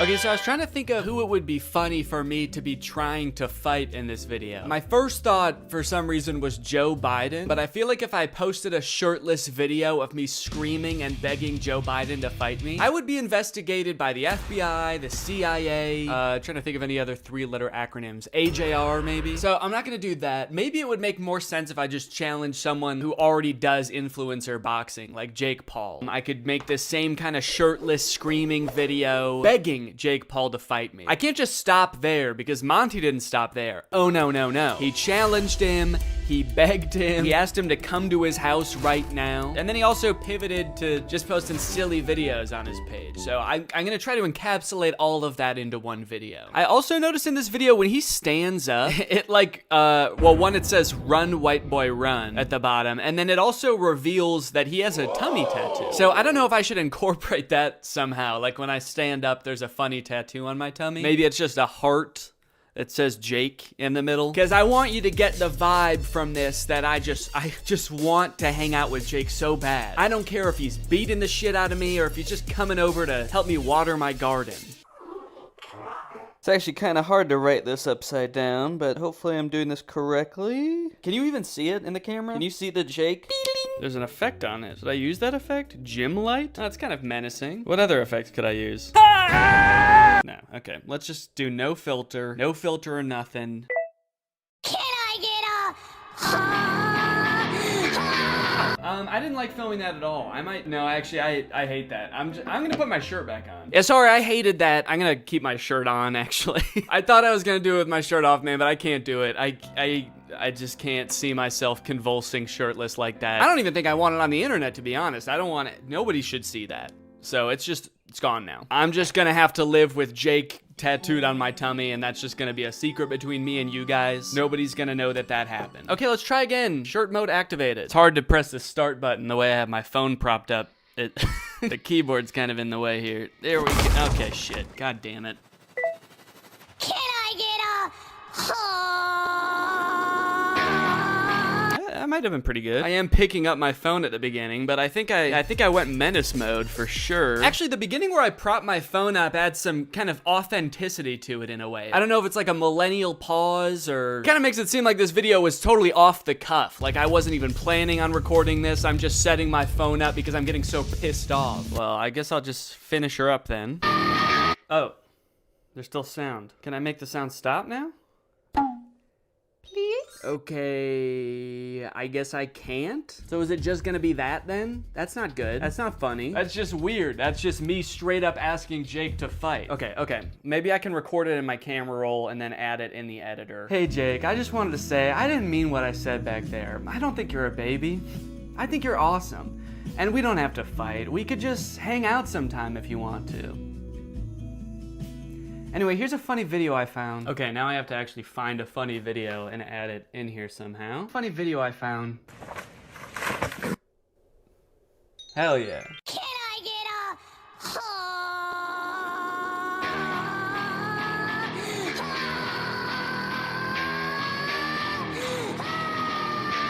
Hey Jake, I just wanted to say, I didn't mean what I said back there. I don't think you're a baby. I think you're awesome. And we don't have to fight. We could just hang out sometime if you want to. Anyway, here's a funny video I found. Yeah, I think it's perfect. And I think it's ready to post, and I'm not worried at all about what people will think when I post this. So I think after I create all the TikToks, we can take a look at some of the responses to them. Okay, next TikTok. My daughter being in a toxic relationship. Hashtag POV, a pack sticks up for each other. One of my favorite things about this TikTok is how many people show up. I thought it was just gonna be the dad at first, but then more and more characters keep coming in. It kind of makes the dad seem a little less badass. Like, no wonder the boyfriend's scared. He is severely outnumbered. I also love how the uncle comes into frame by touching the brother's shoulder, but it's obviously just his own hand touching his own shoulder. You know you're in for trouble when you feel your uncle tap your shoulder. You know how uncles do? Now, the weird thing about this one is that I actually don't know if this guy has kids. I actually don't think he does, but I do still think that there's something we can take away from this video. The whole concept of a pack sticking together. Oh, are they wolves? Oh, I think they're werewolves, and that's why it says a pack sticks up for each other. And that's why all their eyes turn blue, this horrifying shade of blue, and the dad has on a wolf necklace. So they must be wolves. They've got wolf eyes. Wolves have blue eyes, right? Oh, wait. They don't. Wolves have brown eyes, it looks like. I must be thinking of huskies. Oh yeah, huskies have blue eyes. Are they huskies? Leave her alone, buddy.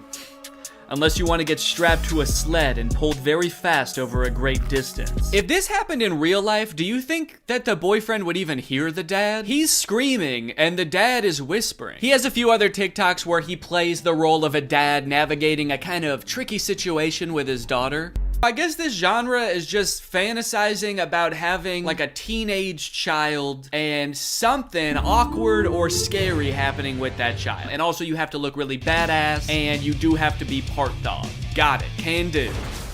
Before I film this one, I actually have a much more important POV I need to film first.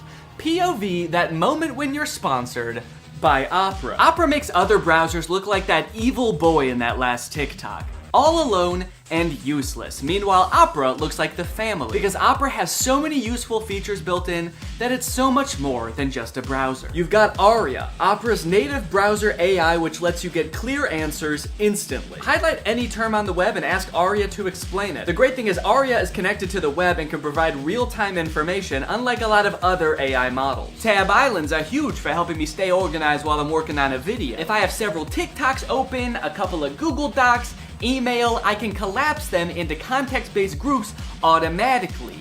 I don't know what accent this is supposed to be. One thing I didn't even realize I needed until I got Opera was a built-in ad blocker. It makes articles look so much more clean, which actually makes my videos look better, because when I screen record an article, there's not distracting ads all over the place. And it's super easy to turn on with just one click. If you're working on multiple projects at once, you can create entirely separate workspaces that you can switch between easily using customizable buttons on the sidebar. I don't like having a ton of browser windows open at the same time. It's super distracting and hard to sort through. So in my opinion, this is a much better solution. So if you want to check out Opera, then use my link below to download Opera today. Thanks to Opera for sponsoring this video, and thank you to you guys for checking out Opera. Now let's film this TikTok. Okay, so I've been thinking a lot about how I could make this TikTok kind of my own, you know? Take everything I like about the toxic daughter boyfriend TikTok and amplify it. So first thing we're gonna do is the amount of family that shows up. I liked how much it was in the first video. We're gonna double it. We're just gonna have a ton of people show up. We're gonna have the dad, of course, the brother,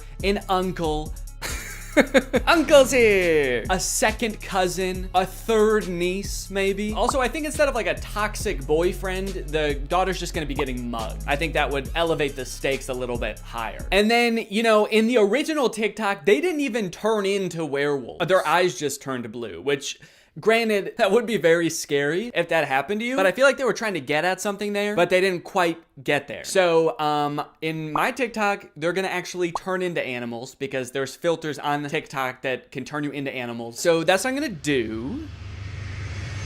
And I'm gonna do it now. So I think what would be even cooler than turning into a wolf is if I turn into a horse. And I know that there's horse filters on TikTok. I have one saved here, where if you open your mouth, you turn into a horse. So I'm gonna use this. Okay. Beautiful, beautiful. I look gorgeous. And then everyone just starts turning into horses, dude. The daughter turns into a horse. Uncle's gotta turn into a horse. And last but not least, the mugger has to apologize, of course. Let's go, baby. Now all I have to do is edit this, and it's gonna be ready to go.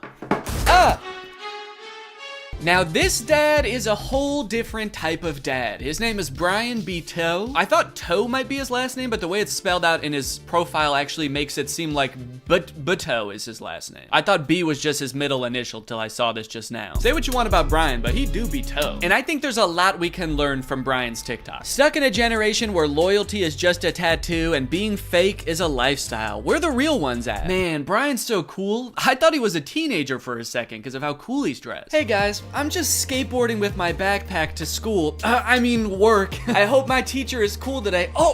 Boss. Sorry, I'm just a kid at heart. Also, I just got in a really bad skateboarding accident and hit my head real bad. Can you drive me to the hospital? I don't like this angle. Why is he so much higher up than us? Are we a child in this video? Are we his child? Son, where are the real ones? What have you done with the real ones, son? I'm not even sure how the caption and the video are related. They seem like totally separate things. I'm so sick of my generation. So I've decided to join yours. I'm a teenager now. In fact, I'm so young that my kids are my...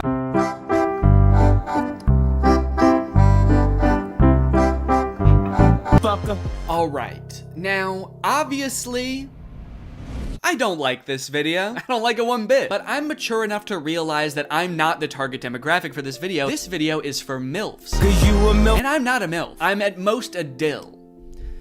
I'm just a dad you would like. And the MILFs in the comments are loving it. Yes, you still got it. Where you been all my life? Damn, my kind of guy. More power to him, I guess. The one thing that I can't get over is the setting in which he's making this video. Are you in public? It looks like he's just in the lobby of a hotel making the absolute thirstiest video I've ever seen. You need to get to your room ASAP, dude. You are too horny to be in public. I like this guy in the background. The second he realizes he's in this video, he steps out of frame because he's like, oop, I can't be in this. Oop, get me out of here, this guy's too horny. The caption is still got it, which is a little confusing to me because usually you would say that about something you used to do when you were young. Brian, did you used to do this when you were young? They didn't have iPhones back then. Who were you doing this to, man? The reason so many people are single and not in relationships today is because we're looking for that 90s love in a 2023's hookup culture. Tell me I'm wrong. Yeah, man, that's fine. Where are you? What's going on in the background here? I'm looking for that 90s love. The kind of girl that doesn't just want to hook up, but wants to go on a date to the giant dirt pile in town. I love that dirt pile. I wish I could date the dirt pile, but she's taken. Hey, get out of here! She's mine! Okay, this is good research. I feel like I'm starting to get what this guy is all about. It's a lot of like pouring your heart out on the internet. Some of it could possibly be on the verge of oversharing, but he's expressing his feelings. He's looking badass while he's doing it. It's like this emotional vulnerability mixed with this cool, mysterious bravado of being alone at the giant dirt pile. Oh, oh, oh, yeah. Da, da, da. I got a new... Okay, no, that's cool, man. Look, I obviously think that, you know, that's kind of a scary joke to make, but again, this video isn't for me. Oh, uh-oh. Oh God, Brian, the MILFs aren't liking it either. This guy is not funny. My first reaction, ew. Brian, you're scaring the MILFs, man. So I'm unaware of any gigantic piles of dirt near where I live. If there are any, I guess I'm just not cool enough to know where they are. So I'm here at the woods. Figured that would be an equally strange location to film this TikTok. So we've got strange location, the woods. We're going to have sort of a nostalgic / oversharing caption, which I'm still not sure what that's gonna be yet, but I can just figure that out while I'm editing it. I don't have to do that now. It doesn't have to have anything to do with the video, which is good. And then I also have to appeal to the youth. I have to try to make myself seem like a kid, which usually I'm not very good at, but I went to Walmart and I went to the kids section and I found some stuff that I think is gonna do the trick. Brian had a skateboard in his video, and so I bought a scooter. They didn't have any skateboards. I don't know if this is maybe a little bit too young for the demographic I'm trying to reach, but the box said ages 2 to 5. So I'm just gonna sort of pretend to be shredding it up out here at the beginning of the TikTok. By the way, I am like 75% sure that there's poison ivy under my feet right now that I'm very much trying to avoid. And I think I have, but my legs just feel itchy even just being near it. This was actually a horrible idea. Anyway, the hat. It says Fortnite on it. Can you see that? It says Fortnite on it. I found it at Walmart in the little boys section and I thought, oh my gosh, this is perfect. This is gonna appeal to all the kids. So I've got my scooter, I've got my Fortnite, and I'm ready to have some fun. Let's film a TikTok. Okay, I think I'll just pretend to be ripping it up over here and then I walk towards the camera, all cool. I for sure stepped into poison ivy that time. Very cool. Why does this hat make me look like a pilgrim? It's like such a flat brim hat that it's gone past looking cool and gone towards looking like a full-on pilgrim hat. I am a Fortnite pilgrim.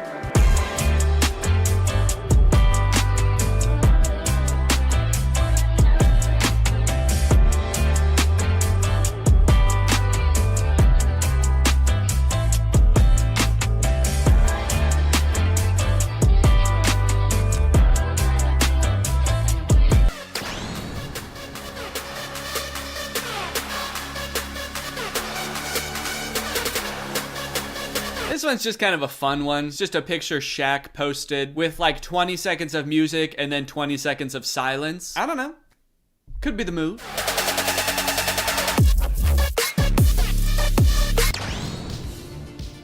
All right, this TikTok is by a dad by the name of My Life, not yours. So in case you were confused, this isn't you.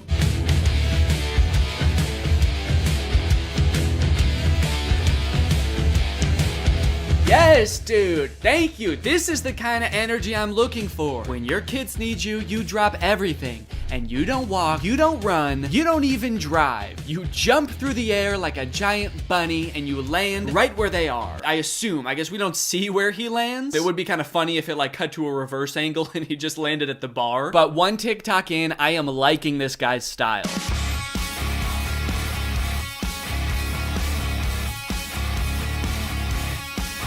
So I guess the way I describe this dad is like action hero dad, mystical sorcerer dad. Either way, he's killing it, and I really like his vibe. He's always getting himself into insane situations like this one. Happy Easter, everyone.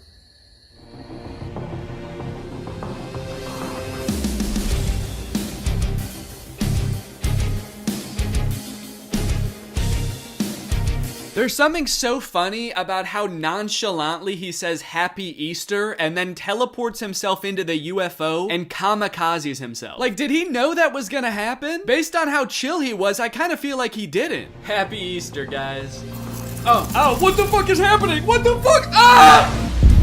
You know, I started watching this guy because he mentioned his kids and I was like, oh cool, dad content. But in hindsight, he actually doesn't mention his kids very often. So I guess they don't need help that often because that's the only reason he mentioned them in the first video. He's actually kind of got a lot of other shit going on. He's always defending the earth from some kind of cosmic threat, it seems. And after all these TikToks where he's harnessing magical powers and defending the earth, you'd think that his kids would have some pretty nice stuff to say about him, right? You'd think they'd be pretty grateful, huh? Wrong. As dads, you know, we give and we give, but are we ever truly appreciated? No, my 7-month-old baby did the same thing to me. I was floating around in the spirit realm forever. It took me days to get back into my body. To take a step back for a second here, can we all appreciate how epic his editing is? I mean, this is pretty good. Also, the first time I saw this, I was like, holy shit, how high did this dude jump for this video? This man may be old, but he's still got it. But after watching it a couple times, I think that he's reversed the video and he's jumping off of something high onto the ground. Either that or this whole thing's real. I can't discount that possibility. I like this guy's videos a lot because I feel like we actually are cut from the same cloth in a way. I have always been obsessed with visual effects. I had a YouTube channel for this kind of stuff when I was a teenager. I would do this type of stuff, practice visual effects. I would do tutorials for effects. Hey everybody, this is Danny Gonzalez, and today I'm going to be doing an After Effects tutorial. I would watch every behind the scenes of like blockbuster movies that I could get my hands on. So I admire this dad's passion. It kind of takes me back in my own life to a simpler time. So I guess what I'm trying to say is, I'm pretty excited for this one. My favorite of his TikToks was the UFO one, so that's the one that I want to replicate. I'm gonna have like a UFO or a giant spaceship in the background right here. I'm gonna walk up and I'm gonna teleport onto the spaceship and blow it up or something. One thing I really want to replicate is how casually he did it. Like he didn't even know that it was about to happen. I think I just want to kind of like casually stroll up to the camera, kind of maybe wink at the camera. Or no, winking would imply that I know something is gonna happen. Maybe I'm just having a stroll, having a great day, and then I teleport up to the UFO. Would it be funny if I I teleport without my clothes? That would really make it seem like I did not know this was gonna happen. Or maybe I did, but at the very least I thought I'd be able to bring my clothes with me. Like you see me teleport and my hoodie is still here and it just drops to the ground. And then how should it start? Should it have something to do with like when my kids need me or something like that? The caption could say something badass like when our way of life is threatened, I'm the man for the job. And then I teleport buck naked up to the UFO and am immediately shamed by the aliens for my tiny butt. All right, let's try this.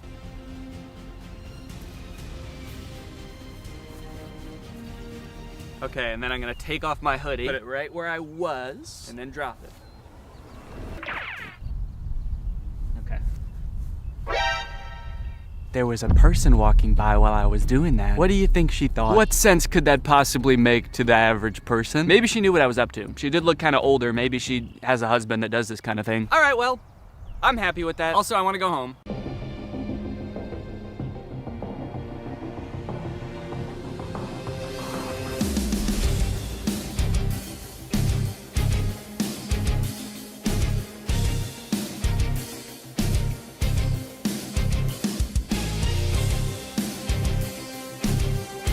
Great. Now that all of the TikToks have been recorded, edited, and posted, let's see how people responded to them. We're gonna go from the least viewed video to the most viewed video, starting off with Addison Rae's dad. So this is the first video that I posted, and it is by far the least liked out of any of the TikToks. It has 45,000 likes. I think people were just confused. Nobody really got the reference. The general consensus amongst the audience is that I'm going insane. The second most liked comment is, "Nurse, he's out again? Is everything okay at home, Danny?" Okay, I was doing these TikToks to make myself seem like a really cool, awesome dad, and kind of feel like it's not working based on that comment. Oh my god, he's lost it. What is he planning? Or is he just having fun on TikTok? All right, he's either planning a video where this is some kind of satire, or he's actually just having some fun, challenging Jake Paul to a fight, begging him to meet up, and sharing some funny videos. Maybe this is just who Danny is now. Okay, next up was the Shaq TikTok. Lots of people praising my very calm demeanor in this picture. You look so comfy and at ease. You don't look terrified for your life at all. Looks like they were really nice. And then one kind of eerie comment. Please don't die, I love your content. Do they know something that I don't know? I look closer and this was posted by my doctor. Oh no, he's actually been commenting a lot on here. He says, the test results just came back, it's not looking good. Love your content though. Also, was Ice Spice cool? I just feel like there's better ways he could have contacted me. Someone said, is this real? And then someone commented under it, no, it's AI. Look at Ice Spice and Taylor's eyes, or the guy on the right, his hands, or the sunglasses just floating on his shirt. So I guess he's talking about this guy, saying, no, it's clearly AI. Just look at this dude. Which, is kind of fucked up, because it's not AI, that's just a real guy. Everything in the image is real except me. And even I am real. I'm a real person. I just wasn't in that picture. It's kind of interesting as AI has gotten more popular how whenever anything is fake now, all of the comments are AI. It used to be whenever something was fake, all of the comments were Photoshop. Even if it was a video, it would always be attributed to Photoshop, and now it's AI. Even in this case, when it was actually Photoshop, the accusation that gets thrown out is AI. It's just kind of something interesting I noticed. After I posted that TikTok, I was starting to get a little bit worried. I started this video with hopes of becoming the coolest TikTok dad on the platform before it got deleted. And based on these comments,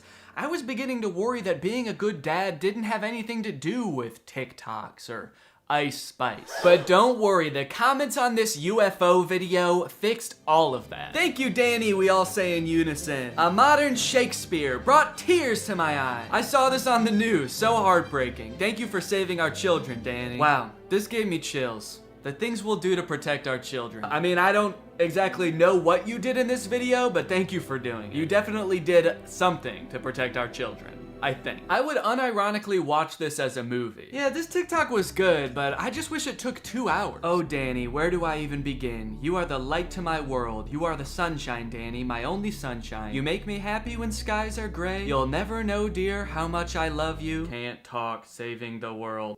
All right, second place, the silver medal of dad TikToks goes to The scooter in the woods TikTok. Raking in a whopping 1.1 million views, 295,000 likes. People are really vibing with oversharing strange location dad. One fun thing about posting all of these videos is seeing people comment trying to guess what the video I'm working on might be about based on all of these seemingly unrelated TikToks. None of them have anything to do with each other, so people's guesses were all over the place. But the most common guess, and the one that had the most likes on this particular post, was, I'm guessing these videos are him doing AI prompts and seeing which ones go the most viral. Which I think, in a way, goes to show how far AI has come, where I'm replicating real videos that people have made, albeit adding my own little comic twist to them, and people assume that they were generated by an AI. It either goes to show how good AI is, or how bad I am. Either one. Someone said, too creeped out by Danny's facial expressions to even read the words. That's right, baby, that's my whole plan. I creep you out so much with my facial expressions that you don't even get a chance to notice I just admitted to burying someone in the woods. And finally, my most popular TikTok with 1.6 million views, POV Dad. With such praise as, this has to be for a video, and Danny, this is brain rot. You know, as a father, it's really important to me to have a positive impact on the minds of the next generation, so it means a lot to me that you would say that. Wonder what the new video is gonna be. What, a guy can't just fantasize about his imaginary daughter getting mugged and then his ragtag family coming to her rescue without people getting suspicious? I think that really says something about society today, and as soon as I figure out what it says, I'm gonna be pissed. Look, at the end of the day, we can laugh and giggle at all of these TikToks, but I think it's important what I learned from all of this, which is nothing. But you know what? I love being a dad. It is the best part of my life. I love it so much. And being a dad is an important job. And if you're a dad and you're working hard to give your kids a good life, there's nothing wrong with getting online every once in a while and posting a silly video or two. Sometimes you just gotta post on TikTok to take the edge off, baby. So here's to all the dads out there. I will toast my Dr. Pepper Zero to you. Clink. All right, well, thank you guys for watching this video. I hope you enjoyed it. If you're new here and you're not subscribed yet, make sure you subscribe and turn on my notifications to join Greg. I'll see you guys next time. Bye-bye. What's up, Greg, and welcome back to another episode of But Dads Are Back. You are not the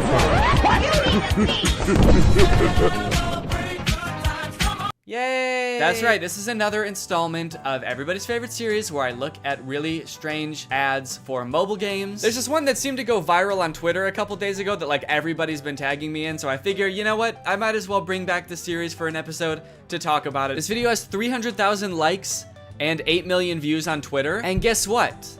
I've got beef with them. I have a pretty significant beef with these ads, and I'll explain why, but first, let's just go ahead and watch the ad that everybody's been tagging me in. To be fair, I did have to watch this multiple times for it to make sense to me, so I'm gonna walk you through it. That way, nobody gets lost along the way. So the ad starts out with very little context. It's a woman in a wedding dress, she's crying, and she's taking a taxi home, only to find out that her house has burnt down. Right away, so much backstory that I feel like I'm missing. The first time I watched this, I'm like, are we in the middle of an ad right now?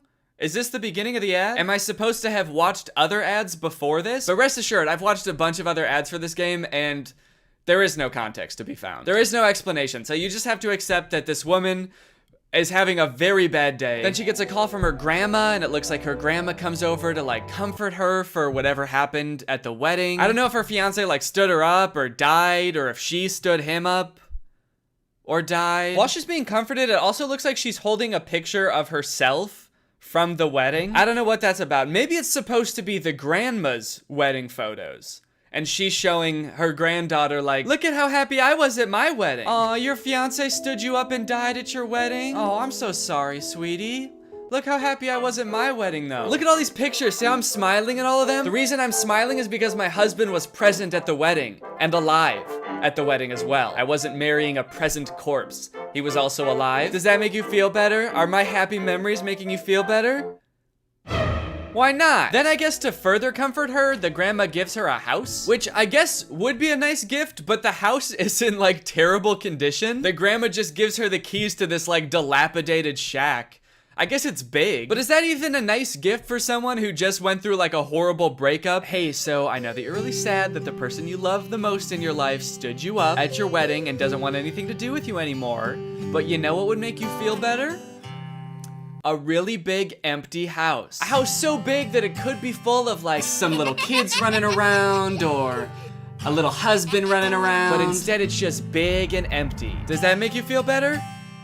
Why not? Plus, on top of that, with how, like, out of repair this house is, this just seems like a huge burden. I mean, I hope it'll be nice when it's done, because it is pretty big, but, like, this just seems like so much work. You know, it actually doesn't even look like it's in that much better condition than her original house. Well, sweetie, we know that you really miss your house because it burnt down, and that was like the worst day of your life. So we wanted to make you feel better, so as a community, we all pitched in and raised enough money to buy you a second burnt down house!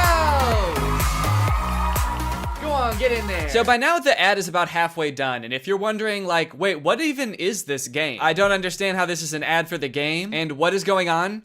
You're not alone. But luckily they take a pause from the story real quick to show us some actual gameplay from the game. And it's just like a home improvement game, like a gardening and fixer-uppy game. In fact, you might notice that it has kind of like a similar vibe to Lily's Garden, which I talked about like, I don't even know how long ago, like a year ago?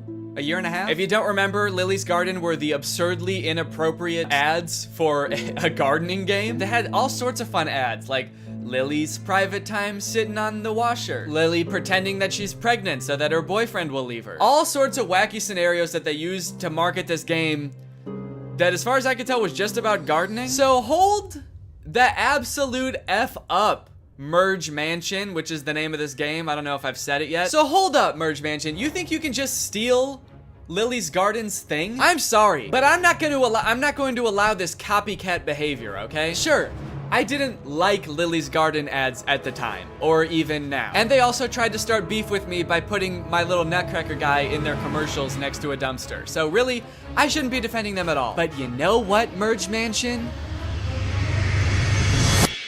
Stop it. It's also just like so over the top for a game about just like home improvement. Is all of this context and backstory necessary? Would this be important to me if I downloaded the game? Would I use this information at all? So I've got an empty spot in my garden. I can either plant a tree or build a statue. Keeping in mind that my fiance did either die or stand me up on my wedding day, I think the choice is actually pretty clear.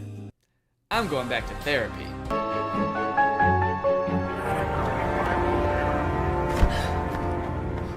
Okay, so then the ad takes a drastic turn. What the hell did Grandma do? Huh? It's not clear what they're arresting her for. And they never explain it either, so I'm not sure if it's just like another thing that you're just gonna have to accept you don't know the answer to, like what happened to her fiance and how did her house start on fire? Or maybe it has something to do with the fiance and the house. I don't know. Did she burn down the house? Did she burn down the fiance? I don't know.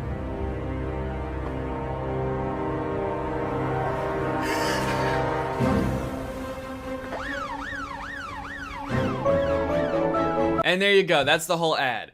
He is alive. Oh, rats, Merge Mansion. Just when I think I figured out some of the context of this ad, you go and pull the rug right out from under me.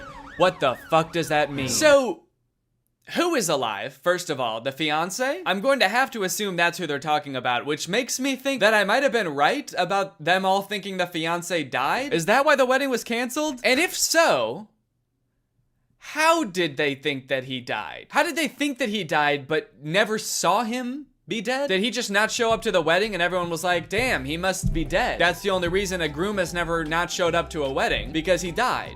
So, that sucks. Maybe at first they thought the fiance stood her up at the wedding, but then when she got home to where she and the fiance lived together, the house is burned down. So then they're like, oh shit, he didn't just stand her up.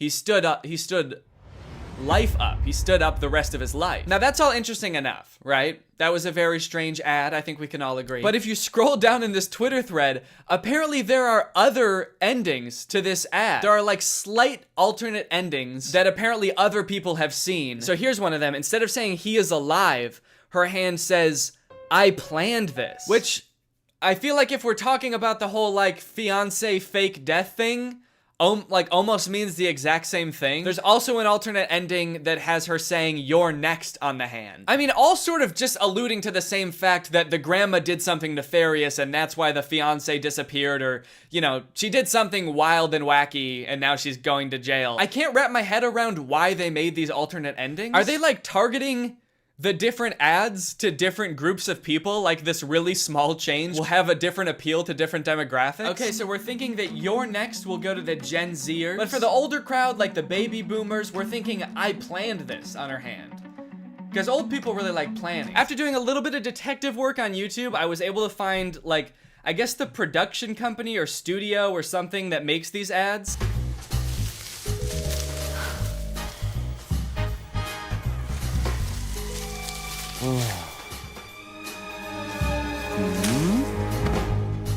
Okay, so that ad is about having a threesome. Does the game, I just want to know, does the game have anything to do with these ads? This home improvement game? I can't imagine it does. Okay, so now I'm out in the garden and here's a bush. What do I want to do here? I can either water bush, cut bush, have sex with two people hiding in bush. It's interesting that this is like the studio that makes these ads because they have a little description. Merge Mansion, a hit game from Metacore, needed 3 different ads full of warmth, humor, and drama.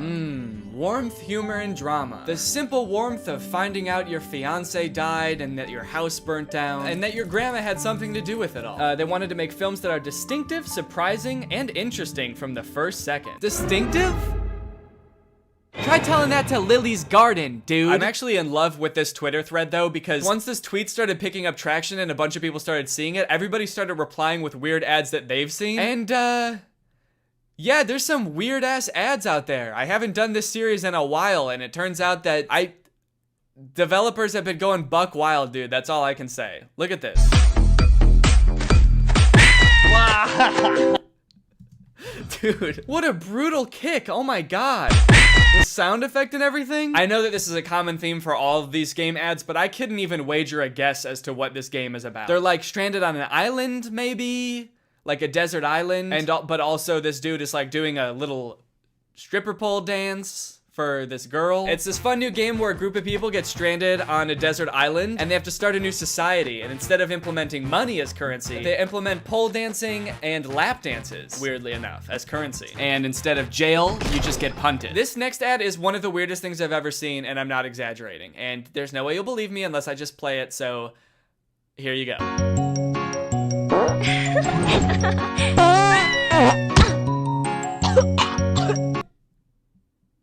Dude, what is this? Stinky fart dragon game? Dragonscapes.adventure. What the hell? What is this? The dragon farts once and the girl laughs and she's like, oh, you like that? You kind of like when I fart? And the girl's like, yeah, I guess it's kind of silly. It's kind of like funny in an immature type of way. And the dragon's like, oh, okay. Well, how about I fart so hard that I break your spine? You like my farts, huh? How about I fucking kill you? Wait, is this the same girl? Dude, it is! Wait, okay, so this ad had nothing to do with dragons, but this is clearly the same girl. She's got the same outfit and everything. Okay, maybe this game doesn't have anything to do with pole dancing or dragons. Is it just about punting this girl? Sending her flying? Okay, so the main object of this game is to wait until this girl's having a good time, see how she's dancing and having fun, or she like thinks that the dragon's fart is kind of funny. Wait until she's having fun, and then you just fucking send her. Oh, wait. In the very last frame, it looks like now she's on an island by herself. So is this like the backstory for how she gets stranded on Stripper Pole Island? She was just having a good time watching her dragon and then she got like farted onto a deserted island? Maybe I'm reading too much into this. Is this even a real game?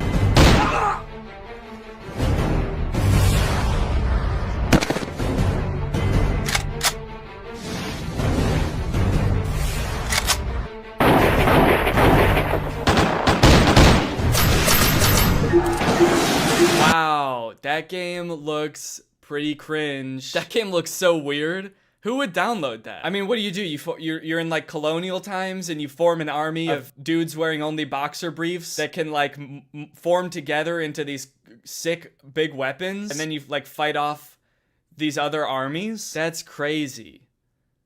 Crazy bad. That looks like a bad game. What is this game even called? Something dumb, probably. What is it? Guns of Glory? That's crazy, man. I would never want to even look at a game like that now that I know the name of it. Oh, look, this looks like one of those like episode type games, like a choose your adventure type thing. She says my fantasy ... and I guess you get to pick. Her 2 options are Spank Me Master or Spank My Ass Master. Is there a difference? Spank my ass, master. Now spank me, master. Anyways, guys, I think that's enough bedads for now. Now it's time for a good ad. Thanks to our sponsor, Sleeper. You guys, let me tell you about today's sponsor, Sleeper. Sleeper is a fantasy sports platform. It's an app that's available on the App Store and the Google Play Store, but it's not just any fantasy platform, it's the best fantasy platform for all of your fantasy football, basketball, and for gamers like me, it's even got esports. The reason I think Sleeper is the best fantasy platform out there is because they've got personality, dude. I mean, look at this app. It's got a sleek, modern design. It's got a beautiful UI, very clean, laid out just right. They've got all the features you're used to in fantasy apps and more. They've got social features like voice and text chat, which means leagues that use Sleeper have more fun. They chat more, they react to moves that happen all season long, and it all comes with 0 ads. If you don't have a group of friends to play with, that's fine because Sleeper just released a matchmaking feature that will help you find the league that's right for you. So if you and your friends want to take your fantasy sports league to the next level, then download Sleeper in the App Store or Google Play. The link will be in the description. Thank you to Sleeper for sponsoring this video, and thank you to you guys for checking out Sleeper. All right, well, thank you guys for watching this video. I hope you enjoyed it. If you're new here and you're not subscribed yet, make sure you subscribe and turn on my notifications to join Greg. We're basically the fastest growing army on YouTube. Please do not look that up, but it is true. All right, well, thanks again for watching, and I hope you guys have a nice rest of your day, and I'll see you next time. Bye. This video is over now. Go find something else to watch, or just watch this video. I know we had a lot of fun, but you can't stay on this end screen forever. This video is over now. So why are you still watching this? The party on a broomstick, bounce to get bounced out the way, cause I'm too thick. Crush a bunch of smarties up, take 2 hits. Costume got me shining, hey, we're the Stanley Kubrick, bitch. Now make that ass shake like that ass is scared of me. All these other spooky dudes can't compare to me. October 31st, bitch, you know what I'ma be. Baby, bust down, I'ma be a hoe for Halloween. Baby, bust down, I'ma be a hoe for Halloween. Hoe for Halloween, hoe for Halloween. Baby, bust down, I'ma be a hoe for Halloween. Hoe for Halloween, hoe for Halloween. Baby, trick or treat and I'ma get the bag. Ayy, costume shopping, I'ma pop a tag. Ayy, half off when I make it crop top. Bitch, I'm sexy Freddy Krueger, I'm about to pop off. She got long legs, Jack Skellington. She want a bone, like a skeleton. I'm like a Hershey's Kiss, I'm looking yummy in this bitch. And I stay wrapped up like a mummy in this bitch. Now, make that ass shake like that ass is scared of me. All these other spooky dudes can't compare to me. October 31st, bitch, you know what I'ma be. Halloween. Hoe for Halloween.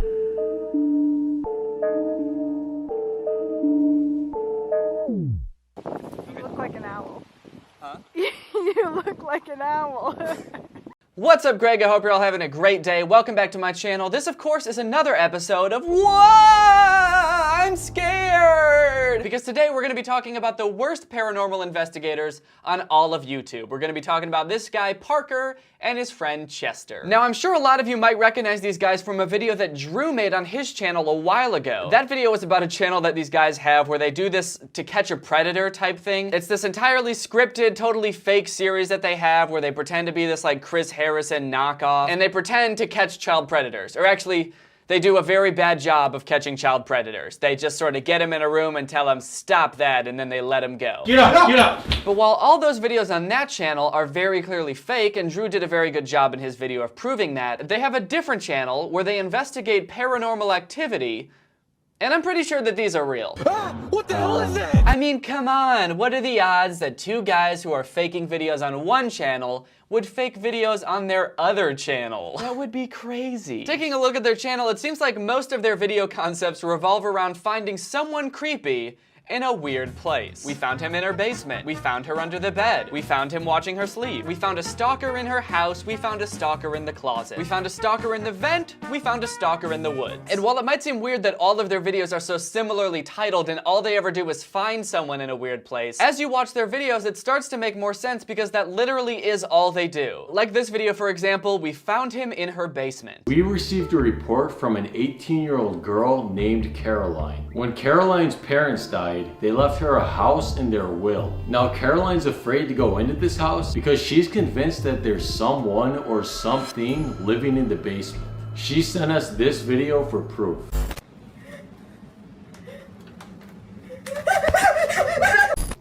Okay, Okay, so there definitely is someone living in her basement. Parker said she's convinced that there's someone living in her basement, as if it's still up for debate. She says there's someone living in her basement, but I'm still not so sure. I mean, that could have been anything. A rat, a shadow, a rogue tree branch, I don't know. We're gonna invite Caroline over here today to talk to her more about this. But first, a quick word from our sponsor.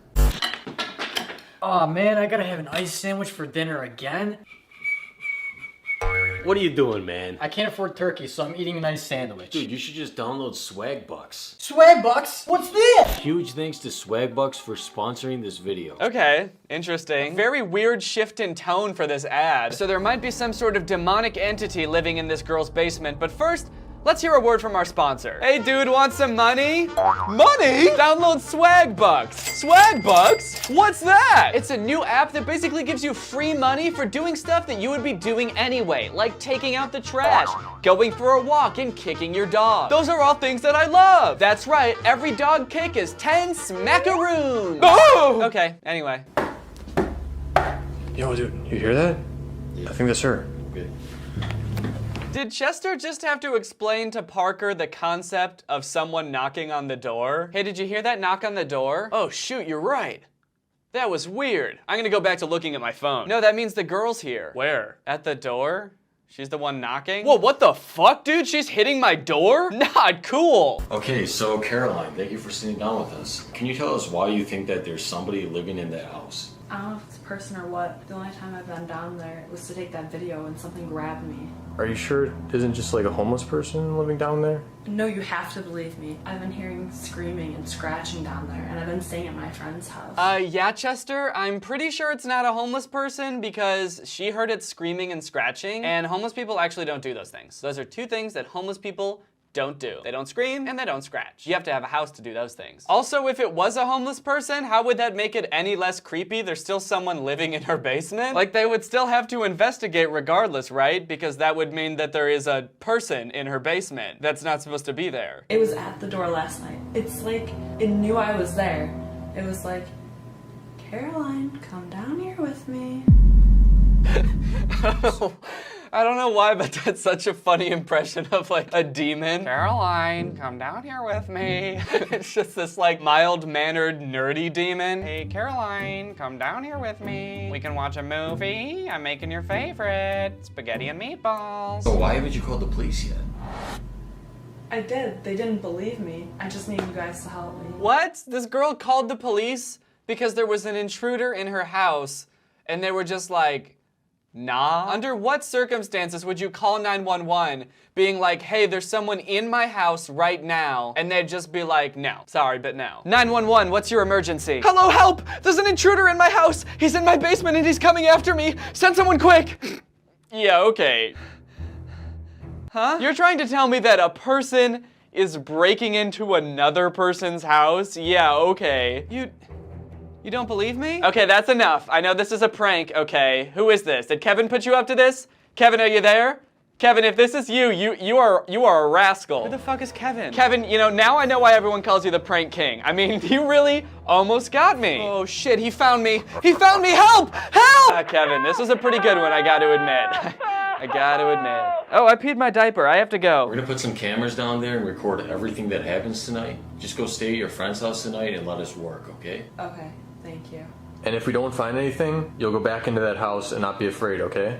I guess so. Wait, what the hell, Chester? That was kind of mean. We don't see anything in that basement. You're gonna get your ass back in that house and you're gonna stop complaining, all right? Okay, but something definitely grabbed my ankle. That was a human hand. Yeah, well, we'll be the judge of that! Bro, do you think it's safe to be going to this house alone? Yeah, dude, we've done this before. Dude, that video she sent us is terrifying. I don't know if I feel okay about this. Listen, we only gotta be there for one night. We just gotta see what's going on. We're gonna be fine. I just really hope we don't find anything. Isn't it kind of weird to be like a ghost hunter, going from house to house, investigating paranormal activity, and hoping you don't find anything? Because isn't finding scary things like your entire job? I mean, even if it's scary, wouldn't it at the very least legitimize your career to have tangible evidence that there are ghosts and stuff? Just imagine a pest control person coming over to your house and you open the door and they're like, oh shit, I hope there's no bugs in here. I hate bugs. That's the whole reason I called. There are bugs, lots of them. Oh no! All right, pull over. I think this is the place. This is it? Yeah. Oh, it doesn't look that bad at all. Oh yeah, that house that we can clearly see out the window in the pitch black night, it doesn't look that bad at all. That house, I can tell from the outside, definitely doesn't have a dude in the basement. So they head into the house and go down to the basement where there's poop all over the floor, and they put cameras all around so they can see what's going on from the comfort of their car. Ah! What the hell is that? I don't know, dude, let's go in. Go in there? Are you insane? Dude, this is our job. That thing isn't human. Let's just call the police. We already have the footage. Bro, I'm not going in there. All right, dude, let go of me. Yo, wait, don't go in yet. Don't go in yet. Take the walkie-talkie. All right, fine. Chester. You copy. What's going on? I hear something, bro. Dude, just get out of there. I think that Parker might be the least sneaky person on the planet. He's walking around a dark basement, trying not to be seen, all the while shining a bright light right in his face, just illuminating himself in the darkness for all to see. And then he has a walkie-talkie, which his friend is currently screaming at him through. Dude, just get out of there. Eventually he finds this little demon guy and he chases him around, but then Parker hides and waits for Chester to come down and find him. When Chester does come down and find him, he's still blasting himself with light, making him the absolute easiest target possible. Then they both find the demon again, and then they get scared and run out of the house. And that's the end of that video. We made it home safely and sent Caroline the footage. She is no longer responding to us. That's just how they end the video. They're like, whew, I'm glad we made it out of there safely. That was really scary. But also, apparently, now Caroline's not responding to them. Like, maybe she got possessed or killed by this thing, it found her and killed her. And they're just like, huh, that's weird. Well, no need to look into that. At least we're safe. And that's why we started this whole mission, right? Not to make sure Caroline was safe, but to make sure that, that we were safe. Yeah, that's why we did this. So see, this is what I'm talking about when I say they're the worst paranormal investigators on the planet. Because when you think about it, they didn't do a darn thing. They just went into a basement and got chased around in the dark for a few minutes.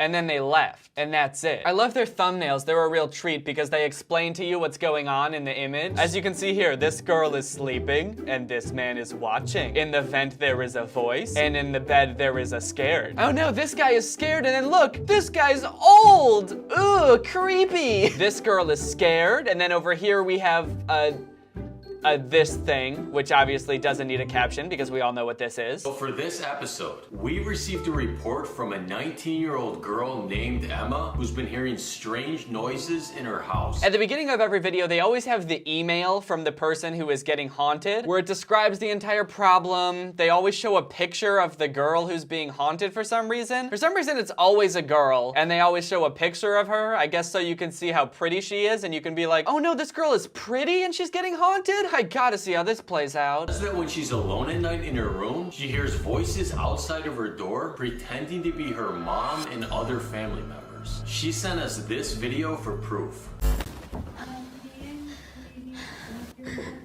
Do you think there's actually someone doing these voices in this girl's house? I mean, it seems like it. Didn't you see the video she sent us? It could have been like the TV making those sounds, right? Dude, what kind of TV show sounds like that? Dude, what kind of TV show has sounds like that? Like people saying like, I'm your mom and stuff? Like, what kind of TV show has moms in it? Dude, you sound so stupid right now. So what other kind of voices do you hear? Well, they sound like my dad and sometimes my grandma and my grandpa. They would only say things that my family would know or they would say. But you realize that this has to be someone pretending to be your family members, not actually them, right? I think so. Why is he so sure that it couldn't be their family members? Like, it could be her family members stalking her. Well, you do realize that it's not your real mom, right? Because I know your mom, and she would never do anything like that. Do you think the voices could be in your head? Maybe because you miss your family? Uh-huh. And then when she filmed the video, the voices in her head somehow showed up in the video. Yeah, that could possibly be. All right, Emma, listen. I know you're going through a really tough time right now, but we're going to help you. I want you to go to sleep normally tonight and act normal. We're going to set up cameras from your house, and we're going to watch a live stream of the cameras on our phone in the car right outside, and we're going to try to find out where these voices are coming from. Okay, thank you. Just make sure you lock your bedroom door tonight. Okay. Okay, let's go. Wow. They're so brave. What nice brave guys. Okay, so here's our plan to keep you safe. You're gonna stay in your own bedroom with your creepy ghost mommy, and we're gonna hide outside in the safety of our car. How does that sound? You guys are the best paranormal investigators ever. Okay, so we're waiting in the car right now. It looks like Emma's getting ready to go to sleep. Dude, we're gonna be waiting here all night. Bro, we don't have a choice. I love how they just got in the car and Chester's already bored. He kind of seems like he really hates his job. Like last time he was like, I hope we don't find anything. And now he's just complaining about a main component of their job. Anyway, eventually they see this spooky thing and then they go to check it out and they go in a room and they're like, hey, are you okay? But then the person in the dress turns around and it's not her, it's this guy. And then they run into the bathroom and the girl's in there wearing a different outfit and they grab her and they run out of the house. And that's the end of the video. They didn't catch the thing. They're still working to identify who that man was. They didn't figure out what he wanted, but they did let it attack her while they hid in the car. Actually, I don't know if attack is the right word because I don't really even know what he did. Like, I guess he just put on her dress and stood in her room and put her in the bathroom. Like, what was his plan? What did he even do? This one's probably my favorite one. Dolphin Man found in her house. Dolphin Man. My favorite superhero. For this episode, we received an email from a girl who believes someone or something has been living in one of her family's properties. Her name is Bernice and her family owns a few houses. One of these houses is supposed to be empty. What's going on in the background here? What's this all about? Whose house is this? Whoever's house they're filming in appears to be a gigantic Jake Paul stand. Just seems like a very weird side detail. Not very on brand. We're two paranormal investigators. We find ghosts and demons and we bring them to justice. And we also fucking love Jake Paul. He's so silly and hunky. Jake, if you're watching this, please DM me. Okay, so the premise of this one is there's this girl, obviously. Her family owns a bunch of rental houses and there's one that's not currently being rented and there's some weird stuff going on there. Hey, Bernice, nice to meet you. Hi, nice to meet you. So this is the famous luxury prank set? Yeah, famous. I don't know about that. So let's sit down. Oh my god. Did they really just make this girl's first line her fangirling over them? Throughout this entire interview with this girl, it's just so painfully obvious that she's just reciting lines that she memorized. So my parents own a few houses that they usually rent out. One of these houses is located in a dangerous neighborhood. She might as well just be reading from a script that's directly in front of her. Okay, so something weird's going on at one of your rental houses? Yes, at night. We are hearing screaming sounds coming from inside. Oh no, that sounds scary. It is scary. And let me just say, gosh, Parker, you are so handsome in person. I was so scared. Yes, I was so scared, but now looking into your beautiful eyes, I am finally at peace. Well, shit, I guess our job here is done. Thank you so much for helping me. And also, would you like to go out sometime? No one wants to rent it. It's also next to a mental hospital, which makes it even harder to rent. Oh my god. For about a month now, my parents have been getting calls from the neighbors about some screeching noise that's been coming from there. Why don't they just call the police? Well, we tried, but the police won't do anything because it's just a noise. There's not enough evidence. What? It's just a noise? Someone clearly inside a house that you own screaming is not enough evidence for the police to investigate? Who are the police in this universe? The universe that Chester and Parker live in. They'll just make up any excuse to get out of helping in any way. So they head to the house to investigate, and this house, remember, is supposed to be empty. There's no one living in it at the moment, but it very clearly is a house that someone lives in. There's cleaning supplies in the closet. There's spices on the spice rack. The whole house is completely furnished. It's almost like they're going out of their way to film every single piece of evidence that there's actually people living there. So they just walk around in the dark for a little bit, which is fun, I'll admit, but I really just want to see Dolphin Man. I mean, that's the reason I clicked on the video. Where is this magical Dolphin Man? Yo, what was that, dude? Oh, there he is.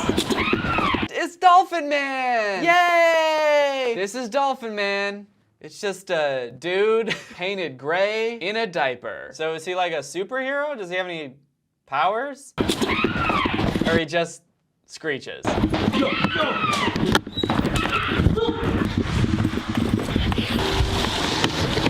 Aww. That was actually kind of sad. Poor little guy, he looked so excited when he saw them. He got up and started screeching and running towards them. He was so happy. And these assholes just booked it. I think all he wanted was a friend. That's probably why people heard him screeching at night. It's probably just lonely. So that's what we saw? What'd you think about that?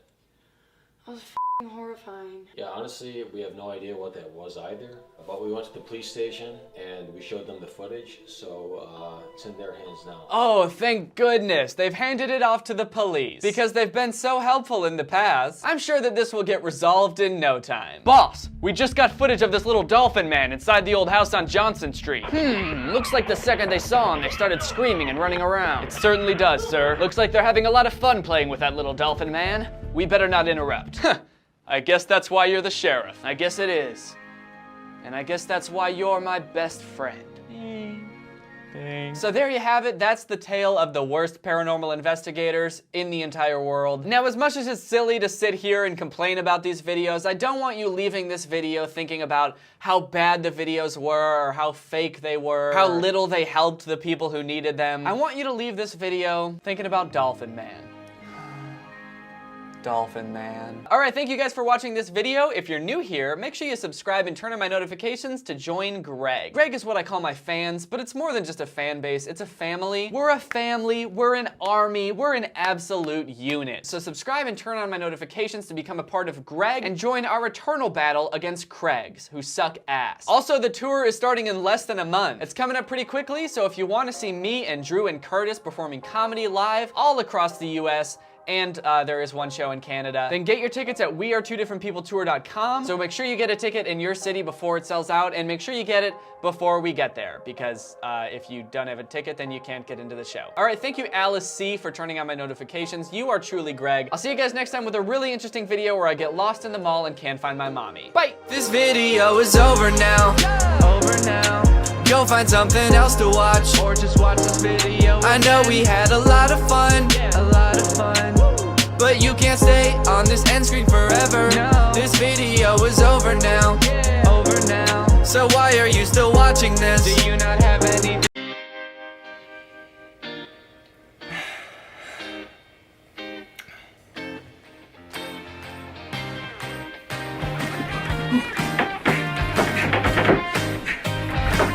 Hey!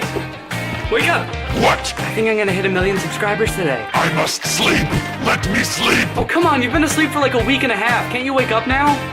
It's a really important day. Let me sleep. All right.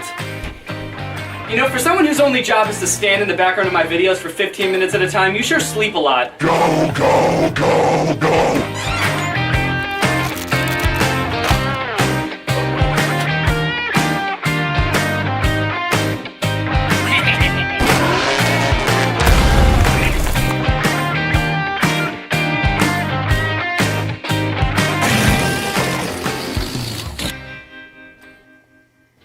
Well, I'm almost there.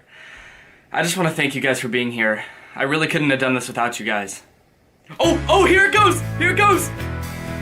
Yes! Yes! I did it! I did it!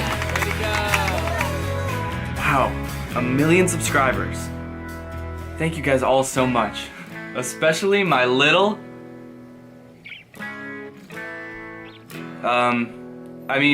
especially all of you guys.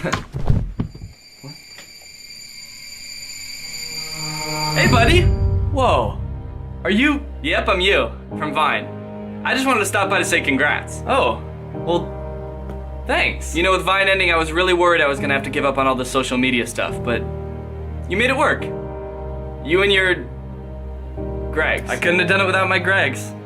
I guess you could say I'm becoming a pretty big deal now. Yeah, well, I have almost 3 million followers on Vine, so, well, they're about to disappear, so. Greg is dumb. Fuck you. Frick you.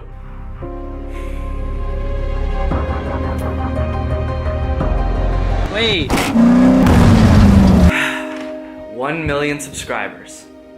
You know, I never really thought I'd get here, but with this many Gregs, cringy Instagram comedy doesn't stand a chance. Just kidding. There's still a lot of cringy content out there, which is good for me because that's what I make videos about. So if there wasn't cringy content out there, then that'd be bad, probably. It's kind of weird, actually. I started this channel with the intention of showing people how weird and in a lot of ways fucked up a lot of these accounts are, and now I kind of depend on them to make videos. So... anyways, let's talk about Supreme Patty.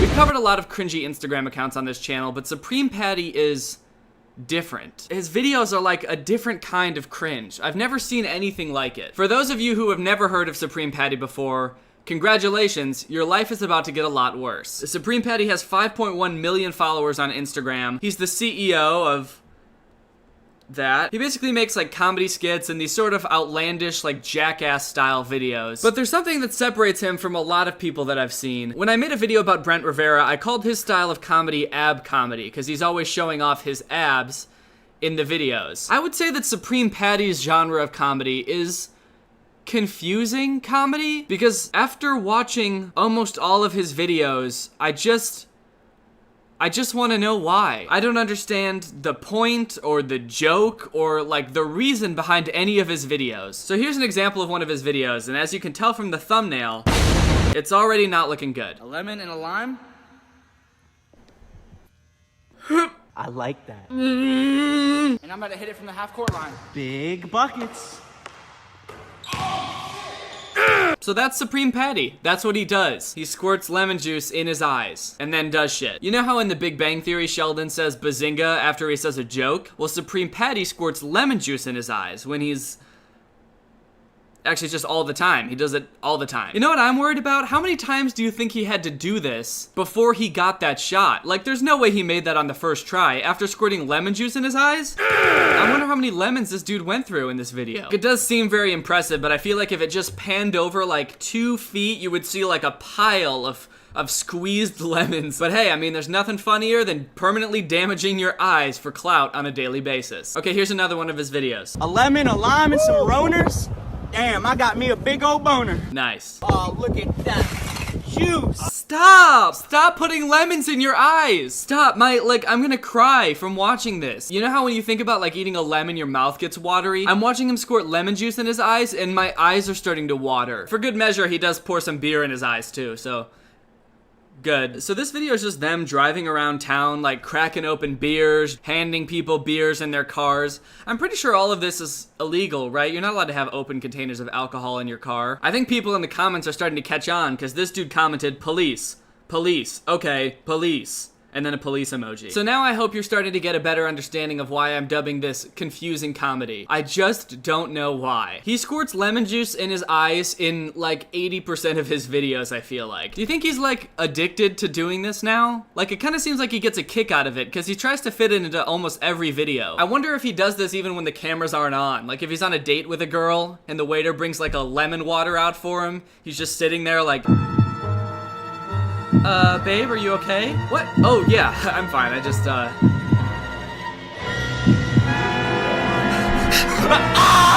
What the fuck? Yes! Now, I know you think you've probably got the gist of Supreme Patty's shtick by now, but he's actually a very versatile comedian. He has a wide variety of bits that he uses in all of his videos. For example, oh, he's squirting lemon juice in his eyes again. This time with Lele Pons and Hannah Stocking.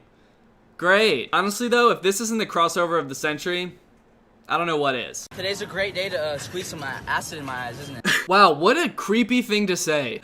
What the fuck? That's something a sociopath would say. Excuse me, miss.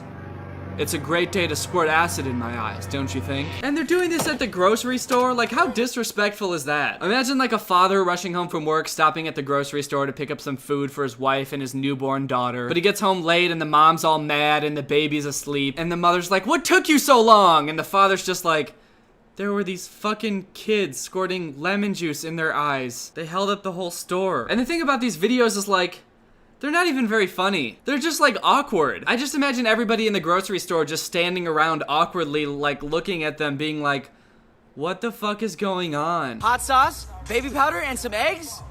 I'm about to break a leg. I like how it gives you a little preview of what's about to happen before he does it. And it's a rhyme, which is really sweet. Hot sauce, baby powder, and some eggs? I'm about to break my legs. What great last words. Like if this goes wrong and he gets seriously injured, what a great way to plummet to your death by prefacing it with a little nursery rhyme. Now in this video, he doesn't do lemon juice actually, he does hot sauce. Guess he decided to spice things up. That was really bad. Oh, come on, what's wrong with you? Crack the seal on the hot sauce, baby. Oh, yes! Oh. I can barely even watch this. It's so hard to watch because my whole body like shrivels up. It's a very physical cringe. It's a full body cringe. Good, yep, slap him in the face for good measure. Throw some eggs at his head, hell yeah. Oh shit! Like which one is it? I don't know. Which This one left is it? eye. Wow, his eye hurts. What a surprise. What a twist ending to this one. He pours hot sauce in his eyes and his friend slaps him in the head, throws eggs at him, and he jumps off his house and his eye hurts. M. Night Shyamalan ending over here. Now you might be thinking, Danny, it's not that big of a deal. Maybe pouring hot sauce in your eyes doesn't even hurt, and he's just pretending it does. It's not like he's gonna cause permanent damage to his body doing this. In his next video, he's wearing an eye patch. In his next few videos, actually, because he messed up his eye so bad. I don't think I can think of a worse reason for having to wear an eye patch. Hey dude, what happened to your eye? Did you get in a fight? Nah. Oh, did you get surgery? No. What happened? I poured hot sauce in my eyes, alright? Nerd. There are some things I really like about his videos though. Like in some of his videos, he's doing things like shooting basketballs or playing soccer, and his friend behind the camera is just so encouraging. Patty Ronaldo with the moves. Patty Buckets. Splasherama. Buckets! Buckets! What a nice friend. He's just like kindly encouraging his friend to like make baskets and pour Hennessy in his eyes and drive a motorcycle off the roof. There she goes! He's very supportive. It's kind of sweet to see such a wholesome friend. Okay, here's an absolute classic prank. Patty goes into a gas station convenience store with a giant gun and a mask on, but instead of stealing money, he puts money in the register. I don't know about you guys, but I was just thinking to myself, like, wow, now seems like a really great time for some armed gunman-based humor. And if anybody deserves to be pranked, I think we can all agree that it's a dude making minimum wage at a gas station. Come to think of it, you know who else deserves to be pranked? Librarians. Could you get out, please? Nerds. To be fair, he doesn't seem like the worst person in the world. He does have some videos where he's helping out homeless people. He like gives them food, cleans them up, gives them weed. I really like this video. He goes to Taco Bell and he offers to give the cashier $2,000 to quit his job right then and there. Honestly, you should just quit. Yeah, you should just quit, bro, to be honest. Look. I got 2 bands, bro. I'll give you 2 bands right now. 2 rackaroos, bro. I've never seen a video that was so charitable and yet flexed on me so hard. Supreme Petty's also got this really weird thing going on where he's constantly promoting these free chains on his website. Yo, Patty, bro, where'd you get all this ice at, dog? SupremePetty.com, brother. All you gotta do is swipe up to get iced up. That's all you gotta do? Watches, accessories are free. Just swipe up. Shit. Swipe up? They're free. He's constantly posting on the story that all of the chains he wears are for free on his website, and all you gotta do is swipe up to get iced up. And if you go to his website, it does seem like he has a bunch of chains on there for free, and all you have to do is pay for shipping. But I looked into it a little bit more, and I watched a few videos that other people have made about this, and apparently it's just like a drop shipping scam where basically he's getting all these chains for like $6 a piece and saying he's selling them for free and all you have to do is pay for shipping, but the shipping is like $15 to $20. So he's really selling these cheap ass chains and making like $10 off of each one while still seeming like a really great guy for selling these chains for free. There's lots of videos of people getting these chains in the mail and they're all made out of like plastic or really bad quality metals. It broke right away. It broke right out of the bag. I don't know if it's legal to be advertising like this or if it's just a really scummy thing to do, but either way, I don't know. I'm so confused. And that is all I have to say about Supreme Patty. He has very confusing videos, and I just wanted to basically make this video to vent because I've been thinking about them for a long time and I just don't know what to think about them. So please let me know. All right, now it's time to do my ad read for Honey. So without further ado, here is the ad that I made for Honey. Honey!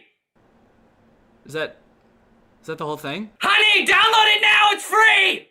Okay, well, I'm not gonna use that, and instead, I'll just tell you all about Honey. Honey is actually really great. I've been hoping that they would sponsor me for a long time because I have actually been using it for months. It's a tool for shopping that you can basically install to your web browser that automatically searches for like promo codes and coupon codes and all that stuff when you're shopping online. It's personally saved me a lot of money. It works on like Walmart, it works on J.Crew, it works on over 30,000 stores. I personally use it most on Amazon. The best part about it is you don't really have to do anything after you've installed it. It automatically applies every coupon code that it finds to your purchases. Like, look at this. I put $220 worth of stuff in my Best Buy cart, and Honey searches for coupons and saves me $44 off my order. It only takes 2 clicks to install, so if you want to get it, just go to joinhoney.com/Greg. The link will be in my description. When you think about it, there's really no reason not to add it because it doesn't really do anything except save you money, and it's totally free, so why wouldn't you get it? So go ahead and download it for free. It helps me out, it helps Honey out, and it helps you out. So it benefits everybody involved.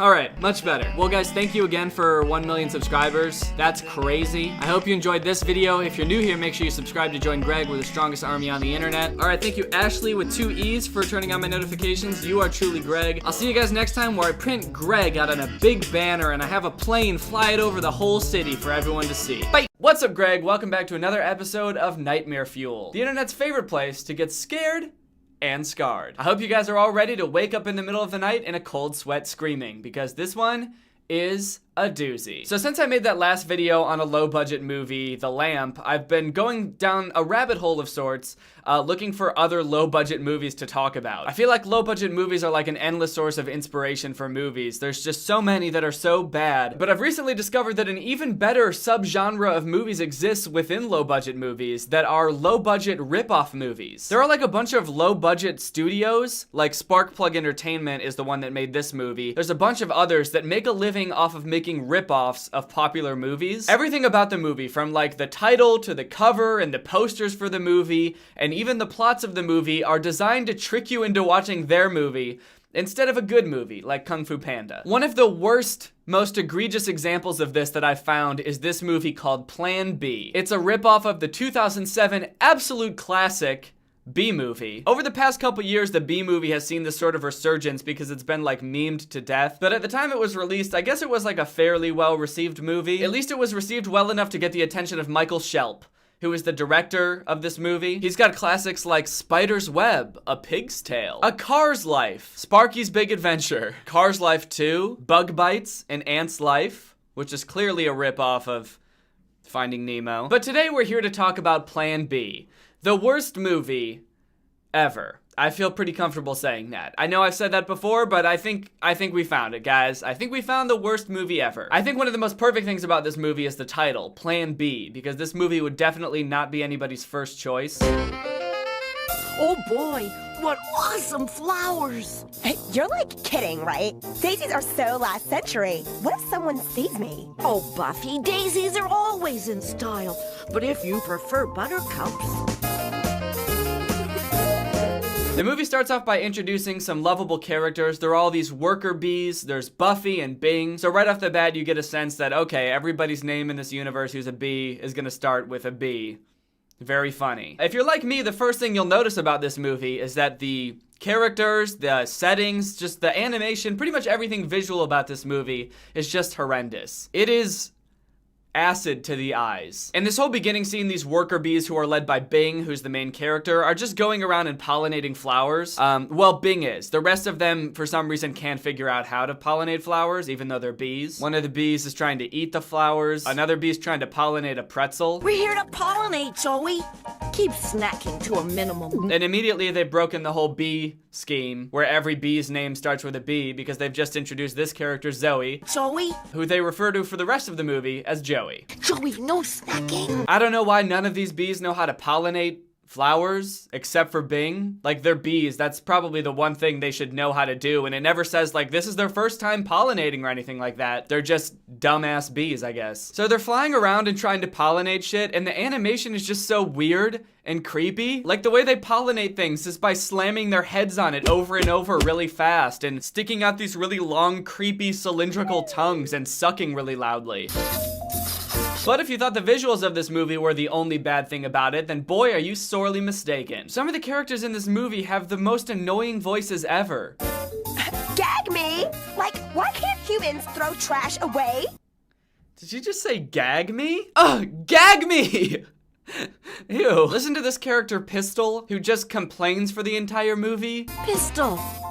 We won't make much. Honey? Oh, we'll make plenty. Not with this motley crew, we won't. His voice is just, it's so gross. Oh, stop. This is the A-Team. What? All this character does for the entire movie is complain and make those, like, moaning noises. It's the most disturbing thing. You know, say what you want about the Bee movie being weird, but at least they found a way to take something that would ordinarily be kind of creepy to most people, bees, and turn them into slightly endearing or at least personable characters. This movie feels like it went out of its way to make all of the bees creepy and gross. Like, this one's so annoying and just complains all the time. One of them licks trash and eats all the flowers they're supposed to be pollinating. They all look horrifying. And when they get back to the hive to make honey out of all the nectar they got, they do this thing where they extend all their gross ass tubes out of their mouth and spit all the nectar into one giant bowl. Not to mention the way the bees stir the nectar into honey, which is with their butts. Not much nectar. God damn, that voice is so annoying. Well, at least there couldn't possibly be a more disturbing looking and sounding character, right? I want more. That is my sleep paralysis demon. Sometimes I wake up in the middle of the night, unable to move, and at the foot of my bed is that bee. What's this? It's honey. I can see that. But there's so little. The story of this movie is basically all these worker bees who are the heroes of the movie trying to deal with this new tyrannical queen who takes over after the old queen mysteriously disappears. This new queen basically enforces this new rule where you have to extract as much nectar as possible because she wants all the honey in the world and she wants to expand the hive and make her hive super big so she can have all the honey. From now on, drill and drain. Huh? Choose one flower, drill into it, and drain every last drop of fluid. They could at least not intentionally try to make everything sound super gross. Drill into it and drain every last drop of fluid? I don't know what it is about the word fluid at the end of this sentence, but it makes everything sound super gross. But that feeling when you drill into it and drain every last drop of fluid. If you've ever seen the Bee movie, you know that a big part of it is like the social and environmental commentary that it makes about humans. Plan B tries to replicate that, but never really like elaborates on it or like goes deep enough for you to be able to tell what point they're trying to make. What are you guys doing? Ever hear of drill and drain? Yeah, it sounds like some nutty technique humans invented. Yeah, you know us humans, always drilling and draining every last drop of fluid. Care to elaborate on why that could be bad? Humans. No? Then you're not going to mention it for the rest of the movie? Okay. Yeah, humans, good one. But, as you might expect, the drilling and draining method doesn't go so well. Pretty soon they run out of usable flowers because they've drained every last drop of fluid from all of them, and they have to resort to going and draining flowers from this George Washington memorial. The bees live in Washington, D.C. I haven't mentioned that. I don't know why that's an important part of the movie, but it is. Drill and drain. Hurry. Zips. These bees are so fucking dumb. They're like, all right, time to pollinate the flower. Wait, which part's the flower again? Disturbing, a floral tribute to George Washington. Why does this bee have so much respect for George Washington? This bee was born, what, probably less than half a year ago? And George Washington died in 1799? Also, he's a bee? We have no choice. We do have a choice. Like Washington, you know? He could have been king, but he chose democracy. Why does he know so much about George Washington? Do they learn human history in bee school? Why would a bee know anything about George Washington? So the main antagonist of the movie is the queen, but there's also this sort of like side antagonist named Belzar. Belzar! He's always like sucking up to the queen, kissing her ass, and trying to make the other bees look bad. Like this scene where he, I guess, agitates this random toad to make it attack all of the bees who are working on the George Washington memorial. And in the next scene, when they all bring back their nectar to see how much they got that day, they vomit all the nectar into the bowl, they shake their little asses in it, and then they're all just kind of standing around waiting. The queen is standing right there, everybody's just standing doing nothing. Belzar just floats from his bowl over to the other bowl, sticks out his giant creepy tongue, and slurps up some of their honey. Belzar stole my honey. Me? No, you stole my honey. Did not. Did too. Silence! The contest winner is Belzar. How did the queen not notice that? She's literally standing right there. How did anyone else not see him do that? It's not like they were all distracted doing something. They were just standing around. How did they not see him stick out his giant ass tongue and drain every last drop of fluid? Belzer did appear to take a bit. Oh, okay, someone did see this old-ass bee in the background who we've never seen or heard from before. Well, at least he saw, but the queen doesn't give a shit. Silence! Being lost. Banish him. Well, yes, I certainly could.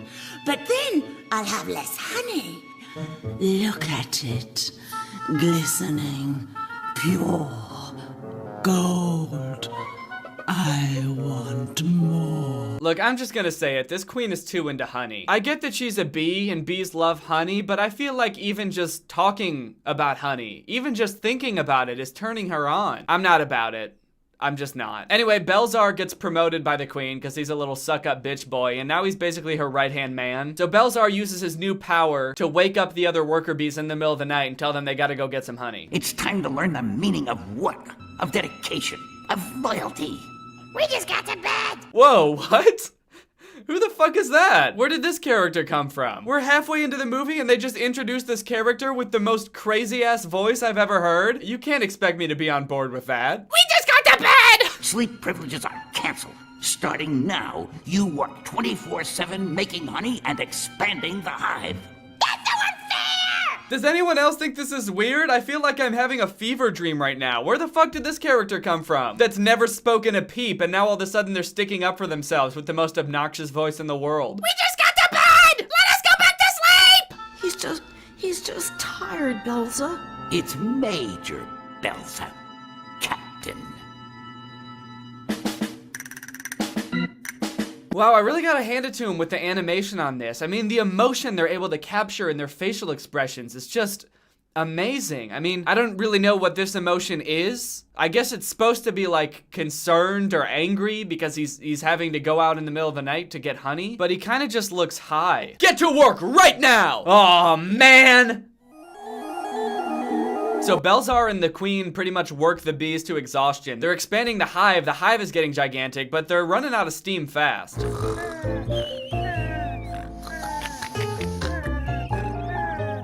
Joey, Zips, wake up!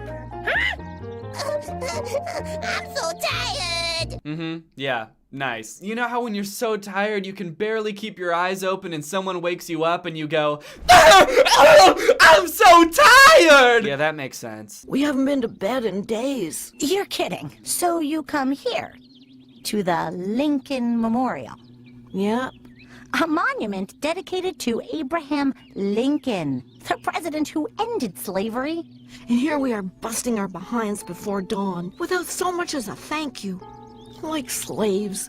I get the irony. So do all bees just have like an in-depth understanding of American history? I get that it's a cartoon, and real bees obviously don't know jack shit about the presidents. It just feels so weird that this movie is focused on showing us that bees are so fascinated by human presidents and not like past bee rulers. Like, shouldn't that be who they look up to? It's also weird because like the idea of a president in a democracy isn't even compatible with like bees biologically, because like the queen bee is just born into power automatically. There's no votes in a beehive. There's one point in the movie where all the bees are worried about who's gonna churn the honey because Pistol, who's the one person who knew how to do it, got fucking destroyed by that toad earlier. And they're all worried because nobody else knows how to do it. And it seems like a really difficult task. But here's the thing. From what they show in the movie, all churning the honey is just like floating over it and shaking your little ass in it.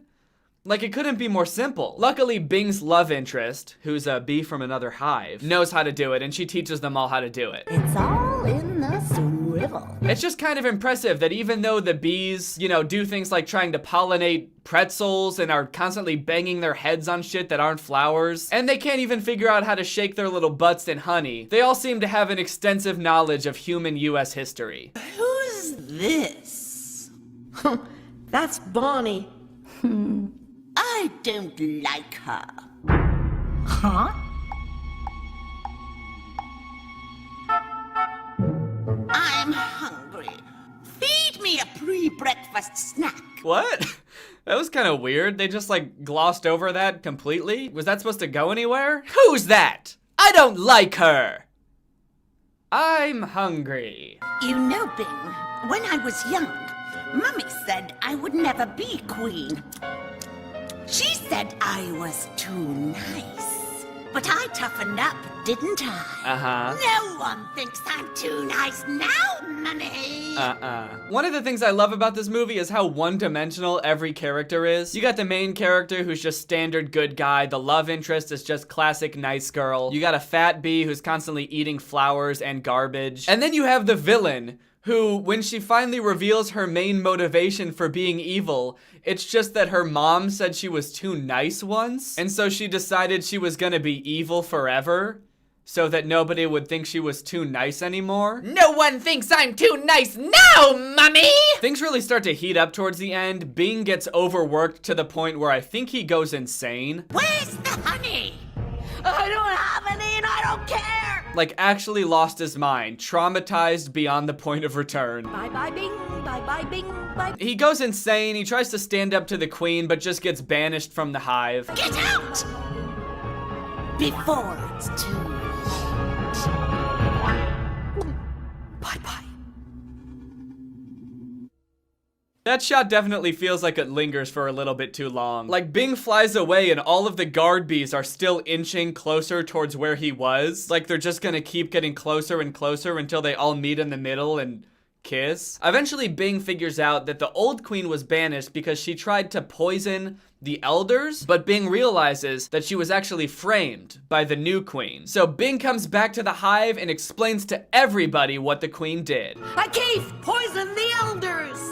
No. But the queen's not gonna give up that easily. She didn't work her whole life being evil just to give up in this one moment when she could easily just lie to get out of it. Okay, fine. So I tried to bump off a few old bees. So what? Oh, she is? She's just gonna admit to it right away? Oh. Unsheath your stingers. Uh-oh.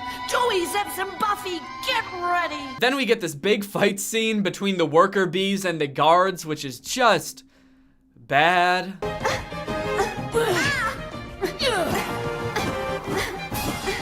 so fast! The weirdest thing about this scene is it doesn't even look or sound like any of the bees are actually hitting each other. Everyone is just missing each other, so it's just like 10 bees all humping the air and grunting for like 2 minutes. Why is no one making contact? This fight is gonna take forever. The ending, I gotta say, is not very satisfying. They defeat all the queen's guard bees and the old queen comes back and she's like, your reign of terror is over. And then without saying or doing anything, the queen just floats away. She's just like, okay, yeah, that makes sense.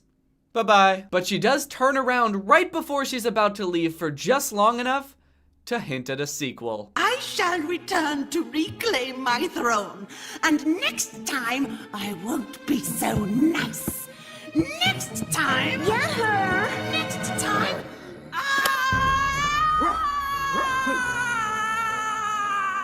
And that's the end. The day is saved. Long live the queen. Long live the queen. I hope you guys enjoyed this in-depth look at the worst movie ever, but now it's time to talk about our sponsor, Brawl Stars. Brawl Stars is a fun and exciting action-packed mobile game from the creators of Clash of Clans, with a variety of gameplay modes including Battle Royale, boss battles, soccer, and 3v3 squad battles. As you level up, there's a bunch of different fighters or brawlers as they're called in the game that you can unlock, and each of them have different moves and attributes. You can do matchmaking so you can play with random strangers online and never run out of people to play with, but you can also set up private games so you can play with your friends. It's a really fun game and it's really cute. I really like games with animation styles like this. It's very pretty, very visually, aesthetically pleasing. You guys know I have a complicated relationship with mobile game ads. Most of them are trash, which is why when Brawl Stars reached out to sponsor this video, I had to accept. I had to prove that making a good ad for a mobile game wasn't hard. We don't have to lie and say things like, this game will make you legally skilled, even though it might. So here's some concepts I came up with for some good ads for Brawl Stars. Only kids born after 1920 will get this game. Now I think we can all agree that while not everyone born after 1920 will get this game, you at least have to have an understanding of electricity's existence and phones to understand this game. So I think being born after 1920 is a good place to start. This game is legally legal. There's nothing illegal about this game. Nothing at all. This one is more of a proof of concept. I'm not sure about this one. Colt just shot you and took all your gems. Shoot him or divorce? Or, wait, that doesn't make any sense. How about shoot him Or go collect some more gems, go on to win the game, and unlock another one of Brawl Stars' fun and zany characters. Yeah, that's better. This is one of the apps on my phone. Guys, I'm not Selena Gomez, and this isn't the only app on my phone, but it is one of the apps on my phone, and I do play it quite frequently. Thank you to Brawl Stars for sponsoring this video, and thank you to you guys for checking out Brawl Stars. I know I say this a lot, but when you guys check out the people who sponsor these videos, it helps me out a lot. It makes it a lot easier for me to get sponsors in the future, so thank you. All right, Greg, well, I hope you enjoyed this video. Just a couple of quick announcements. A lot of people have been asking for my outro song to be put up on Spotify. It actually is, so you don't have to ask anymore. It just is on Spotify. It's on Apple Music and iTunes and any other streaming or music service that you would probably use. So go check it out. And if you want to listen to it, even when the video's not over, you can do that. Thank you, I'm Greg now, for turning on my notifications. You are truly Greg. I'll see you guys next time with a really interesting video where I grow 3 feet. Not taller. I grow 3 extra feet. Bye. This video is over now. Over now. Go find something else to watch, or just watch this video. I know we had a lot of fun, a lot of fun, but you can't stay on this end screen forever. No. This video is over now, over now. So why are you still watching this? Do you not have anything? What's up, Greg? Welcome back to another episode of The War is Won. So a lot of you might not know this if you don't follow me on Twitter, which you should. But the last week and a half of my life has been just filled with unnecessary drama. It all revolves around the video that I posted last week about Billion Surprise Toys. If you watched the video that I posted last week, you probably remember me saying something like, Billion Surprise Toys has been taking down every video that people make about them. Every single video they've been taking down because they don't like what people are saying. They're turning them into a meme. But for some reason, they hadn't taken down my video that I made about Billion Surprise Toys. So I made sure to brag about that. So I posted that video last week. Everybody was loving it. The critics were raving. The reviews were great. Most importantly, though, people agreed with me that they did Papa very, very dirty. They just straight up replaced him with this new stepdad whose name is probably Chad. I was actually getting really good feedback on the song that I made in that last video too, which is very surprising to me because I just sort of made that as a joke, but people seem to be legitimately emotionally moved by that song. So I'm sorry if it made you sad, but you know what? It is sad. It is sad, and I miss Papa. Also, a lot of people were trying to tell me that this new stepdad was Papa and he just shaved. To that, I would like to argue, unless Papa's really been in the gym lately and his hairline changed, it's not Papa, all right? Papa's the doctor now. We saw that in the video. You'll also notice while I'm explaining all of these things, I'm not using any footage from Billion Surprise Toys. I'm not even gonna use any pictures from Billion Surprise Toys. And that's because of what I'm about to tell you next. If you don't follow me on Twitter and you got a chance to watch the video right when I posted it last week, then you probably don't know this, but Billion Surprise Toys took down that video. They copyright claimed it and actually didn't take it down, they just had it blocked in all countries.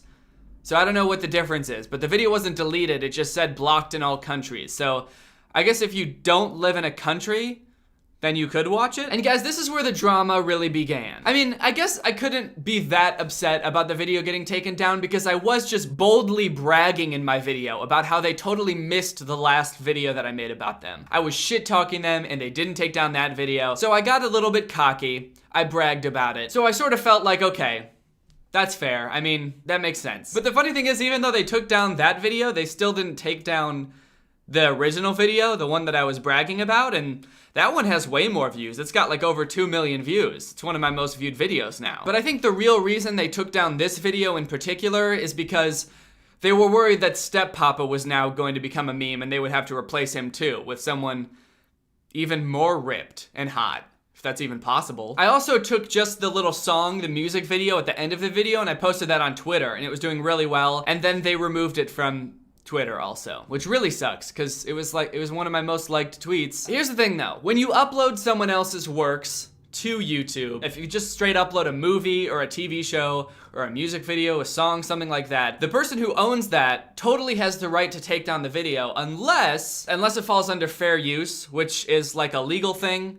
I don't really know what it means. I just know that commentary videos like what I made fall under fair use. So my video was totally fair use. And Billion Surprise Toys probably knew that. They really didn't have any right to take down my video because it was totally legal for it to be up. So I was like, okay, I can just dispute the copyright claim because my video is fair use. And YouTube will appeal it, and then I'll be good. The video will be back up. But here's the problem. YouTube's copyright claim system works in a very weird way where if I were to like appeal the copyright claim, YouTube wouldn't look at it and be like, oh, this is fair use. They would just send it over to Billion Surprise Toys and be like, hey, Billion Surprise Toys, is this guy right?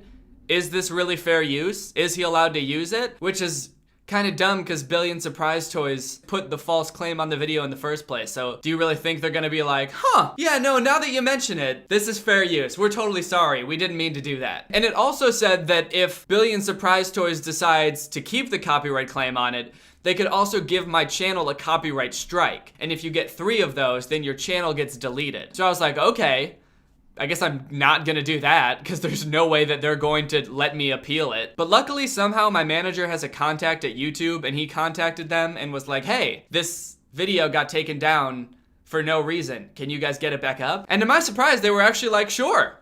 Yeah, your video is totally fair use. It should be up. So things were finally starting to look up. YouTube was on my side and they were gonna put my video back up. So like 2 days, I think, after it got taken down, I woke up and I checked Twitter and a few people had tweeted me saying, your video's back up. And I went to my channel and lo and behold, it was. The video was back up. Monetization was still disabled, which was kind of weird. But I was like, as long as the video's back up and people can see it, that's fine with me. I just wanted people to see the video because I thought it was a really good video. I made an entire song for the video. I put a lot of work into that. I also had a brand deal on that video. So the fact that it got taken down was kind of a bummer because I was contractually obligated to have that video up. But the video was back up. And I was feeling good. So I tweeted that the video was back out. I think I had a little badass line in there like, Papa will not be silenced or something like that. Like, Papa's story must be told. The video is back up and we are sticking it to the man. I kind of did feel like a little bit of a badass if I'm being real with you. I felt like a little bit of a savage, honestly. And I think rightfully so. I felt like I was really sticking it to Billion Surprise Toys. So I tweeted out the video. People were loving it for like 1 minute. And then like 1 minute after I tweeted out the video, I started getting tweets from people like, it's not back up, what are you talking about? The link just takes us to a page that says the video was taken down.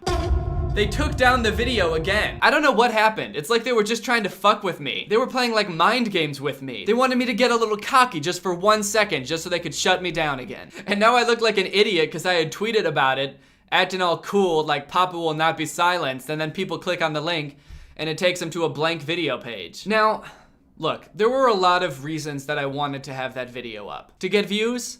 Yeah. Get more subscribers? Of course. That coin? Obviously. But the thing that really got me, the real reason that I needed to fight for this video was for Papa. All he ever wanted was to be a good dad. He just wanted to sing songs with his son about eating sugar and getting out of bed and together bathing. And Billion Surprise Toys just deleted him out of existence just because people thought he was a funny character. They deleted him, and then the second somebody comes along to call him out on it, like I did in my video, they silenced me. No justice for Papa. This was no longer a fight for me. This was a fight for Papa. So after this whole thing where they like put up my video and took it back down just to fuck with me, I was like, okay, I have the legal right to have this video up, right? They didn't have the right to take it down. So I decided that the only logical thing for me to do would be to tweet, I'm looking at my legal options against Billion Surprise Toys to try to get my video back up because they didn't have any right to take it down. And not even 10 minutes after I tweeted that, I got an email from YouTube saying that the copyright claim was released. What?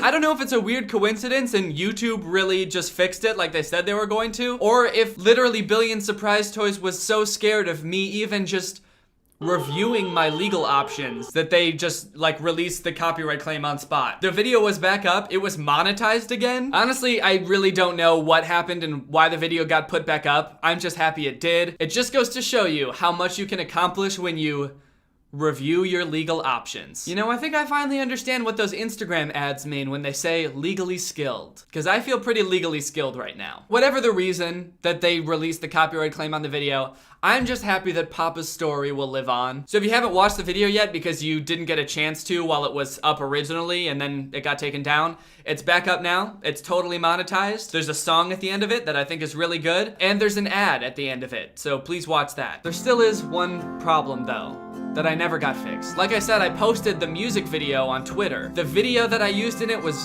heavily edited. A lot of it wasn't even Billion Surprise Toys video. I didn't use any audio from Billion Surprise Toys. It was a totally original song. I didn't even sample them, but they got that video taken down. And it really sucked because it was one of my most liked tweets. I was getting really good feedback on it. People were like legitimately enjoying the song as a song. So we contacted Twitter too, just like we contacted YouTube, but Twitter's response was basically, yeah, your video does seem like it's fair use, but it's kind of out of our hands. They didn't really want to do anything. They didn't want to get involved in this copyright dispute. So maybe I'll just have to concede on the Twitter thing. Maybe the song is just something I can't beat Billion Surprise Toys on. I got what I wanted with the YouTube video. The video's back up, but maybe people just weren't meant to listen to this song, is something that I thought, and then also made it into a full song and got it on iTunes and Spotify and every other streaming service. And then it got to #1 on the iTunes comedy charts for like 3 days straight, and also has over 100,000 streams on Spotify. I'll link to it in the description. There's a whole nother verse that wasn't in the original video. I highly advise you listen to it, if not because it's a good song, then just because Billion Surprise Toys doesn't want you to hear it. So overall, this was a very stressful experience. Getting my video taken down that I worked very hard on was definitely disappointing, but in the end, I think we all learned something. With perseverance, a lot of dedication, and just a little bit of reviewing your legal options, you can fight the man. In this case, the man being Chad. Fuck you, Chad. This whole experience really got me thinking about nursery rhymes. It seems like a lot of Billion Surprise Toys are based around nursery rhymes. The Humpty Dumpty one especially, I got a lot of comments about that, and how I kept saying that Humpty Dumpty is an egg, and he's depicted as an egg and everything, but a lot of people commented on that video that nowhere in the nursery rhyme does it say that Humpty Dumpty is an egg. And that's a very good point. It doesn't.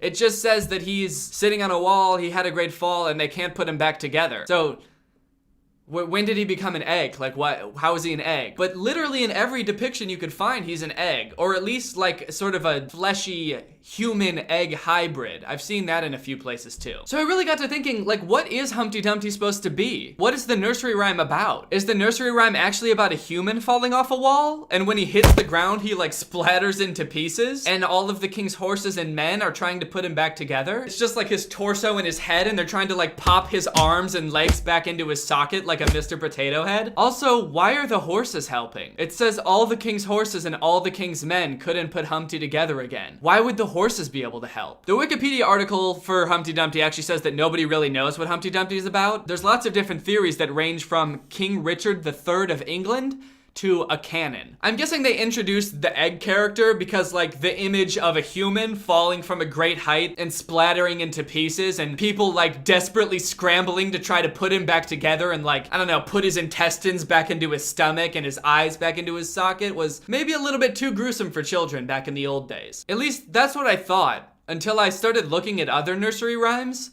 And they're fucked up. I think that Billion Surprise Toys actually takes a lot of inspiration from nursery rhymes because of how bizarre they are. Take this classic nursery rhyme, the lullaby song Rockabye Baby. Billion Surprise Toys actually has a video where they sing Rockabye Baby, even though they change a few of the lyrics from the original. But have you ever listened to the lyrics of that song? Like the real lyrics? Because there's a modern version, but then there's like the actual version. First off, what does Rockabye Baby mean? Rock-a-bye baby.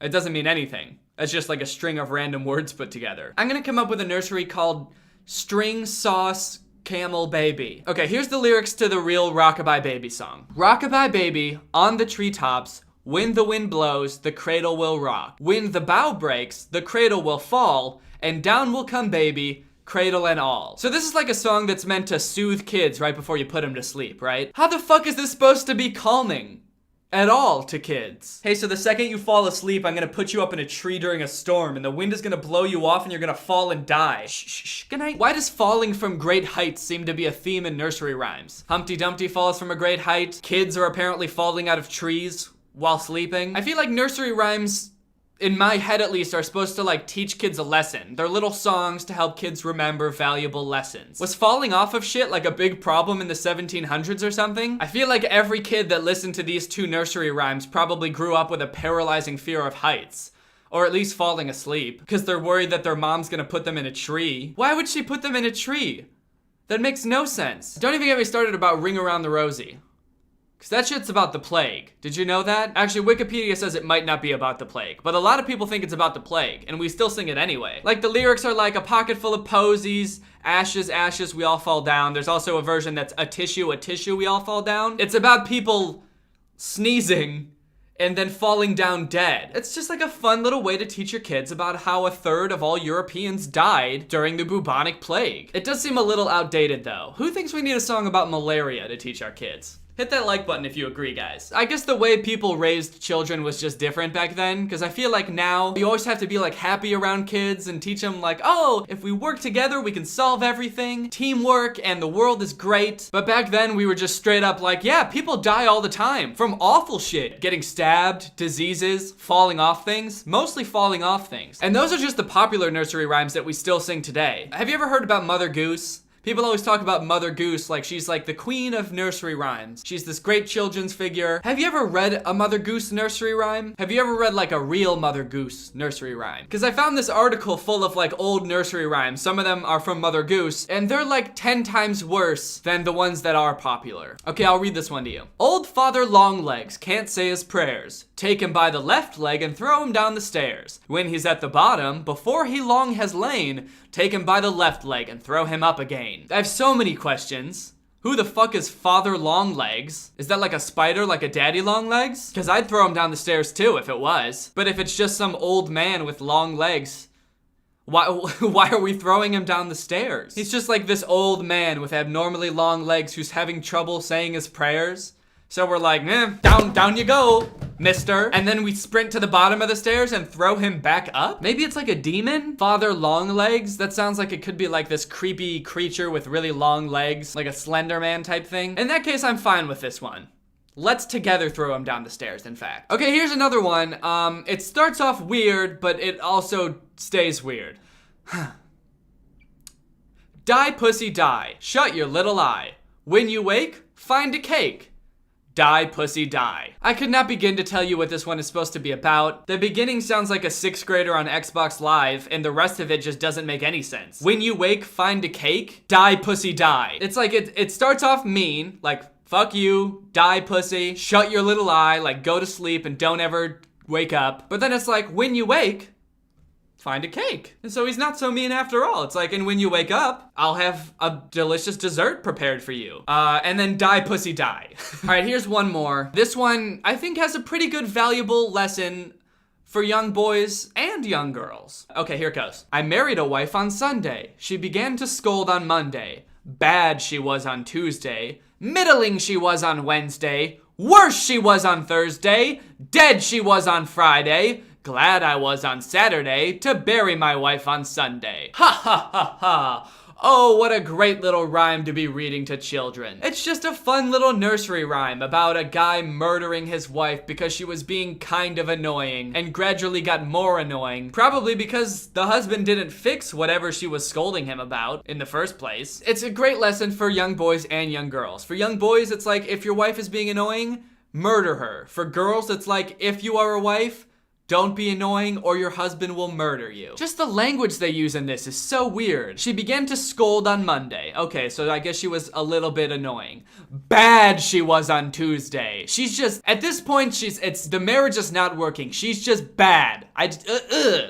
She's bad. Middling she was on Wednesday. I don't even know what that means. What does middling mean? Moderate or average in size. Amount or rank. So what the fuck does that have anything to do with your wife? Average in size? Is this like a body shaming thing? Okay, she was bad on Tuesday, but by Wednesday she was average size. Can you believe that shit? But it only gets worse from there, as you can tell by the next line.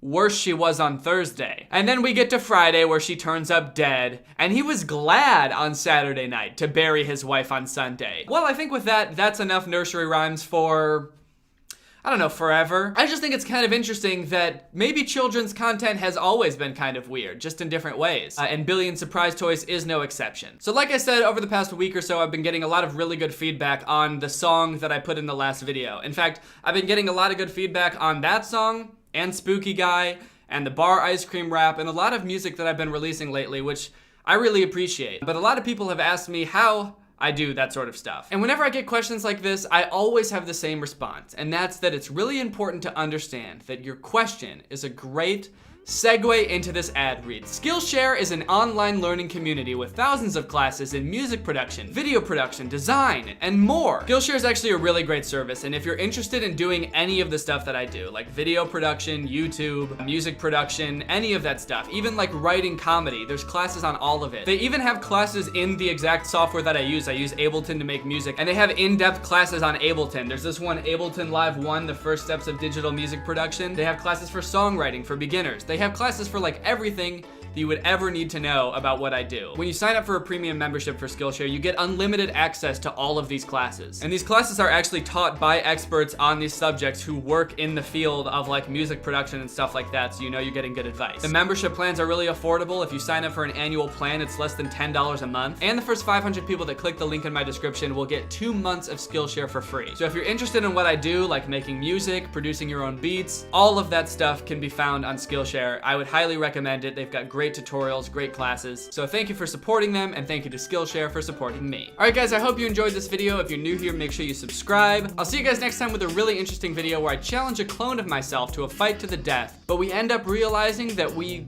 are deeply in love, and we live out the rest of our lives as a happy couple. Bye! What's up, guys? I hope you're all doing well today. I think I'm gonna start trying to do a Q&A like once a month or so, just so you guys can like keep updated on my life and stuff. And this will just sort of be a fun way for me to show off how big my computer monitor is. A fun way for us to interact and for me to answer all your questions. So how fun is that? So earlier today I tweeted the hashtag Danny Answers. That's what this new Q&A show is gonna be called. Danny Answers, the show where Danny answers your questions. And the questions can be about life, or about me, or about your homework. I don't care. So let's jump into it. I'm just gonna start looking. Okay, so Sarah asks, do you like pineapple on your pizza? Oh man. Are you serious? No. God, no. Roxana asks, why is the sky blue? Well, the microscopic dust and water particles that float around in our atmosphere reflect blue light much more strongly than the sky.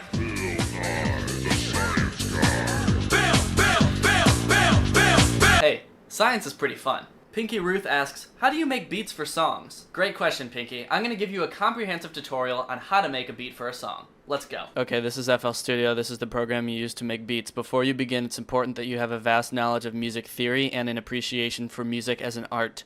Okay, now that you've got that, you're just gonna press this button, which is the automatic beat making button. You press that and you're pretty much done. Wendell wants to know, how long do you plan on YouTubing for? I'd say probably about 5, 4, 3, 2. Alright, I'm done. MLG Turtles 420 wants to know, what is your favorite movie? My favorite movie is the B movie, except every time it's the B movie, it's Star Wars. Hashtag Universe asks, can you please recreate this meme? And then it's a picture of SpongeBob looking like a chicken. Sure. Okay, so it's just like this?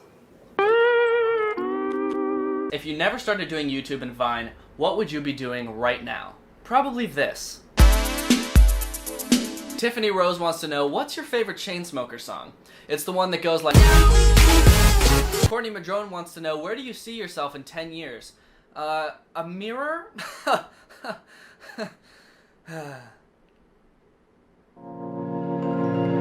Favorite music artist at the moment? Chainsmokers. Kristen wants to know, why do you do YouTube videos? Well, I've made videos for as long as I can remember. I used to make videos with my brothers and sisters when we were like in kindergarten. I've always loved making people laugh. Oh, my computer monitor turned off. Oh no, come back. When did that happen? There we go. Now we're back in business. Alright. Cool. Alright, you guys, that's it for this Danny Answers. If you like this video, please drop a like. If I answered your question, let me know in the comments how I did. If you want to ask a question for next time, just follow me on Twitter and use the hashtag DannyAnswers when you tweet it. And if you're new to my channel, check out some of my other videos and maybe consider subscribing if you want to, because, you know, that's a thing that people do. I'll see you guys next time. What's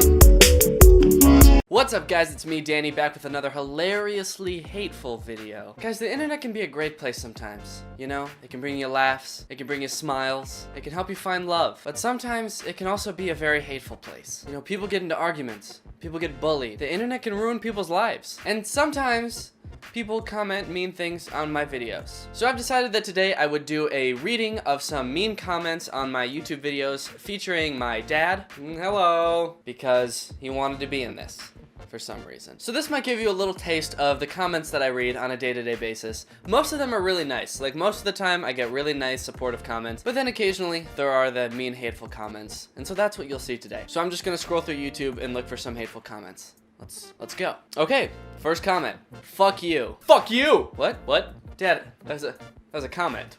I was reading a comment. Oh! I forgot we were reading mean comments. My bad. Also, you don't have to get so defensive so fast. I'm sorry, okay? Next comment, please. Okay, alright, next comment. Oh, okay. Shut up, Danny. Oh, she got you good, dude! Roasted, toasted, and ghosted. Who says toasted? No one says toasted. Well, maybe they should start saying it. Also, that wasn't even that harsh of a comment. All she said was shut up. Seemed pretty good to me. Okay, let's find another comment. You are mean. That is true. Cool. Oh, God. Whoa, Dad, are you okay? What? Oh, sorry. I was listening to sad music. Why?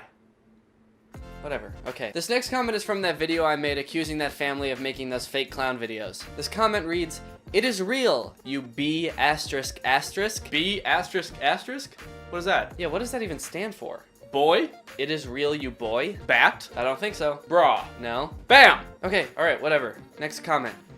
When is the last time you were smart? Never. Oh my God. Wow, you really got me good. What? It wasn't even that mean. You don't have to cry.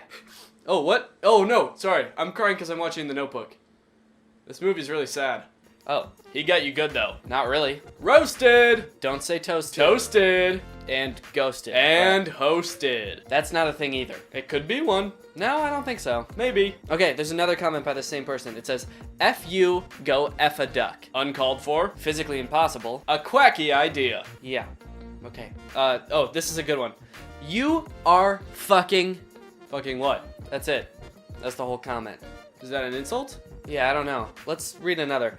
This one says, stop being hating, which obviously doesn't make any sense, so he commented again to correct himself.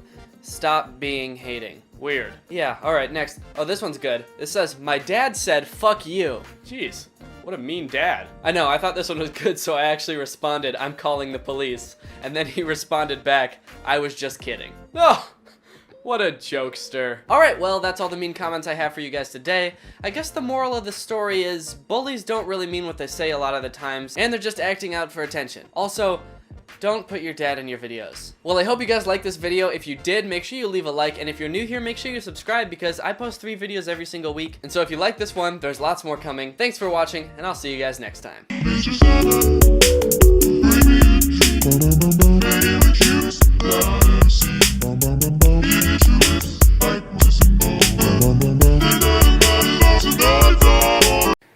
I used to have no clue when it came to politics. I would find myself stuck in these political conversations with a coworker, and I would have no idea what he was talking about, or what to feel, or what to say. Then one of my friends shared a Tomi Lahren video on Facebook, and I fell in love. If you want to sit down, now's the time, on the bench, because you suck. I followed her, and I started watching every new video she posted. And now I feel informed, I feel confident when I talk about politics, but more than all that, I feel angry.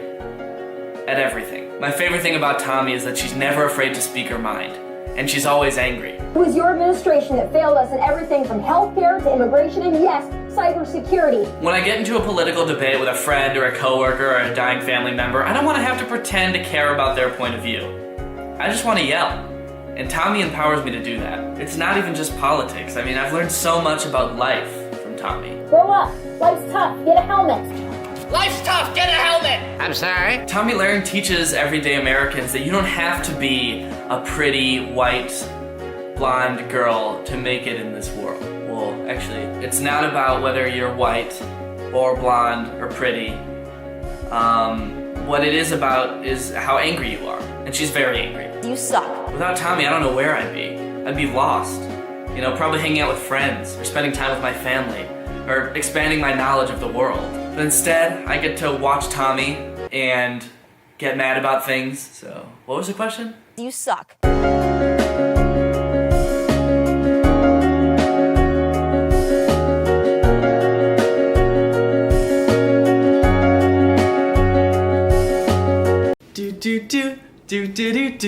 Hey, dweeb. Come on, dude. I don't have time for this right now. I'm gonna be late for class. Oh, you're not going anywhere.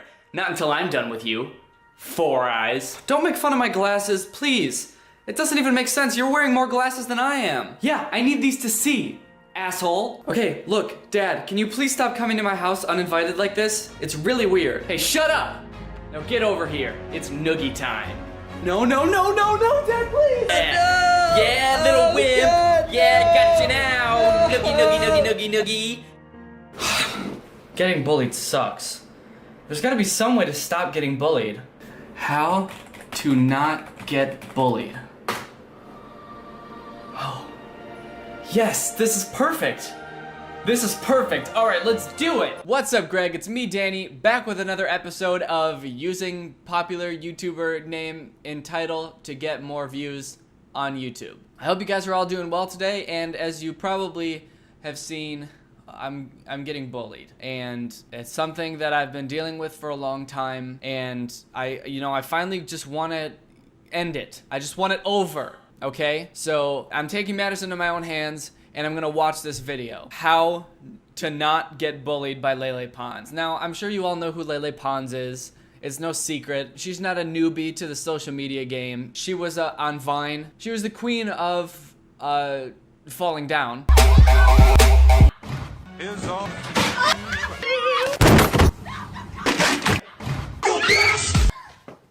If there was a Vine and she was in it, you knew she was gonna fall, and it was gonna be funny because people falling is funny. But ever since Vine ended,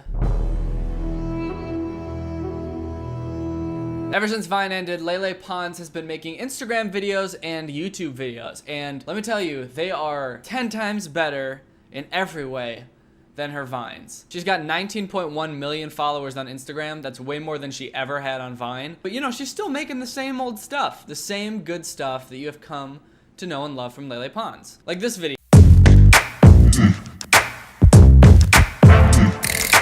He touched the butt! Lele, you gotta go talk to him! You don't get him, I'm gonna go get him! What the fuck was that? We gotta go beat him up. Go talk to him!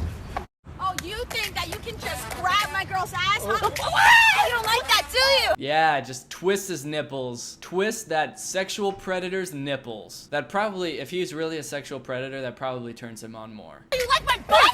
What's going on?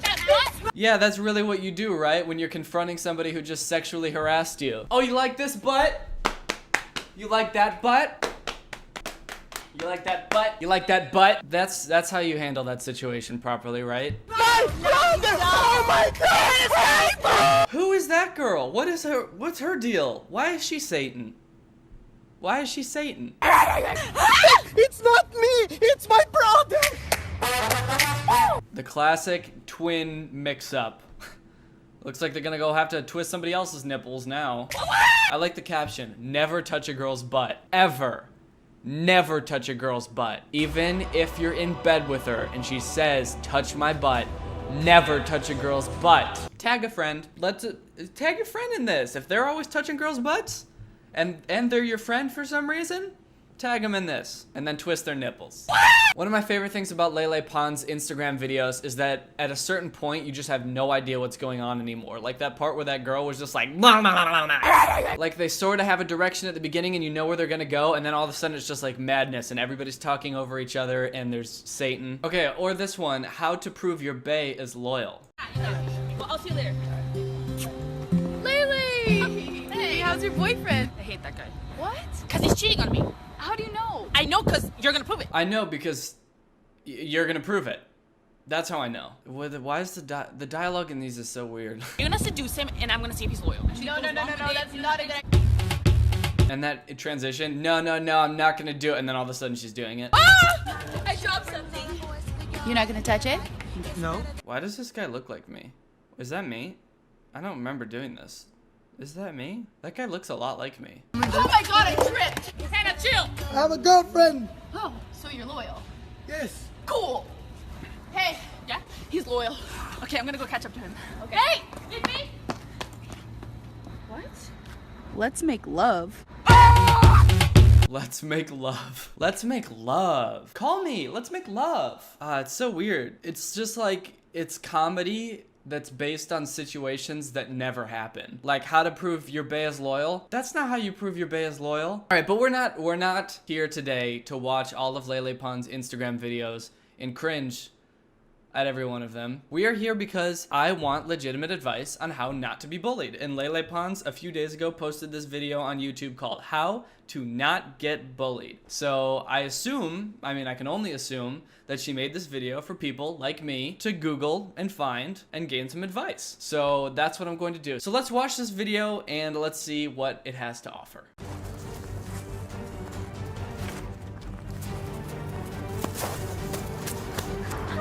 Hi, honey. Wait, what? Why are you breathing so deeply? They were bullying me. They were calling me 4 eyes, and they were making me say S words. Oh, good. Great. So we're 14 seconds into the video, and the main character is just a stereotypical nerd with a speech impediment. Great. So if you're a kid and you Googled how not to get bullied and you're watching this video's already making fun of you. Awesome. They were bullying you? Uh-huh. Okay, listen to me. I taught you better than this. You are better than this, okay? I'm going to take you to a school that specializes in kids like you. Kids that are bullied. Really? Yes, follow me. Dang, she just heard about her kid getting bullied and she already has a plan and knows about a school to take him to. The plot is moving very fast. This woman should be Mother of the Year. She just already had a plan and she had no idea her son was getting bullied. I'm Paco. I like Star Wars. What? Star Wars is bad. Star Trek is awesome. I mean, I like The Notebook, but no one really ever cares. I like science too. Oh, good. Now there's 3 nerds. And they're like the nerdiest kids possible. Where's the teacher? Oh my god. She's pretty. Lele Pons is just like, let me just casually write in one of the characters calling me pretty in my own video. Hey Danny, you're pretty. Aw, thank you. Okay, let's start with the basics. What's your name? Paco. Frankie. I'm Richard. I'm sorry, is there someone in the back? Hey girl, stand up. Hello, my name is Vera, and I am a bull. Oh my god, dude. She just called that kid a girl. She's bullying these kids already. Like, she's bullying these kids in the plot of the video, but like in real life, she had to find a boy that she thought looked like a girl so that she could say he looks like a girl. Or worse, she didn't have that line written until this kid showed up to the shoot and she was like, yo, this kid looks like a girl. Can we add a line in the script where I exploit this kid's insecurity? I'm a bull. I think it's about time you get out of the closet, huh? Sneak gay diss? Who here is getting bullied? Who here doesn't want to get bullied anymore? You guys don't want to be bullied anymore? Yeah? Yeah? Well, that's not gonna happen. Confidence inspiring. I'm not here to tell you that tomorrow you're not gonna get bullied. You are probably gonna get bullied. Especially you whining nincompoop. Oh, whining nincompoop. Dude, you just got torched. This kid just got roasted. Did she just call him a nincompoop? Holy shit, this girl is ruthless. God damn, nincompoop. I'm gonna go to college if I get bullied, because if I get bullied, then the people who accept me to colleges, they'll bully me. Okay, nerdworm. Okay, nerdworm. Nerdworm? Nerdworm? No. No. There's 3 things that I'm gonna show you today for you guys to not get bullied anymore. The first thing to do is verbal abuse. You're gonna talk to the bully and outsmart them, okay? They hate that. All bullies are dumb. What if that doesn't work? Then you do physical combat. I highly doubt that's gonna work because you guys look like you can't even lift a pencil. So I have the 3rd one for you. Is it science? No, it's not science. Well, technically everything is science. You think you're smart? You're not. The last thing you can do is you're gonna get a 3rd person and record everything so you can show the parents. And that's it. The first thing we're gonna do today is that you're gonna talk back to them, okay? Well, I got 99 in public speaking. Yeah, you guys love talking, I know. Okay, if they say something, you're gonna outsmart them. Okay? Well, I'm the smartest one here, actually. No, that's actually not true. I can use science fact. I like that when they wrote this script, they didn't bother coming up with actually smart things for the kids to say. They just wrote lines that are generic and sound smart. I could use a science fact. Great writing, 100%. People definitely actually talk like that. We will learn how to be physical. Kids, meet my ex-boyfriend. He's gonna teach you how to be physical. You see me? I'm a product of suffering and pain. Is this dude just wearing a purse? Like, it looks like he's supposed to be wearing those, like, side holsters that cops have, but he's just wearing a purse. 10 push-ups now, get down!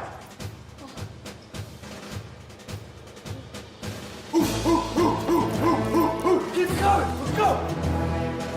The flower. You're a flower! Let's go! Damn, dude, way to commit. You really ate that flower. Are they ready? No. Figured. Nope, no, stop. Sexual assault. Okay, so where are the bullies? On the seesaw. They're girls. Okay, do what I told you, but don't do the physical part because you can't hit girls. You might get punched in the face, but it's okay because I'm gonna record it, okay? All right, good luck, guys. Okay. Oh, God. Hey guys, ready to get beat up again?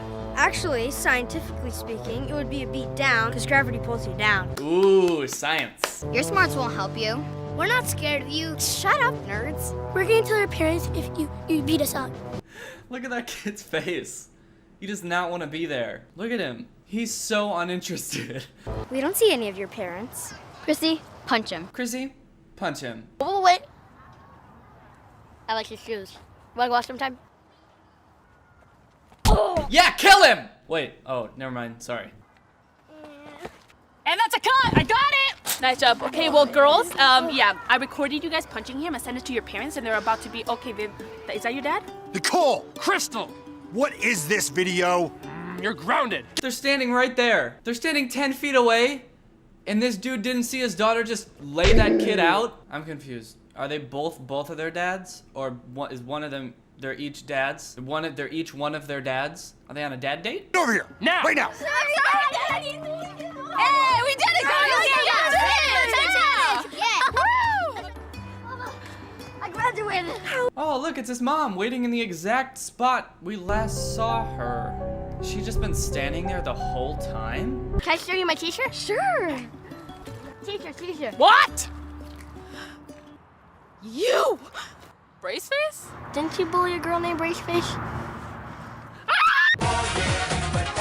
Oh, plot twist. Wow, okay, I mean, I learned a lot from that video, right? I mean, if you're being bullied, it's because you're a nerd who loves science and has a speech impediment, and the way to solve it is by, how did she solve it? By getting someone who used to be a bully, and that training will ultimately fail, so you'll just have them record it and send it to their dads, who may or may not be dating. You know what though? I really feel like this content has inspired me. Not just to never touch a girl's butt again, but also to stand up and confront my bully. I really feel like I can stand up to him and tell him that I'm not gonna be taking this anymore. I'm serious. I'm gonna go confront my bully. Hey, Dad. Oh, hey, it's Four Eyes. What's up, loser? That insult might have worked on me before, but not this time. Wait, what? Oh God, you only have 2 eyes now. What am I supposed to call you, 2 eyes? That's not funny. Yeah, and you know what else? I don't care if you bully me anymore, because I know someday I'm gonna grow up to be successful, and you'll still be here, in my apartment, being a bully. And he's standing up for himself. No, I can't handle this. I'm melting. Oh God, this hurts, why? Oh, yes, it's working, it's working. Ah, oh God, this hurts, I'm so bad. Oh yes, I finally beat my bully, I did it. Yes. Oh. Wait, is he dead? Alright, Greg, well, I hope you enjoyed that video. If you're not part of Greg yet, guys, Greg is our family. We are the strongest channel on YouTube. We're the fastest growing channel on YouTube. Don't look that up. We were actually the first channel to hit 100 million subs and then lose it in the same day. But the important part is that we gained them in the first place. And don't ask why we lost them. You don't want to know. So guys, all you have to do to be Greg is just hit that subscribe button, hit that notification button, and then legally change your name to Greg. Just kidding. But if you wanted to, that would be, I mean, that'd be pretty cool. Shout out to the cookie jar. Thank you for turning on my notifications.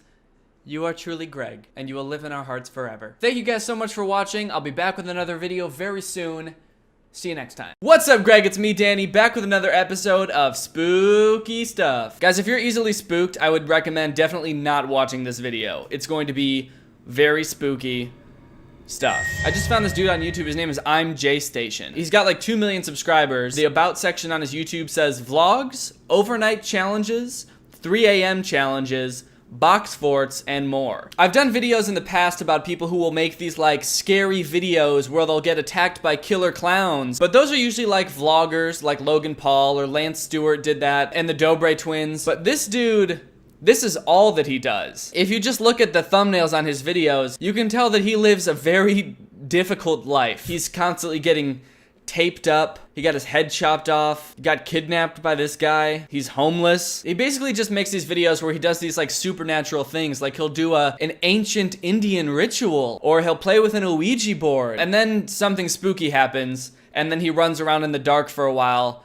and scary stuff happens to him. All of his titles are like exactly the same. Do not play 11 miles ritual at 3 a.m. in a boat. I wasn't planning on it. Do not play 666 Ouija board challenge at 3 a.m. Do not play the white kimono game ritual at 3 a.m. challenge. I don't know how many times he has to tell you guys not to be doing this shit. There must be a lot of people doing all this shit, because he has to put it in every single title. Do not do it. Do not disrespect Robert the Haunted Doll. Man, don't tell me what to do.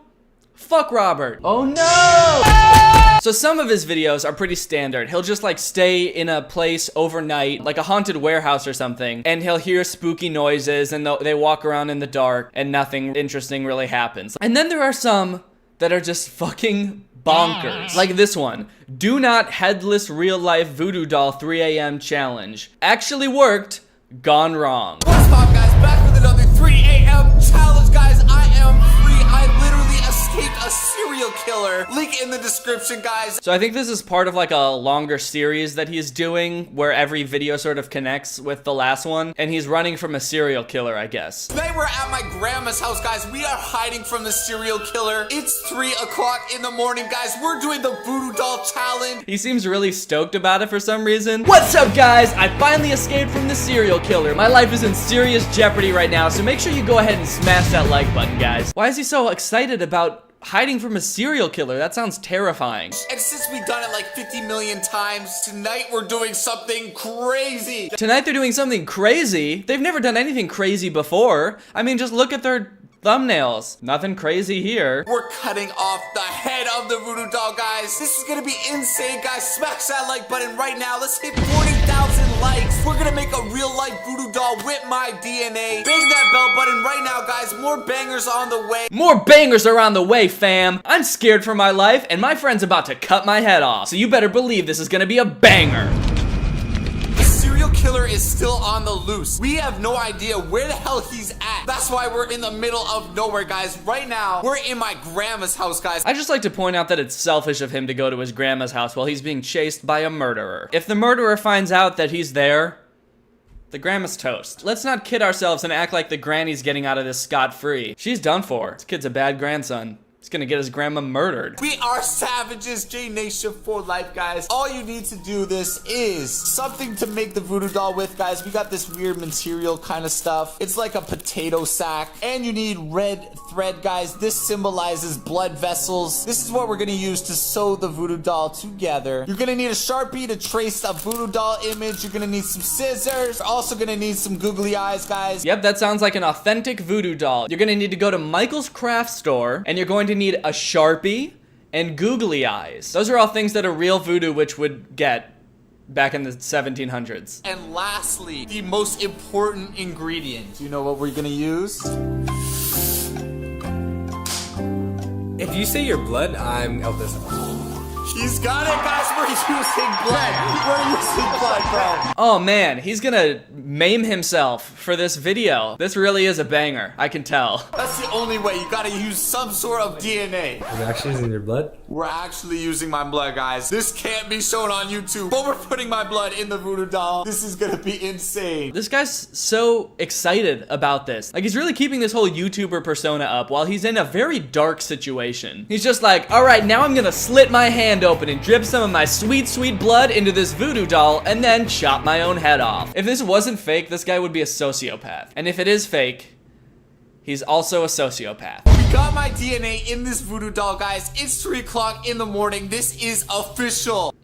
No, they didn't use the googly eyes, so it's not gonna work. Everybody knows that voodoo dolls need googly eyes. This guy's a fucking amateur. Amateur hour. This is an official voodoo doll, bro. You ready to cut me up? You ready to, like, cut my head off? All right, here you go, bro. I trust you. Why is this dude, like, borderline giddy to get his head chopped off? It's like, all right, dude, you ready to chop me up? It's so creepy. Oh, bro. Oh, my God. Dude, don't even do that, bro. Did you actually feel that? Yeah. You actually want to test some stuff out? All right, I'm down. I'm gonna go ahead and put the doll on the table. Okay, so before they try chopping his head off, they just want to make sure that the voodoo doll works. So he sets the voodoo doll down on the table, and then he presses a few areas, and he's like, did you feel that? And the guy turns around, and he's like, bro, I felt it. So now they know the voodoo doll works. They know that somehow they have this magical doll that transfers the feelings to him. So now knowing that, they decide it's a go. We're gonna chop the head off. It's crazy how it makes like an Instagram comedian sound effect every time he presses the thing. That might just be the spookiest part of this whole thing. All right, wait.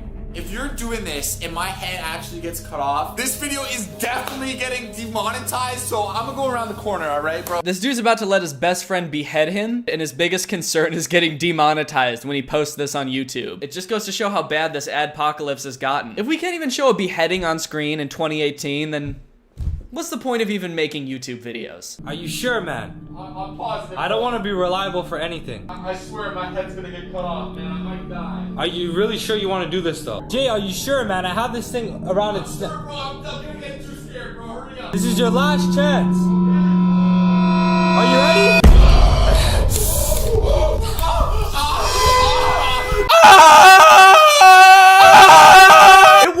It worked! It really worked! Man, I didn't think it was gonna work, but it worked. His head got cut clean off, and he grew like a foot somehow. Also, he grew like at least 8 inches. Sew it up! Sew it back up! Sew it back! You see what I did? he let go of his head for a second, and it stayed there. He like let go for a second and was like, oh shit, wait, I'm supposed to be holding this. I like how this is how you would hold your own head too, right? If it fell off, you'd just be like, oh no, my head fell off. I better walk around holding it by the chin. Back up, bro. Are you sure, bro? I don't know what to do. I don't know what to do. I like the little dance he's doing. He's doing a little dance while he says sew it back up. This is the I just got my head chopped off dance. It's like he wants him to sew it back up, but he's also got to go potty. So he wasn't cool with showing the actual beheading on camera because he was worried it was gonna get demonetized. But he was cool with like him running out holding his own head and being like, oh fuck! That's cool, that won't get you demonetized. Apparently so, actually. This dude's got 3 mid-roll ads on this 11-minute long video. Sew my head back on! Sew it back on! Oh my god! Oh my... I gotta sew back on, did it work? Yo, are you okay? Oh my god, bro. Holy crap, that was the scariest thing I've ever seen. Oh my god, we are never messing with a voodoo doll again, guys. Smash the like button right now. We're never gonna do it again? Why did you do it in the first place? You knew exactly what was going to happen. You made the doll. You put your DNA in it. You verified that it worked. And then you still did it anyway. You were in the bathroom being like, I'm gonna die probably. Go ahead, cut it, pussy. Let's check out the comments on this video. Oh my god, did you die? Oh my god, Jay, are you okay? I don't want you to die. I like these videos because they're the most like ridiculous 3 a.m. challenges, and the guys in them just have the weirdest reactions to things. There's this video where they're like canoeing around a lake at night, and they have the funniest reaction to seeing candles. Oh, there's no way. What the hell? Dude, we definitely left a light on in the house. That's definitely candles. What the hell? Bro, those are definitely candles. Yo, I've seen candles before. Those are them. I think we can all agree that those are candles.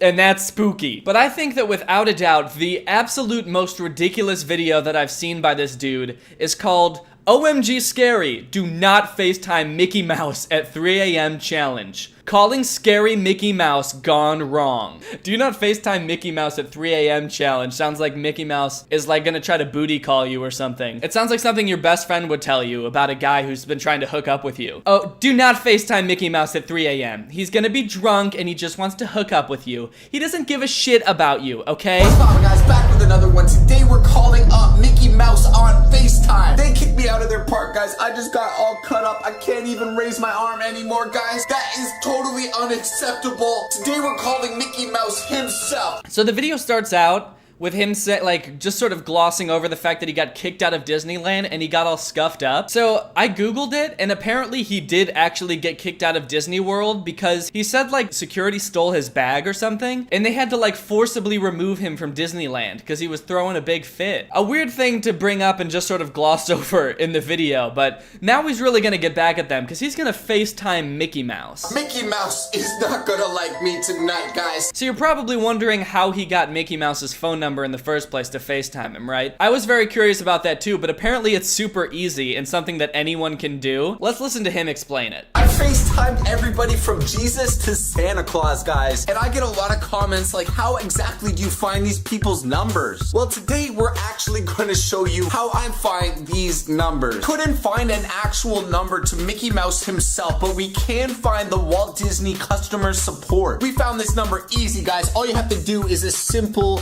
Google search and you can find this phone number. So I'm just gonna put this number inside of my phone right now and we're gonna call up customer support and demand we talk to Mickey Mouse himself. Those poor customer service people at Disney. There's probably so many dumb kids who have called them trying to get Mickey Mouse's phone number. Also, he said before that he FaceTimed Santa and Jesus in different videos. If this is the way you get people's phone numbers, how the fuck did he get Jesus's phone number to FaceTime? Can you just like contact the customer support of any church and they'll just give you Jesus's phone number to FaceTime? Or let's just give him a call, guys. We gotta find out what exactly Mickey Mouse's phone number is. That was a really scary sound effect for Disney customer service answering the phone. Disney actually answers their customer service line? This is way spookier than I thought. How many did you say? Well, about time you picked up, I need to talk to the highest in charge, which is Mickey Mouse himself. Mickey Mouse? Mickey Mouse? You want to speak to Mickey Mouse? Does this dude know that cartoon characters don't really work at Disney? Like, why did it sounds like another cartoon character answered the phone. He knows that the characters at Disneyland are just in costumes, right? And it's one thing for them to be like walking around Disney, but the thought of like Pinocchio sitting in like a corporate office fielding Disney's customer service calls? What does this guy think Disney is? Well, that's very hard, but it is possible. So I can ask you a few questions. Sure. Would you happen to have the official Walt Disney World Mickey Mouse ears? I think I do have those. I think I do have the actual Mickey Mouse ears. The thing is, Mickey Mouse is very, very busy, and he doesn't have a lot of time. So the only time that he can take calls is at 3 a.m. Is that possible? So in order to talk to Mickey Mouse, you have to 1, own Mickey Mouse ears, and 2, you just have to be available at 3 a.m. because that's the only time Mickey Mouse is free. This is a booty call. I was right at the beginning. Here's the thing. You must not, cannot, will not, you cannot mention anything about pussycat. About pussycats? Yes, you cannot say that word. Why? Mickey, he's a mouse. He's only going to talk to other mouses. If you say cat, he's going to be scared and he's going to run. That makes a lot of sense. You know what? Actually, that does make a lot of sense. Mickey Mouse would not want you to bring up a pussycat around him because mice are scared of cats. That's actually a very realistic point. Good work. The numbers are 407 391 2. Guys, it's 2:56 a.m. right now. I set my alarm 5 minutes early because Mickey Mouse said I need to call him at 3 o'clock in the morning exactly. And just in case you guys think I'm lying, guys, check it out right now. 2:57 a.m. in the morning, guys. Why did he Google the time? Why did he have to Google what time it was? Is that how he checks the time on his phone? By Googling it? I actually had to go out and buy these ears, guys. Look at this. I want to know in the comments, guys, hot or not? You guys like the ears? Hot, hot. Those are hot. All we're gonna do now, guys, is hit that little FaceTime button right here and call them up, guys. Oh, it's freaking ringing, guys. It's freaking ringing? Whoa! Phones work? This is too spooky, man. When you type a number into your phone and then you press the call button, it rings? I hope he's actually as nice as he is inside the show, guys. But man, how long can this thing actually ring for, guys? Still, whoa! Oh boy! No way, guys! It's Mickey Mouse! It's me, Mickey Mouse! What the? Mickey, are you mad at me? Well, yeah! Whoa, guys, he's moving! Mickey, do you like cats? No, dude, what the? He asked him about cats! The dude asked him not to talk about pussycats. Fucking idiot. I'm a mouse! I do not like cats! Whoa! Mickey, we want to know why you kicked me out of Disney World. Why did you kick me out of Disney World? Because I hate YouTubers. I should come there Oh my god, guys, now. he's walking now. He's walking now. Everybody better like and subscribe before I get to your house. Wait, what? What? He just said he hated YouTubers. What is he? He's like, I hate you and I hate YouTubers. So everybody better subscribe and like this video for more fun content. Oh my god, guys, smash the like button right now. Oh my god, he's attacking me. Oh my god, guys. Look out, dude, he's attacking you. Oh my god, he's attacking me. He's on my phone and he's attacking me. He's nowhere near me and he's attacking me. Guys, help. What the heck? Oh my god, guys, what's wrong with his voice? He's gonna come for me, guys. Whoa. Guys, he just hung up. I think I got him mad by talking about cats. Oh my god. I hope it's not Mickey Mouse, guys. Oh my god! Oh my god! What the heck? What the heck?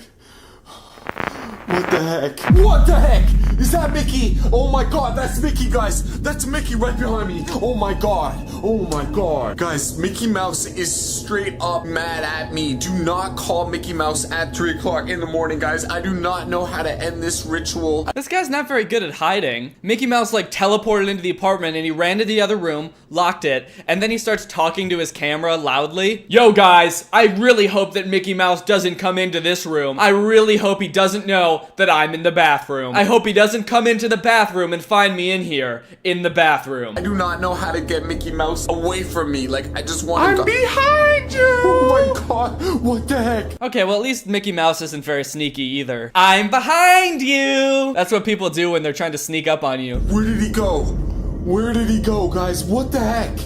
Guys, I do not know what's going on. Does Mickey Mouse have superpowers? He is straight up teleporting. I know he's from Disney and it's a magical kingdom, guys, but Mickey has straight up got powers. I think a couple times I saw Mickey Mouse dressed up like a wizard too, guys. I do not know what's going on with Mickey. This video's so weird. It sounds like a video that this like 30-year-old dude is performing, but it was written by like a 5-year-old. Because instead of just showing you things, he's explaining everything that happens in the dialogue. He's like, oh my god, guys, now Mickey Mouse is teleporting around. Now he's right there. Look at him in the camera. I'm showing you Mickey Mouse now.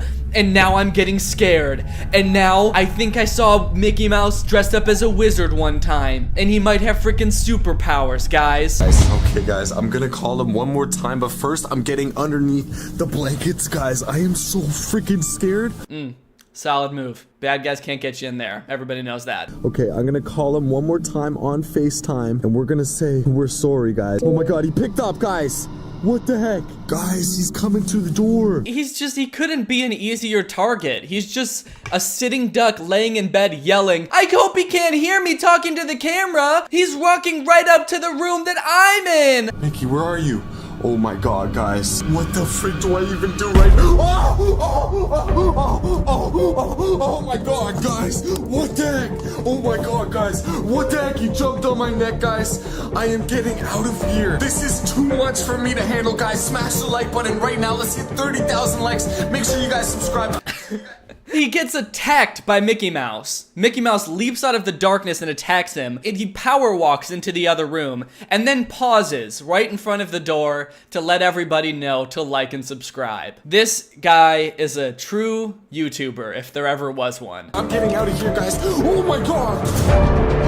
Aw shit, and Mickey Mouse is right there. Well, I think it's safe to assume what happens next. Mickey Mouse gets him. He kills him, tears him limb from limb, and then steals this dude's camera, edits this footage, and then puts it on this guy's YouTube channel? Wait, what? Okay, now I'm scared. I'm going tomorrow to Disneyland Paris. God, this girl thinks that Mickey Mouse is really going to attack her in broad daylight. How dumb can you be? Mickey Mouse only comes out at 3 a.m. He's busy. Didn't you watch the fucking video? Me! This is totally me. I've been stalked and murdered by a magical mouse more times than I can count. This is me. You know what I think one of the weirdest things about this is this dude gets into these traumatizing situations every time he makes a video, but he still keeps making them. Like, that's real dedication to the craft right there. He experienced having his head chopped off and then sewn back on, and he's still like, let's keep going. He got attacked by a magical mouse. He saw candles, but he's still cranking out content for us, and I think that that's pretty inspirational, honestly. All right, well, I hope you guys enjoyed this video. If you're not Greg yet,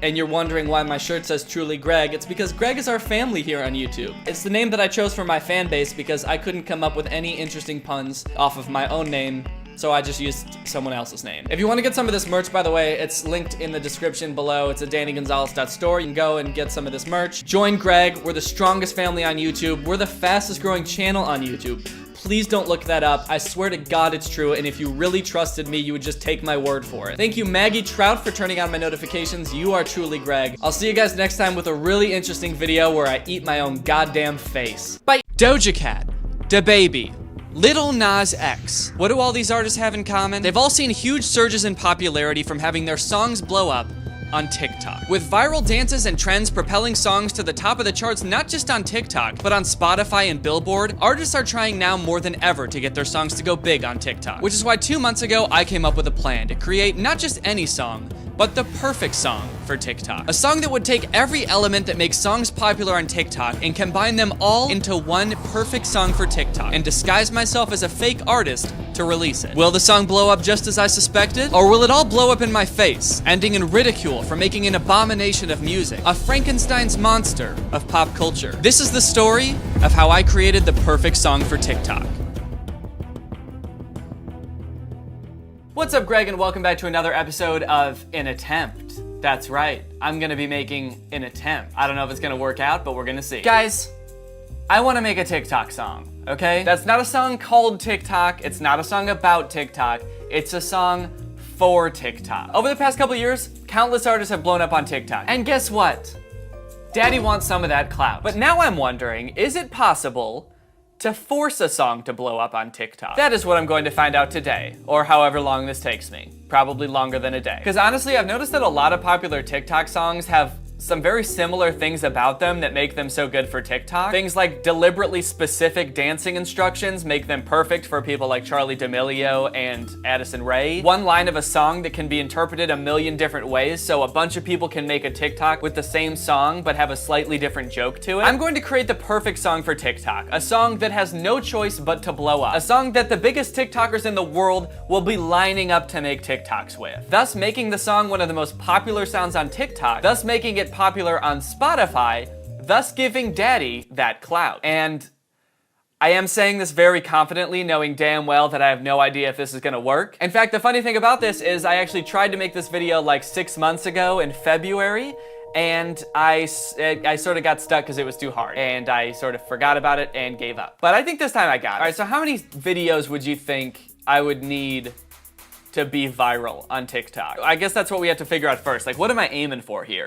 After looking at a bunch of songs in TikTok's own TikTok viral list, it seemed like the songs that go viral on TikTok had a huge range of the number of videos that they have, with some even going up to the multiple millions of videos. But the very lowest that I could find had around 69,000 videos. So I figured a good baseline for like the most baby, little, tiny viral song would be about 50,000 videos. So that's what I decided to go with. Let's say 50,000. I feel like that's still a pretty lofty goal, and I feel like I would be pretty darn impressed if I got 50,000 videos for my song on TikTok. And we might not reach the goal, but you know what they say. Shoot for the moon, and if you miss, at least you'll land among the stars. Or suffocate in space, I suppose. The first thing I actually had to do was write the song. Back in February, when my sorry ass tried to make this video the first time, I reached out to a few popular TikTok creators for some advice, and to see if they thought this was even possible. The results were mixed. Do you think that that could work? Oh my god, that would work. So, you got this. I think that definitely could work. I don't know. Maybe. With your audience and following, possibly. Nevertheless, they all had some pretty valuable insight about what makes a song popular on TikTok that would be absolutely crucial going forward. You just need something that you can dance to, especially like stuff that says like, throw that ass back. Keywords, ass. But throw it back. Throw it back. You need a dance to go along with it. TikTok dances are the same dance, just in a randomized format. So maybe if I made a song that was like the lyrics are just like a string of dance moves, people would just make a dance to that. I honestly think that people would use that. It'll be like the cha-cha slide of TikTok. Yes! One line that can be kind of used in a bunch of different ways. Yeah. I think a lot of beat drops say something that's kind of like quirky and relatable. So another thing that I've heard is that like artists who want to blow up on TikTok will pay TikTokers to make songs with their TikToks. I have at least 6 requests on my Instagram right now. They're like, hey man, can you make a challenge or something to my audio? You have like 2.3 million followers on TikTok. How many followers do you have on TikTok now? 500,000, somewhere around there. So I feel like if you made a TikTok with a song, there's like a decent chance that it could like become a trend, right? Yeah. I guess so, yeah. So is that something you would consider doing, like taking payment to make a song or like a TikTok? Huh? Oh, that's so weird. There's $20 in the background here. Is that something that like you guys would consider if someone was willing to pay you for? Oh, what is that? Is that a $25 Amazon What? gift card? Oh my god! Is it? Is this like a 3-year-old $25 Amazon gift card? Hold on, is that a Rainforest Cafe shirt? Is that for me? Huh? That's weird. How'd that get there? I don't know. Would you ever consider like if someone had like a bunch of money? When you say a bunch of money, do you mean $20? I don't know. It could be 20. Could be, I don't know, more or. So 40? I'm starting to realize now you might have ulterior motives with this call, but. Curtis, come on, man. We're friends. I know, but it's weird. As soon as you started talking about my following and then paying someone to make a video and then you pan to the money on the wall, it's just all okay. And now you're agreeing with me. Okay. But even then, I still felt a little bit lost on where exactly to start. So I looked up the lyrics to all the most popular songs on TikTok, copied and pasted them all into one document, and then used that chunk of text to generate a word cloud. I figured this would be super helpful in writing the song since I didn't know what to write about. Plus, I really like this website. They had lots of cool shapes that you could make your word cloud, like a little cow cloud and a little ladybug cloud. I picked a gecko. Hope you guys like my word cloud. As you can see, I went for a gecko. Not for any practical reason, I just think it looks cool as shit. Especially since the biggest word on the gecko is bitch. Like it's just this gecko that says bitch on it. I think that's pretty tight. So I think there's some general themes that we can extract from this data. We got girls, we got booty, we got shit. Girls, booty, shit. Now that's a winning combination. All in all, I think this gecko is gonna be really crucial in writing this song. I'll be looking to the gecko a lot. If I'm stumped while writing the song, I can just look to the gecko like, what do I wanna talk about next? Booty? Of course. After I'm done shaking my booty, I can get to working and smashing, and that's a hit song. So I began the tedious process of crafting the perfect beat. I worked for days and days, crafting the perfect melody, making the drums slap in just the right way, mixing it until it sounded perfect, and I'm just kidding, I just bought a beat online. It was way easier, and it sounded better than anything I could have made, so that's what I did. Oh yeah. It was a slapper, to be sure. Then I fired up the auto-tune and got to writing. So I suppose the first thing we should do is the chorus, because that's got to be the catchiest part.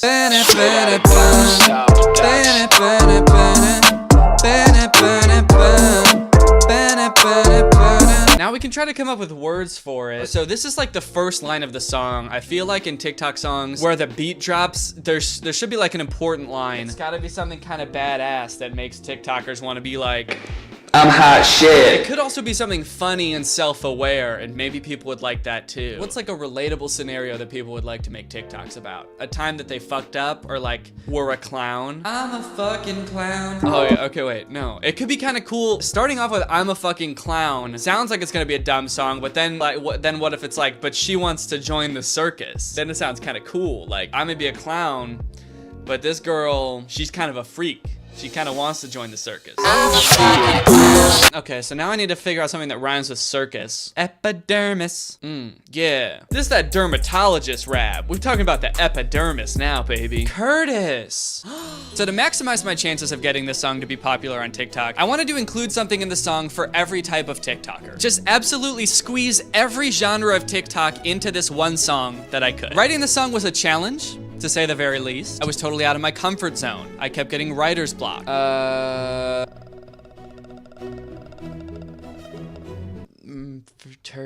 Luckily though, I did have the gecko, which at the very least gave me some solid inspiration. Oh gecko, please tell me what to write next.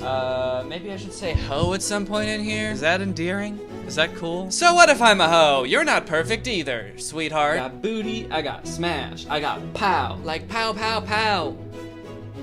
I'm gonna make her butt explode, like pow pow pow. All in all, writing the song took about 2 days. And the trickiest part was making a song that had all of these elements that would make it go popular on TikTok while still making it a cohesive song that like made sense and sounded fun and is catchy, hopefully. Then I just recorded a final version of the vocals and sent it off to a mixing engineer to get the final song sounding perfect. I'm a fucking clown, and you gon' join the circus. Getting that dance that she learned on TikTok, like clap and slide, elbow shake. She ain't tryna throw hands, she just throwing that cake. If your ex try and stop me, he'll be running home to mommy. Hold up, none of this lame shit, dude. I'm trying to rap. Bring the beat back. That's a glow up, what more can I say? All right, I've done it. I've created the perfect TikTok song. A song that will appeal to every side of TikTok. You cannot convince me otherwise. This song is the most TikTokable song possible. But now it's time for me to put my money where my mouth is, because I actually have to get the song to blow up on TikTok, which, you know what? Before I thought that writing the song was the hardest part because it took so long, but now I'm starting to think that this is gonna be really hard, because what are the odds that I'm gonna get my song to blow up on TikTok? That seems almost impossible. How many songs are released every day and how many of them blow up on TikTok? Maybe one, maybe not even one, maybe a half a song. It was pretty difficult seeing any clear path from releasing my first serious attempt at making a viral song to becoming an overnight sensation. But after a lot of plotting, I came up with a few strategies that I'm going to employ that you'll see in a bit. But first, I decided for all these strategies, it would probably be best if I disguised myself. Now you might be asking, why is that necessary, Danny? And also, didn't you already do this in a different video? You disguised yourself? And didn't a bunch of your followers figure out it was you like right away? Well, yeah, all those things are true. But this time is different, and there's a few reasons I think it's important. First of all, I do not want this song on my YouTube channel. I don't want to release this as me at all, because it sounds nothing like anything I would make. I don't want to post this for my followers and be like, hey, this is the type of music I'm gonna be making now. What do you think? Do you like it? It's about being a clown and a hoe and shaking your ass, and honestly, actually, now that I think about it, it does sound like kind of a cool idea for a song. But since I didn't want to release this as me, the only other real option was releasing it anonymously, creating a fake artist identity to release it under. But also, I want this song to blow up because it's so TikTokable. Not because I made it and I already have however many followers and people just want to get in on a song that I made. So in the interest of not posting this on my own social media and making it fair, I gotta make a disguise. How to disguise yourself. All right, we got a WikiHow article. How to disguise yourself. Looking to disappear? Not at all. I'm looking to go viral. Method 1, changing your features. Change your hair. Getting a drastic haircut is the quickest way to look completely different. Wear glasses and sunglasses. Ah, it worked for Clark Kent. Oh yeah, it worked for the superhero in the fictional story. Yeah, everything about that was pretty realistic. I'll do that. Lighten or darken your skin to further confuse people. Probably not gonna do that. Men should consider dressing up or down in age. If you usually dress like a 19-year-old, consider how your father dresses and start taking cues from him. Okay, interesting. Could I try to make myself look like an older gentleman? That might kind of work. Imagine if you're scrolling on TikTok and you see kind of like an older man. That's already like a little bit weird on TikTok. You're kind of taken aback because it's mostly like youth. So then imagine seeing an old man and he's like, hey guys, check out my new fucking track, and it's this absolute banger. Oh shit, how to put together a good disguise according to the CIA. All right, this is gonna have some pro tips, I can already tell. The CIA has a number of ways to change someone's appearance, including full face masks, but simpler ways to completely change the face are dental facades and plumpers, which mask your teeth and even reform the shape of your face. What's a plumper? It can reshape your face? What is a plumper? The act of falling heavily. A plumping. Did people say that? When someone falls down? Whoop, that's a plumper. An object carried in the mouth to fill out the cheeks. Oh, interesting. So it can maybe give my face like a rounder look if I get some plumpers. Can you listen to my song on TikTok? So I headed to Goodwill to pick up some new clothes and start crafting my disguise, and let me tell you what, I was dripping. All right, this is my disguise so far. Camo shorts, of course, with they're like cargo shorts too. They got the cargo shorts pocket. Then I found this shirt that says common loon, and I feel like it describes me pretty well because I am a common loon.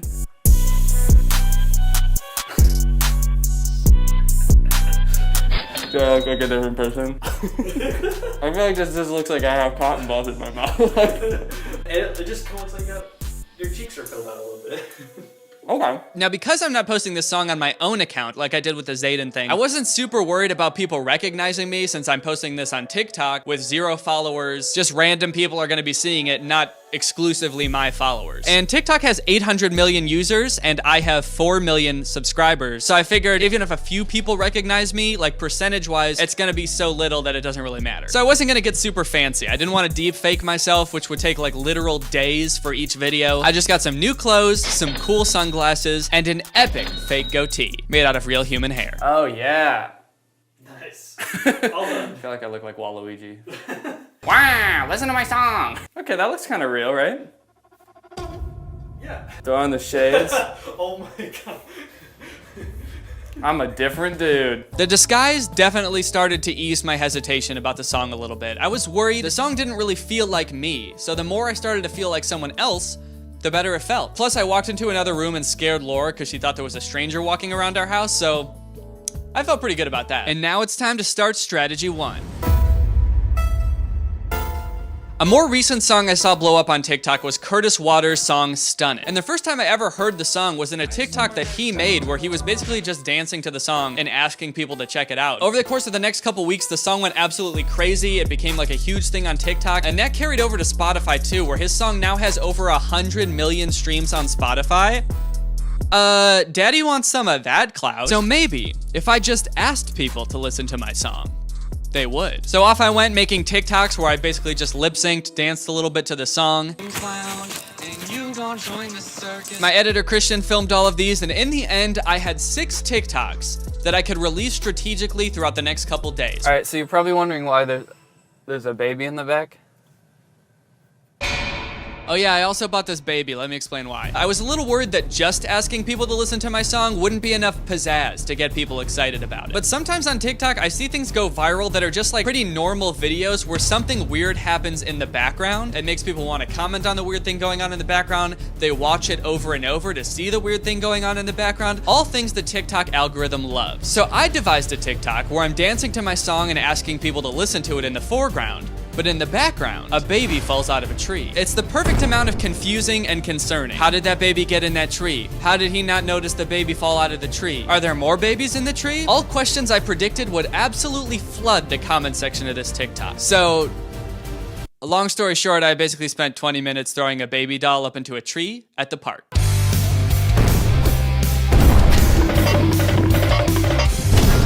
She's on X Games mode.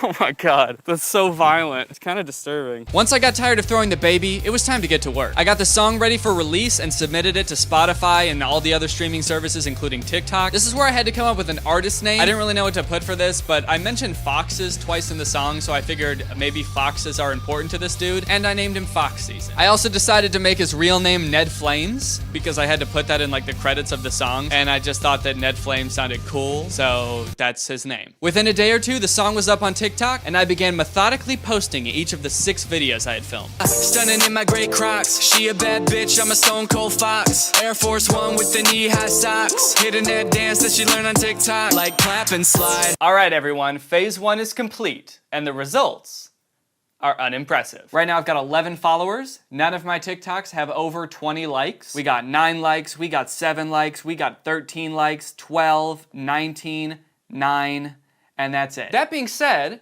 I do have a couple of fans already. This guy said, I like it. This person says, sounds pretty clean. Is it on Apple Music? I also surprisingly already had some haters, or at the very least, some very confusing interactions. One person said this better be a joke, so I commented back, what do you mean? As in, what do you mean a joke? This is my dream. My name is Ned Flames and music is my passion. I got another comment from this dude, Giovanni, and the first comment that he left was pretty mean, and I responded to it acting like I didn't know it was supposed to be mean, and then he actually deleted that comment and then followed me, and now comments nice things on my TikToks. He commented, is it on Spotify? He left this comment, which I don't really understand. He said, once more people that like your music see your videos, you'll get more famous. Oh, maybe he meant the more people that like your music see your videos, you'll get more famous. Which is, I mean, objectively true. The more people that like my music, the more famous I will be. Now here's the big rub. This is something that I suspected might happen if my song started to get popular. I did not expect it to happen with only like 11 followers and 70 likes on my page. But a couple of people, exactly one couple of people, two people, have recognized that it is me. One person said, sounds like Danny Gonzalez, and another person said, is that Danny Gonzalez? And then commented again on a different TikTok and said, that's Danny Gonzalez, I know it. But with all that being said, I am still failing this experiment. So it's time to move on to plan B. Now it was time for people to really see how good this song is for TikTok. So I'm gonna milk it for every possible TikTok I can make with it. But since I didn't want to go to the park every time I wanted to shoot TikToks, I decided to get some more clothes, go to Walmart and get some posters, and turn our guest bedroom into Ned Flames' bedroom. Okay. What would make this look more like a young single man's room? Guitar. I added cords on the floor for realism, trash on the TV stand, and boom. It was perfect. Right before my eyes, Ned Flames was starting to become a real person. A person with hobbies, guitar, passions, with dreams. Anyway, I made some more TikToks. Air Force One with the knee high socks. Get in that dance that she learned on TikTok. Like clap and slide, elbow shake. Like clap and slide, elbow shake. Like clap and slide, elbow shake. And check them out, they're pretty good. First, I just danced to the song like 6 times. That way I could release one every day, being like dancing to my song every day until it becomes a trend on TikTok. Then I did a POV. Those Barbies, they walk around like zombies. I put a ring on it, and if you're extra inside me, he'll be running home to mommy. I did a glow up where I took pictures of me from when I was younger and edited goatees onto them so I would look like Ned Flames, and then all of a sudden, boom. I'm hot. That's a glow up, what more can I say? And of course, I had to do a video using the I'm a fucking clown line, so I headed to McDonald's and made a video where I pretended to get the police called on me for scaring the McDonald's employees. I'm a fucking clown. I did not actually scare any McDonald's employees. That whole thing was not real. I did get the Travis Scott burger though. It was just okay. All right, things are getting a little bit crazy. So the good news is my TikToks are really taking off. I have 486 followers. Some of my TikToks have like 4,000 or 5,000 views. Yeah, look at 4,300 views, 4,800 views. The bad news is that it's entirely because people have found out that it's me. For some reason, even though before it was only like 1 out of every 100 people recognized me, now it's like 1 out of every 3 people. So like all my comments are just blowing up of people being like, hey Danny, we know it's you Danny. Danny, I have caught you in your lie. This was a pretty crazy development. TikTok started off just showing my videos to random people, just like whoever happened to be on the app at the time. But after a while, it seemed like TikTok's algorithm started to realize that most of the people interacting with my TikToks all had one similar interest, and that interest was me. My whole plan kind of assumed that the people who would be seeing these TikToks would just be random people who didn't know who I was, so they wouldn't look too much into the disguise, even if it looked a little bit fake. But at this point, TikTok, it seemed, was exclusively showing my videos to people who already followed me. It was so good at recognizing this pattern, in fact, that a few people sent me screenshots where if you go to the like suggested accounts under Ned Flames, it would show my account first. For a second, I thought that my shot of becoming a viral sensation was over. But just then I realized, wait, it doesn't matter. In fact, it actually seemed to be helping a lot. Because so many people were recognizing me due to either my voice or my ill-conceived disguise, people were commenting on my videos, sharing them, tagging people, clicking on my profile to see more. Even the Chicago Bulls mascot was getting in on the action, that nasty little freak. While people were interacting with my TikToks, thinking that they were putting a stop to my unhinged delusions, they were actually fueling them, causing them to show up on more and more people's For You page. And so they did. But there was still one problem. I was having trouble converting people from commenting on my videos to making videos with the song. It seems like all people want to do is comment. They want to comment because they want me to see the comment and they want me to put it in this video, but no one is making TikToks with the song. That's the whole point. I want people to make TikToks with it. I shouldn't say that. A few people have. There's 13 TikToks that I didn't make using this song. And they are people doing the dance. Like this one says, duetting this song every day until my boy Ned Flames gets famous.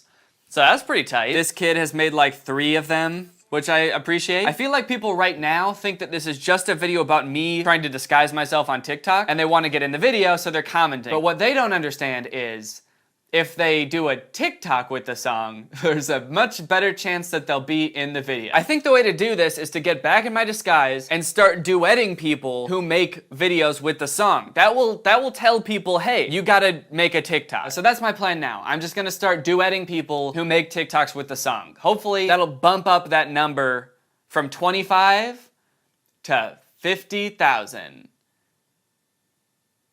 Yep.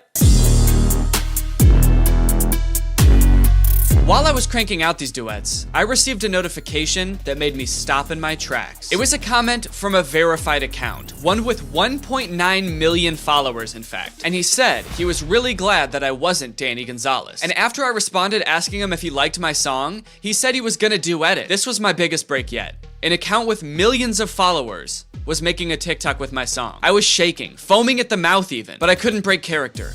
I had to keep my cool.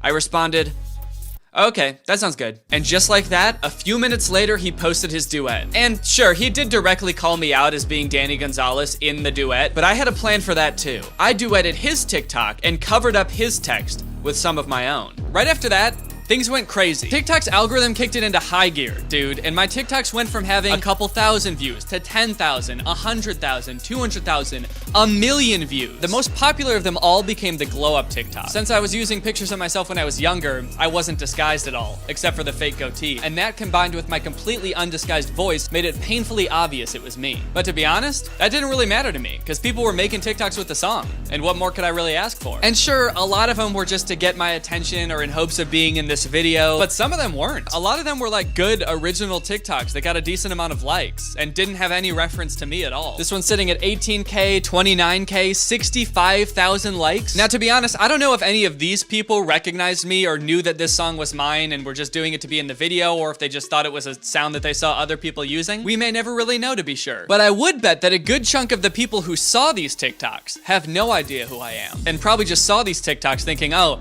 this must just be some popular sound that people are using now. And maybe that inspired them to make videos with it. Also, my POV TikTok got removed for violating community guidelines. I guess threatening to stab your ex's boyfriend is frowned upon on TikTok. And also, no one ever really seemed to care about the baby falling out of the tree. I put a lot of effort into that, and no one ever talked about that, except this one comment that thought it was a rotisserie chicken. Anyway, the sound kept rising and rising until eventually it plateaued around 1,600 videos, which is pretty good. But it still isn't 50,000, so it's time to move on to strategy number 3. Yeah, that's right, bitch. I paid people to use my song. At this point, the algorithm had kind of stopped pushing my account, so I had to take things back into my own hands. I had my management reach out to a ton of TikTok creators saying that they're working with this new up-and-coming artist Fox season, and before I knew it, I had a handful of unassuming TikTok content creators looking for some of that sweet, sweet cash, and all they had to do was post a TikTok using my song. So, was it worth the $2,500 that I ended up spending on this? Honestly, no. All right, all the TikToks that I paid for are posted. In total, I paid for 5 TikToks from a variety of TikTok content creators. Here's a quick breakdown of how that went. There's this girl that posts dance videos in an inflatable hippo costume. She has 400,000 followers. The video that she posted only got 1,500 likes. Then there's Alley Cat, who has 6.9 million followers. She used the "I'm a clown" line in the song to make a joke about burning a pizza. Her video got 8,000 likes. Nick Norcia has 190,000 followers. He even put on clown makeup. His video got 7,000 likes. Love Brandy Marie has 200,000 followers. She did the dance. She got 1,000 likes. And then this girl, Mac, MJ Grimsley, has 1.1 million followers and came in clutch and got 90,000 likes on her TikTok. She used the "I'm a clown" portion. With that being said though, since I started paying people on TikTok to make videos with my sound, I've only seen the number of videos for this sound go up by like maybe 100. I feel like even less. It had 1,600 something before I started paying people, and now it has 1,700 something. So all in all, pretty disappointed with the results. But with all that being said, there is still one strategy that I have not taken advantage of yet. And it's something that I didn't want to do from the very beginning, unless it was like a last resort situation. but it is currently a last resort situation. The only option I had left at this point was to come clean. So I posted a TikTok basically owning up to the whole thing on my TikTok account, which has about 1.5 million followers, in hopes that at least a couple more people would make TikToks with the sound.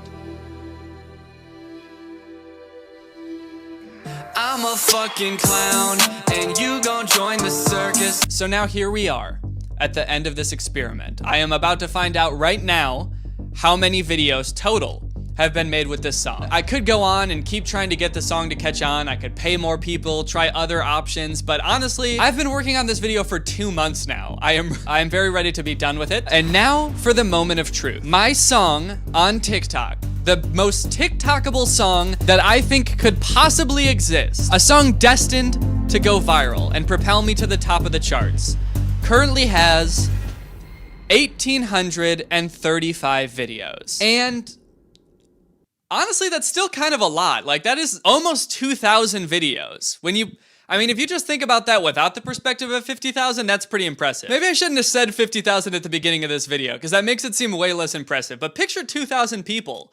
Like, that's a lot. Granted, I do think a lot of people that made videos just did it because they wanted to be in this video. So if you did, congrats. And while I didn't hit 50,000 videos, my Fox Season account did hit 94,000 followers. So Fox Season's kind of popping off. So, what did we learn from this experiment? What are the takeaways? Well, I suppose at the end of the day, you can try to cram a bunch of TikTokable things into a song, spit it over a beat, but that's not gonna make it a good song, you know? And that's not gonna make it go viral. Except for sometimes when it does. If I could go back and do it again, maybe I would change things. Maybe I would just post it on my own account and not have to worry about the whole disguise thing. If anything, I think this video is a testament to how good the TikTok algorithm is at delivering the right content to the right people. It took TikTok like 2 days to figure out that I was Ned Flames. Like, before the vast majority of people did, TikTok's algorithm did and started showing all of my followers Ned Flames videos. One thing is for absolute certain though. I'm not gonna disguise myself anymore. I'm done doing that. I get caught every time. I am not good at it, and it cannot be done. My face is too distinct, my voice is too distinct. I get it, I will not disguise myself anymore.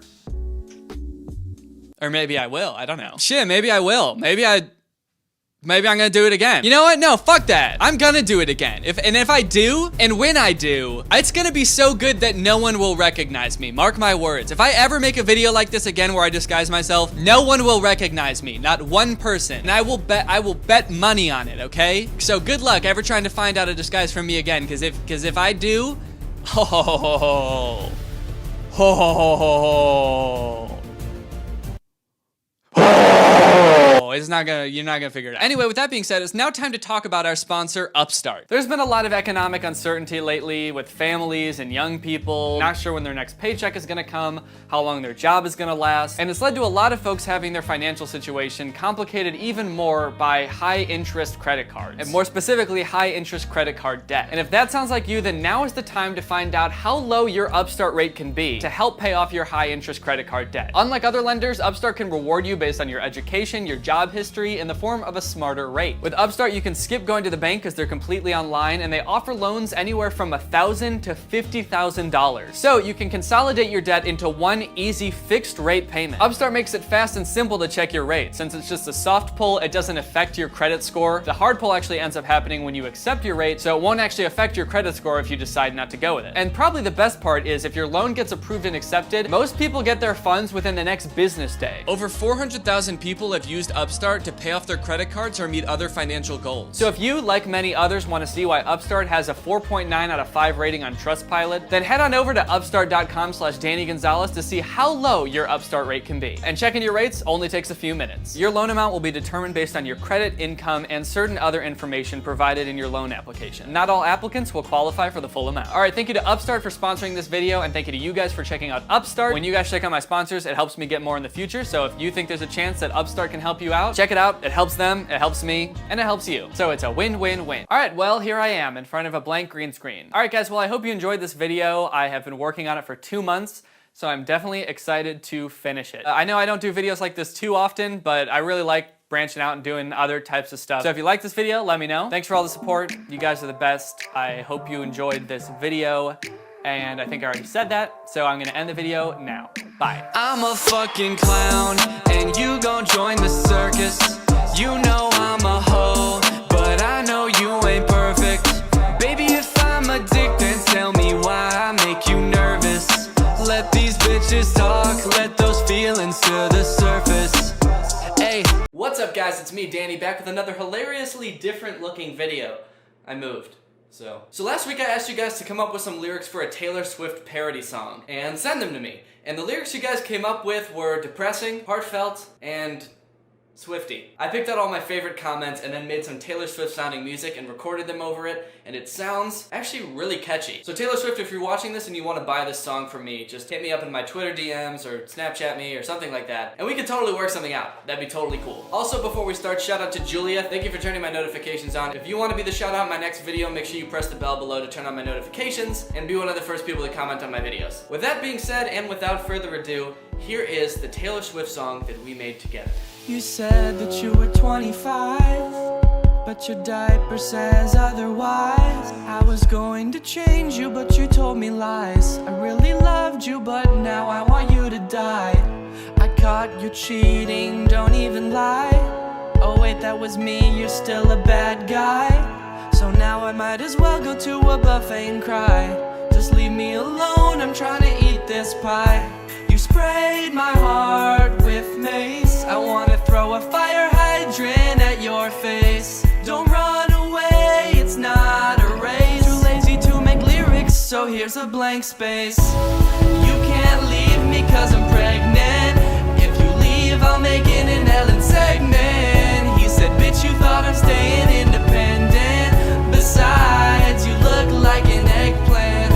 You broke my heart, so I will break your neck. Now the cops are coming, oh heck. Maybe I shouldn't make death threats. It's a love story, baby, just say Shrek. Well, I hope you guys enjoyed that Taylor Swift song. If you liked that video and you're new here, make sure you subscribe because next week we're going to be doing something even more fun because we're going to be making a Justin Bieber song. Unless you've been living under a rock for the past like 10 years, you probably know who Justin Bieber is. So come up with some lyrics that sound like they could be in a Justin Bieber song and leave them in the comments below. As always, if you see something you like down there, try to come up with something that rhymes with it just to make it a little easier on me because I'm lazy. So comment your best Justin Bieber lyrics below and let's make this song. Thanks for watching and I'll see you guys next time.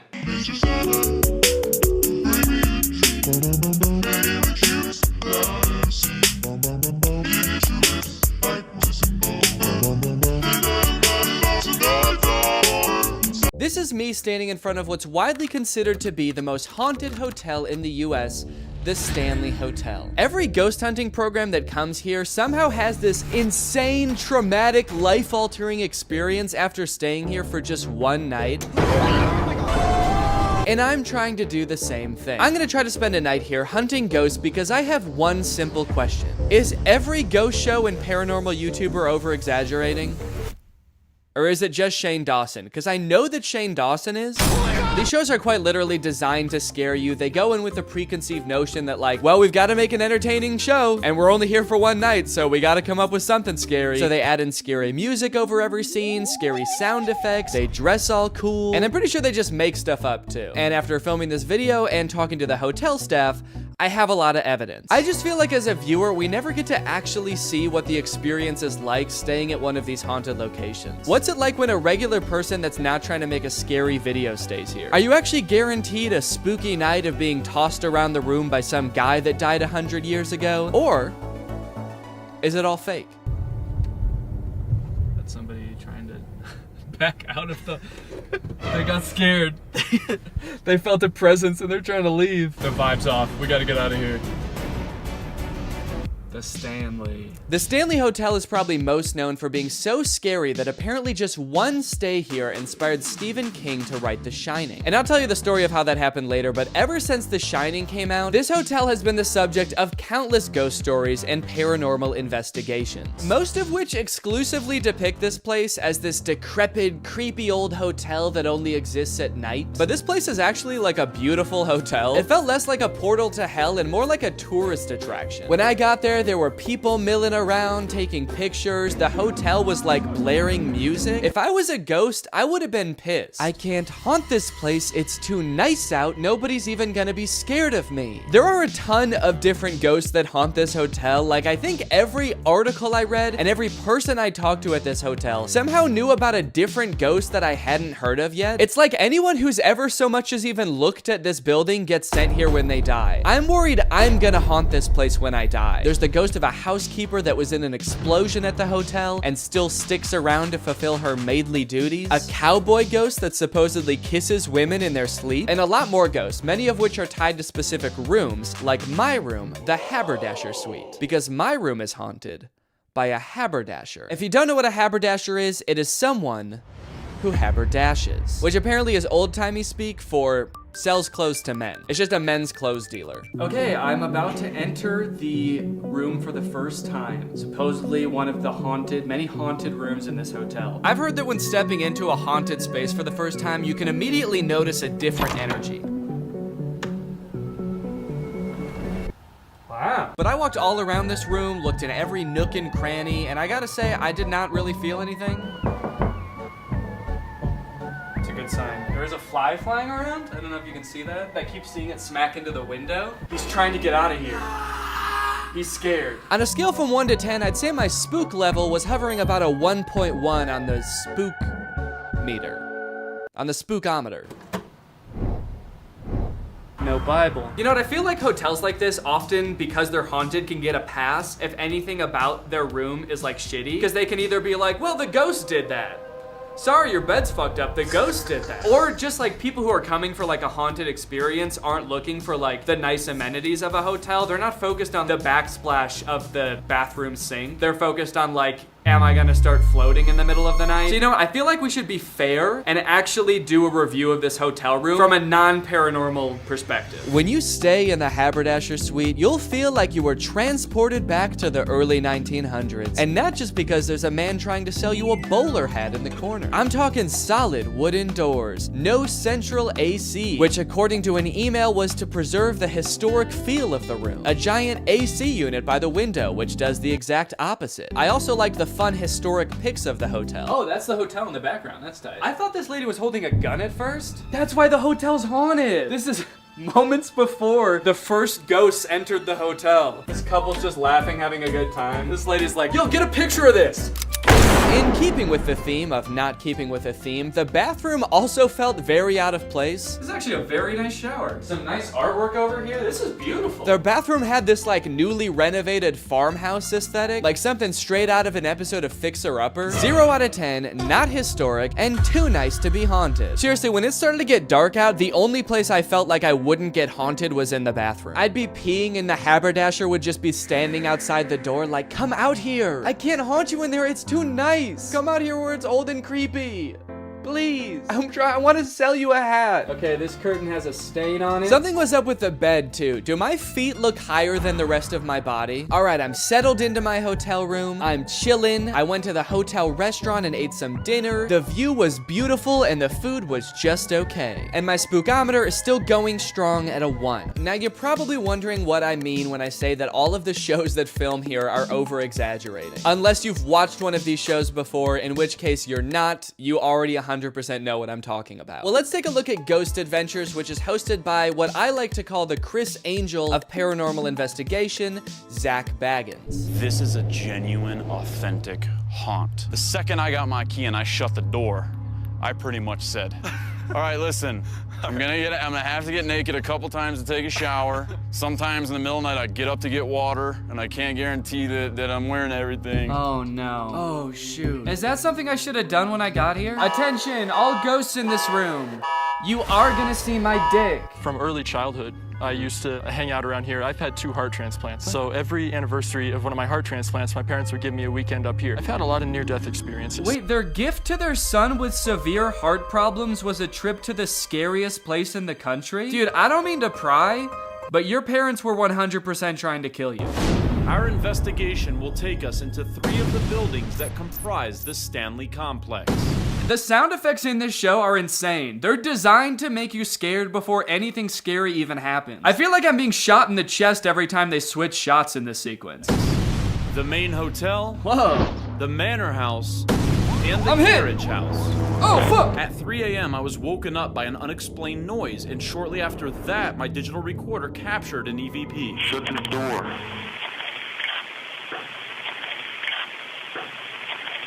Stuff like this is pretty hard to dispute because it's impossible to tell if this is staged or not, or if this is just like static that happens to somewhat resemble a human voice. Without the text on screen, it kind of doesn't even sound like a voice. Like, let me play a different one, for example, and you try to tell me what you think it says. And here's what it says. Did you get it? No? I knew you didn't have what it takes to join the Ghost Adventurers. Get out of my hotel room. And then we get to Shane Dawson. I think they tried to decorate for Christmas, but it is scary. Why are all these chairs so scary? Watching Shane Dawson investigate the paranormal is like watching a wounded deer try to investigate a theme park. It doesn't matter what happens, he's going to be terrified. Oh, Oh my god. wait, are they fucking with us? Try this. Oh my god. Just unlocking the door to his room is almost enough to send Shane packing. This is creepy as fuck. It is a very normal hotel room. Okay, can I just say something? And you're gonna think I'm being dramatic. My camera has been fine focusing this whole day. The second we got into this hotel, it stops fucking focusing every second. I don't know if you guys know this, but cameras have a harder time focusing in dimly lit environments. That's like a well-known thing about cameras. It's pretty funny to try to pin that on a ghost. What's in It's not focusing on anything. Yeah, you guys turned off all the lights. What is there to focus on? He's like panning around really fast and like getting really close to things in the dark. Like, I'm sorry, dude, the darkness is usually way crisper on this camera. But I think my favorite part about this is when Shane pauses the video and edits in text to point out something that he didn't notice while filming.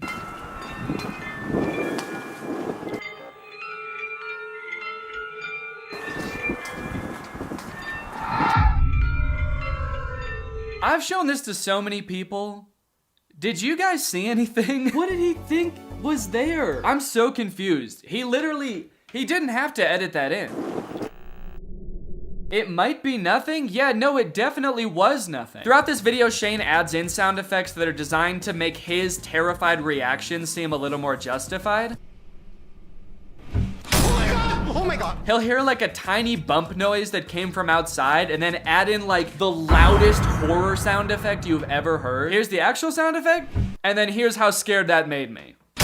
Okay guys, I have a confession to make. I know I talked a really big game about all the ghosts that have been spotted in this hotel, and as I was doing some research in my room, I started to realize that a lot of these stories might also be over-exaggerated a little bit. I know, apparently it's not just the ghost hunter shows that are doing it. Perhaps the hotel also has something to gain by playing up how haunted they are. 1911, maids up here are lighting acetylene gas lamps. There's a gas leak. This room blows up. The maid's name was Mrs. Wilson. It's believed that Mrs. Wilson is still with us in the hotel here. We've had guests walk into the bathroom.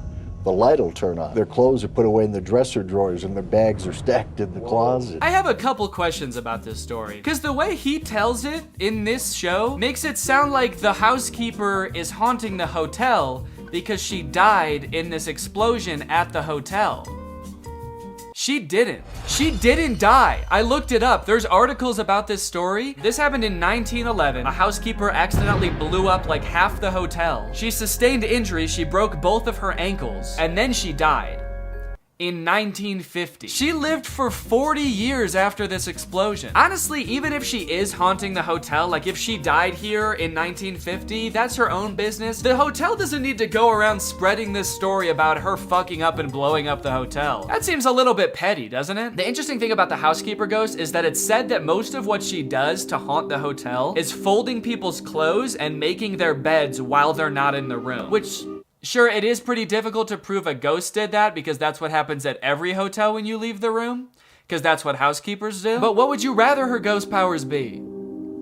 Blowing up your room? Fucking up and just exploding the hotel? That wouldn't be a very fun ghost, would it? Yeah, this room is actually haunted by a creeper from Minecraft. If you hear hissing behind you, run. I'll be honest, at this point, I'm kind of worried I'm not even gonna get kissed by this cowboy ghost. And it's not just that, I also looked into the story about The Shining, and do you wanna know what happened? What inspired this hotel's biggest claim to fame? On a cold winter night in the 1970s, Stephen King stayed in room 217 at the Stanley Hotel. It was the end of the tourist season at the hotel, so it was very empty, and while Stephen was sleeping, he had a nightmare that his son was being chased by a hose, and it was so scary that he wrote a whole ass book about it. That's right. As far as anyone knows, and as far as Stephen King has ever said, Stephen King saw 0 ghosts at the Stanley Hotel. 0 ghosts. You can book the room Stephen King stayed in, and it is booked for every Halloween for 7 years, because the hotel's booking system only goes 7 years into the future.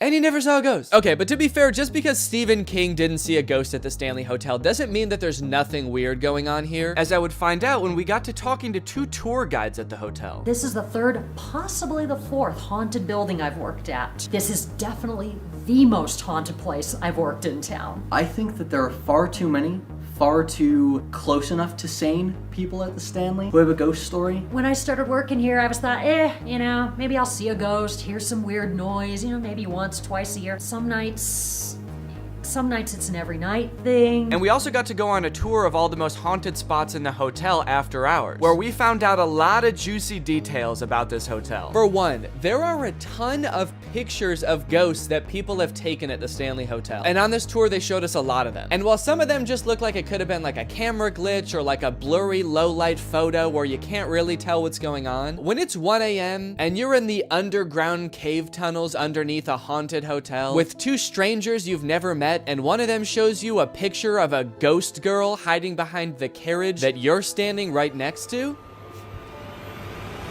scary. The scariest ghost they told us about was a ghost named Dennis. They don't actually know the ghost's name, but they call him that because he's a menace. And I wish I had a video of some of the pictures they showed us, but Dennis looks creepy as hell. In every picture, he's just a shadowy figure with glowing eyes. In one of the pictures, he was posing in the background like this. And they told us a story about how one of the staff members saw Dennis in like the staff quarters, and Dennis started chasing him, and all the doors were locked, so he had to run upstairs and jump out a window to get away from Dennis. Do you have any idea how badly I didn't want to wake up in my hotel room that night and see Dennis staring at me? I was at a solid 5 or 6 on my little spook meter. But that all went down to a negative 5 or 6 when they started telling us a story about when Zach Baggins was there filming for Ghost Adventures. A big part of the Ghost Adventures episode at the Stanley was the carriage house, because that's where the hotel stores all of the mattresses that people have died on. There's objects in here where some actual death happened, where the bodies were discovered on these beds. So they spent like a ton of time in the episode trying to contact the spirits of people who have died on these mattresses. Can you guess what the tour guides told us? Yeah, none of that's true. Yeah, the hotel doesn't store mattresses that people died on like they're saving them for something. Save it? What would they be saving them for? That's so funny. We're an operating hotel, and believe it or not, we switch out mattresses every once in a while. Yeah. So Zach Baggins and his crew apparently just showed up and like looked through the window of the carriage house, saw mattresses, and were like, hey, let's go make some stuff up in there. The most interesting thing I took from the tour is that even though the tour guides know all of the spookiest things that have happened in the hotel, some of them don't 100% believe in ghosts. We were walking with one of the tour guides after he had showed us, I don't know, some of the most insane pictures of ghosts I've ever seen. And Jake asked him like, so when did you start believing in ghosts? And he was like, oh, I don't know if I believe in that stuff. Huh? So wait, what was all that about Dennis then? You get to just tell me about Dennis and make me scared and then not believe in him yourself? How is that fair? Don't get me wrong though, a lot of the staff actually do believe in ghosts, so much so that some even claim to have personal relationships with the ghosts they interact with most often. Last summer, 2021, Paul, our former caretaker of the concert hall, gave me a birthday present. It was a little 20-cent Euro piece, French-ish shoe. Left it on the front seat of my car 2 days after my birthday. I asked my husband, I asked my coworkers, I asked whoever, and then in a Ouija board session 3 weeks later, Paul claims it, and I carry it with me as a good luck token. I'm a very naturally skeptical person, so when I hear stories like this, my brain immediately jumps to like, let's think of all the reasons why this might not be true. So rest assured, that's all I've been doing since I got back from the hotel. But like, you know, I have a hard time calling people liars and saying that their like first-hand personal accounts aren't true. What I do know though is that while we were getting this tour, there were at least 1 or 2 other tour guides that were following us and trying to prank us the entire time by tapping on the windows of the rooms we were in with sticks. Because I remember one day it was like completely drained. Who's there? I guess that's just kind of like a fun little thing they do there. A fun little hazing designed to, I don't know, make me poop, shit my pants. There's nothing wrong with a little bit of hazing, except for when there is. So I am kind of curious how many of the paranormal experiences the staff have had at this place that were just pranks that they never found out were pranks. With me to the Stanley Hotel, I brought pretty much every ghost hunting device I could get my grubby little hands on. So let's turn off the lights in this hotel room and get to work. I'll have this EMF running the whole time. An EMF measures electromagnetic frequencies, which are usually emitted by man-made sources like electrical wiring or ghosts. Is there anyone here right now? Okay, it's still at 0. Another popular ghost hunting tool is a tiny twist-on flashlight like this. Because some ghosts might not be super powerful and might not be able to move really heavy objects, if you twist one of these flashlights right to the point where it's about to turn off, it makes it a lot easier for a ghost to communicate by flickering the light. I gave any potential ghosts a little demonstration on how to twist the light, and I was about to start trying to communicate when the unthinkable happened. So if there's anyone here, let's maybe make... Oh, okay. Yeah, it was just a moth that flew in front of the camera light and Jake tried to swat at it. So the light flickered for a second. Don't let my nervous little smile and laugh fool you. I actually was scared right here. I guess having the only light in the room is kind of a, oh shit, you got it. I got it. Holy mackerel. Fuck that guy. Yet another ghost in the room tonight. Next up, the spirit box. A spirit box is basically just a little radio that rapidly cycles through radio stations. And ghosts can apparently use those radio stations to communicate with us. Okay, now I would like to ask again, is there anybody in this room aside from me and Jake? Okay, we got a little something. I don't know what it said. It kind of sounded like, oh, you can do it. Very encouraging ghost. I do appreciate that. Thank you. Is there anybody that is maybe... Okay. That actually sounded... I said, is there anybody? And it kind of sounded like it might have said, there is somebody. I'll let you guys listen to it a couple times. Let me know what you think. That is maybe. Full disclosure, I actually am pretty weirded out by this. This is a pretty strange occurrence. It does sound a lot like there's somebody. And so I will give 1 point to the ghost for that one. That was pretty good, buddy. If you're a ghost, make no noise happen. Like, make it so no words are said.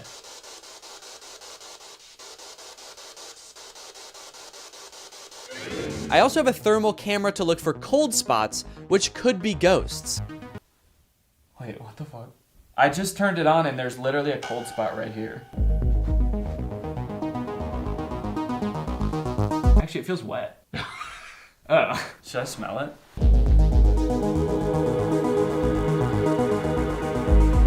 Okay, it kind of smells like it might be like a cleaner or something, I think, but it definitely is wet. Hey, Danny, it's future Danny here. Could you stop touching that? It's definitely pee. There was a small wet spot, and then a little trail, and then a big wet spot, like somebody started to have an accident, managed to control it for a second, and then hobbled 2 feet, and then just let it all out. Which leads to the scariest question of them all. Why did I put my face in that? Why was my first instinct when confronted with a wet spot in a hotel room to get my nose and lips as close to that baby as I could? I'm at home. It's been a week since I was at this hotel, and my spook meter is at a 10 out of 10. I think I was possessed by a piss goblin. Luckily, in the rest of the room, we didn't find any more piss. We also didn't find any ghosts, but at that point, I was more worried about the piss thing. Now, full disclosure, I've never like 100% liked the way that paranormal investigators go about like looking for spirits. Everybody goes in and like sits on the floor and is like, who's there? Can anyone say your name? Who are you? What's your name? Did you pass away?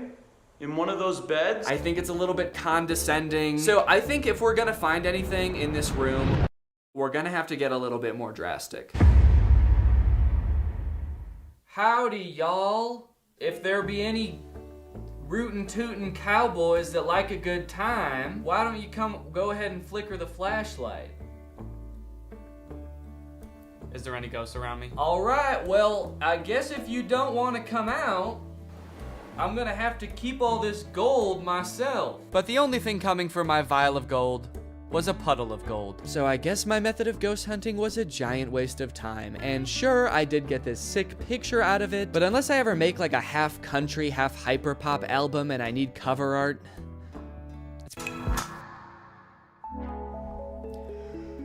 okay, I am currently laying in bed in the dark in this hotel room. This is the first time I've been like alone with all the lights off in this room. First off, let's do a bed review, dude. This bed, very squishy, a lot squishier than I thought. So should be a pretty cozy night if I can get to sleep. That being said, I'm not gonna lie, I am scared. It's honestly very frustrating to be scared right now. I think in an attempt to avoid sitting in complete silence, I just started saying anything that was on my mind, which resulted in me performing what reads like some sort of paranoid ghost-themed stand-up set. Why are people only scared of ghosts when it's dark? The fact that ghosts would only come out when it's dark, it, like, implies that ghosts only exist to scare living people? I don't subscribe to that. Why would that be? All right. Yeah, man. Sick. Whatever makes you feel less scared, dude. Ghosts don't just come out in the dark.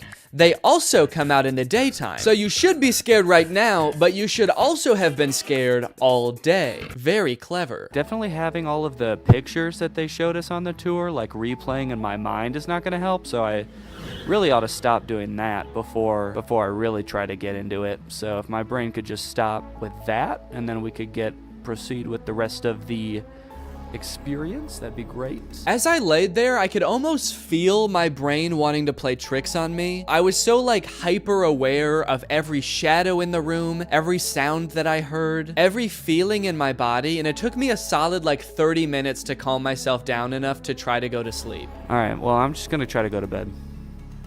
Good night.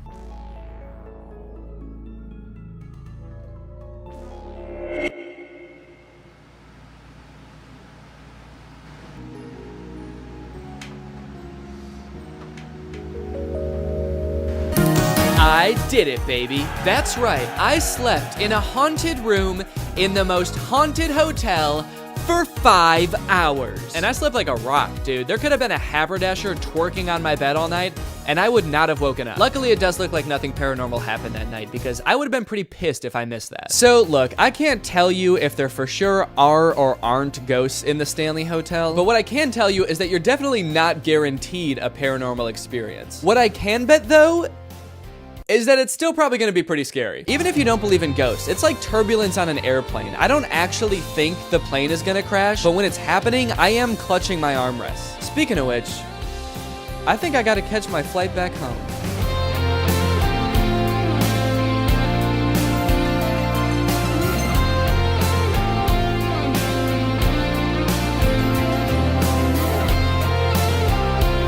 What's up, Greg? I was not expecting to make a video today, but I've been getting so many DMs about this situation that I had to stop what I was doing. I had to put down the very important things that I was doing to sit down and make an emergency video. This This is an emergency video, folks. Literally like 90% of my DMs have been about this for the past 2 days, so I had to come on here and let everybody know that Merge Mansion, the game whose ads I've made a few videos about, has gotten Pedro Pascal in an ad. I am making this video to let you all know that Pedro Pascal is in a Merge Mansion ad. Actually, he's in 2. So you guys probably remember I made a video on this channel about Merge Mansion in the past, and then I actually made a second one on my second channel that probably not all of you have seen, when they got Kathy Bates to play the live action version of the grandma in their ads. If you don't know, Merge Mansion is like this home gardening fixer-upper type game where you inherit an old mansion, I think, and you're like upgrading it and you're doing gardening and stuff like that. But then also all of the ads have this like murder mystery element to them, and I don't know if the game has that in it. I still refuse to play the game. I'm not gonna play it. I don't want these ads to work on me, all right? My mind is an impenetrable fortress today, okay? I'm not falling for these ads. I see ads like this where a company is trying something fun and exciting, trying to shove their game down my throat, and I say, no, I'm not falling for this advertisement. I'm gonna see a commercial for Coca-Cola and then drive to the gas station and make an impulse purchase like a normal person.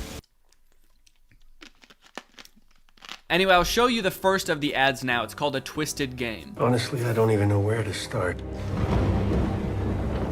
On the surface, you've got this perfectly normal family. Okay, so this ad introduces a new character to the Merge Mansion lore, which I am a little bit familiar with, honestly, more familiar than I would like. So what I know so far is that the granny has murdered somebody. I cannot figure out from the ads who she's murdered, and I don't think that it's even answered in these ads, honestly. She's murdered someone, and then her granddaughter, who is the younger woman character in this game, is like slowly uncovering clues to what's going on. Now we've got Pedro Pascal in here, and he's playing Detective Tim Rockford, and he's come in to try to crack the case open. On the surface, you've got this perfectly normal family. A young girl, her grandmother.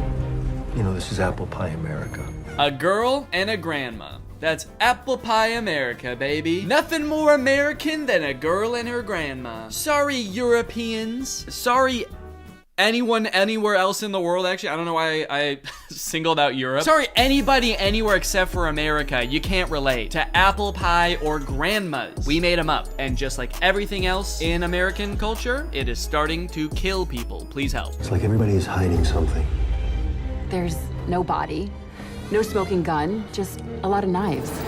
See, this is where it loses me. The whole ad is framed as a trailer for a not real movie or TV show where Pedro Pascal is trying to figure out what's going on inside this home. I'm not sure what this lady is. I think it's like maybe a true crime podcast. So now we're not only getting like an investigation into the case, but we're also getting someone to comment on it. And then you guys are also getting someone to comment on both of those things. I like the true crime podcast element to it, honestly. It adds a fun little flair to it. What confuses me most is like, what do you mean there's no body? There's no body. Can you please explain to me what the crime is that you guys are trying to solve? Was someone murdered or not? Who was it? Just say it one time in one of the ads. Say who was murdered. No smoking gun, just a lot of knives.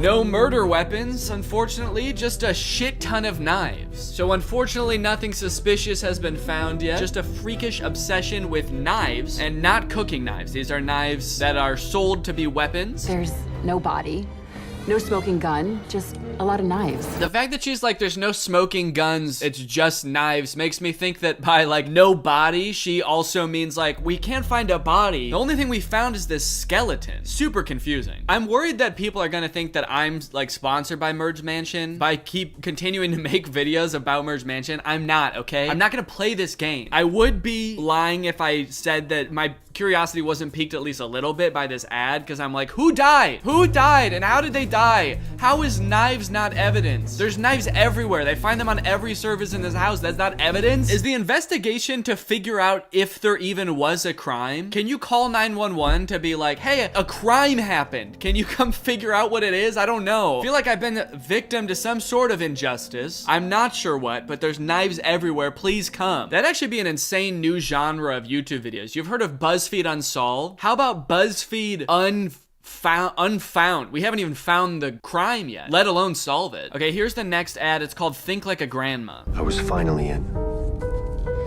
but still couldn't put the pieces together. What am I missing? Crime scene? weapon. You're missing a crime, I think. I still couldn't put the pieces together. What crime was I solving? What am I doing here? Who's this girl and this grandma? What is my job? To catch a grandma, you have to think like a grandma. Oh shit, okay, so that looks like some evidence there. A boiling pie? So maybe there was a crime committed, I admit it. Maybe somebody was murdered and then Granny made a pie out of him. Good old apple pie America, you know? You got loving granddaughter, murderous grandma, and pie grandpa. Nothing more American than that, baby. God bless America. Think. Another thing you'll notice is that Kathy Bates is not the grandma anymore. I don't know who that lady is, but that's not Kathy Bates. So they, I guess, could not afford to hire Kathy Bates and Pedro Pascal at the same time, which would be a pretty crazy collab. I guess it's probably not called collabs when it's like a movie or an ad. But this must be super confusing for the detective too. He gets pictures of all of the suspects and the grandma looks like Kathy Bates and then he gets there and this is the grandma. He's like, okay, I was solving a murder, but now we have to solve like who you are. You shapeshifter. What are you? Think. What would grandma do? He doesn't know the crime yet. That's why he's saying, what would a grandma do? What sort of crimes would a grandma commit? Tax evasion? Turning her husband into a pie? Maybe they just live in a small town where literally nothing is going on. And so he's like, I'll put police tape up at some old lady's house and harass her. Sure, what the hell? Just try to figure out what crime she may have committed in her past. That's a cool little touch too, where it like turns into the video game graphics at the end there. And this is an homage to one of the earlier ads too that I covered in the first video. Anyway, either way, some pretty insane marketing. People have been talking about this nonstop, at least in my DMs, and I've seen people talking about it on Twitter too. And also this ad from 4 days ago has 7.4 million views, which is pretty crazy. All of their other ads have like maybe 20 to 60,000 views. So getting our boy Pedro in there really pushed the ad. Now, a lot of the discourse that I've seen around this ad, both in DMs and otherwise, have been people being like, there has to be something fishy going on. How did they get Pedro Pascal in their ad? How did this random shitty game get Pedro Pascal in their ad? For example, this TikTok. The next time someone asks me what my favorite conspiracy theory is, I'm gonna tell them that I think the Merge Mansion is a money laundering operation. Because how the fuck can they afford an ad with Pedro Pascal in this day and age, in this economy? Controversial opinion?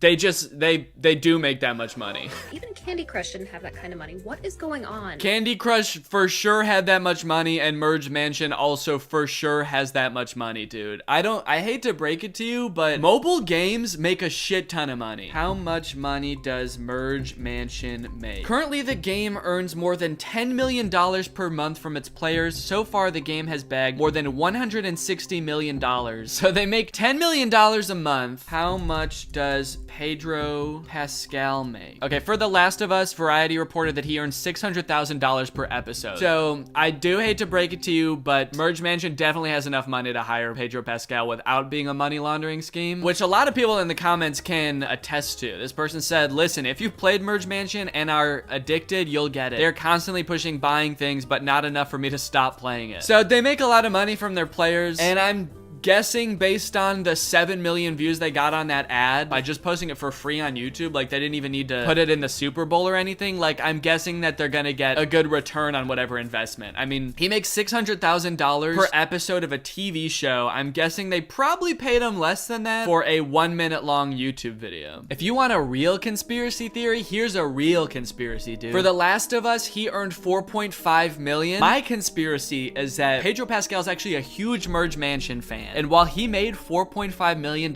from The Last of Us, he spent $4.6 million on Merge Mansion upgrades. He's in immense debt to Merge Mansion, to the grandma herself perhaps even. And when Merge Mansion caught wind that Pedro Pascal is the owner of the account that owes them $4.6 million, they said, hey, listen, we'll wipe out all your debt for one measly little commercial. Actually, 2 measly little commercials. And what could Pedro say? But okay, fine, I'll do it. I bet he took the job because it was funny. No, I bet they paid him. I bet he took the job because they paid him a shit ton of money, honestly. I like that, like, people's only 2 theories are like, this is a money laundering scheme, or he took it because he's funny. There's no way this game that makes hundreds of millions of dollars paid an actor to act. Danny Gonzalez is gonna have a field day with this. I mean, they're right, dude. I am over here having a field day.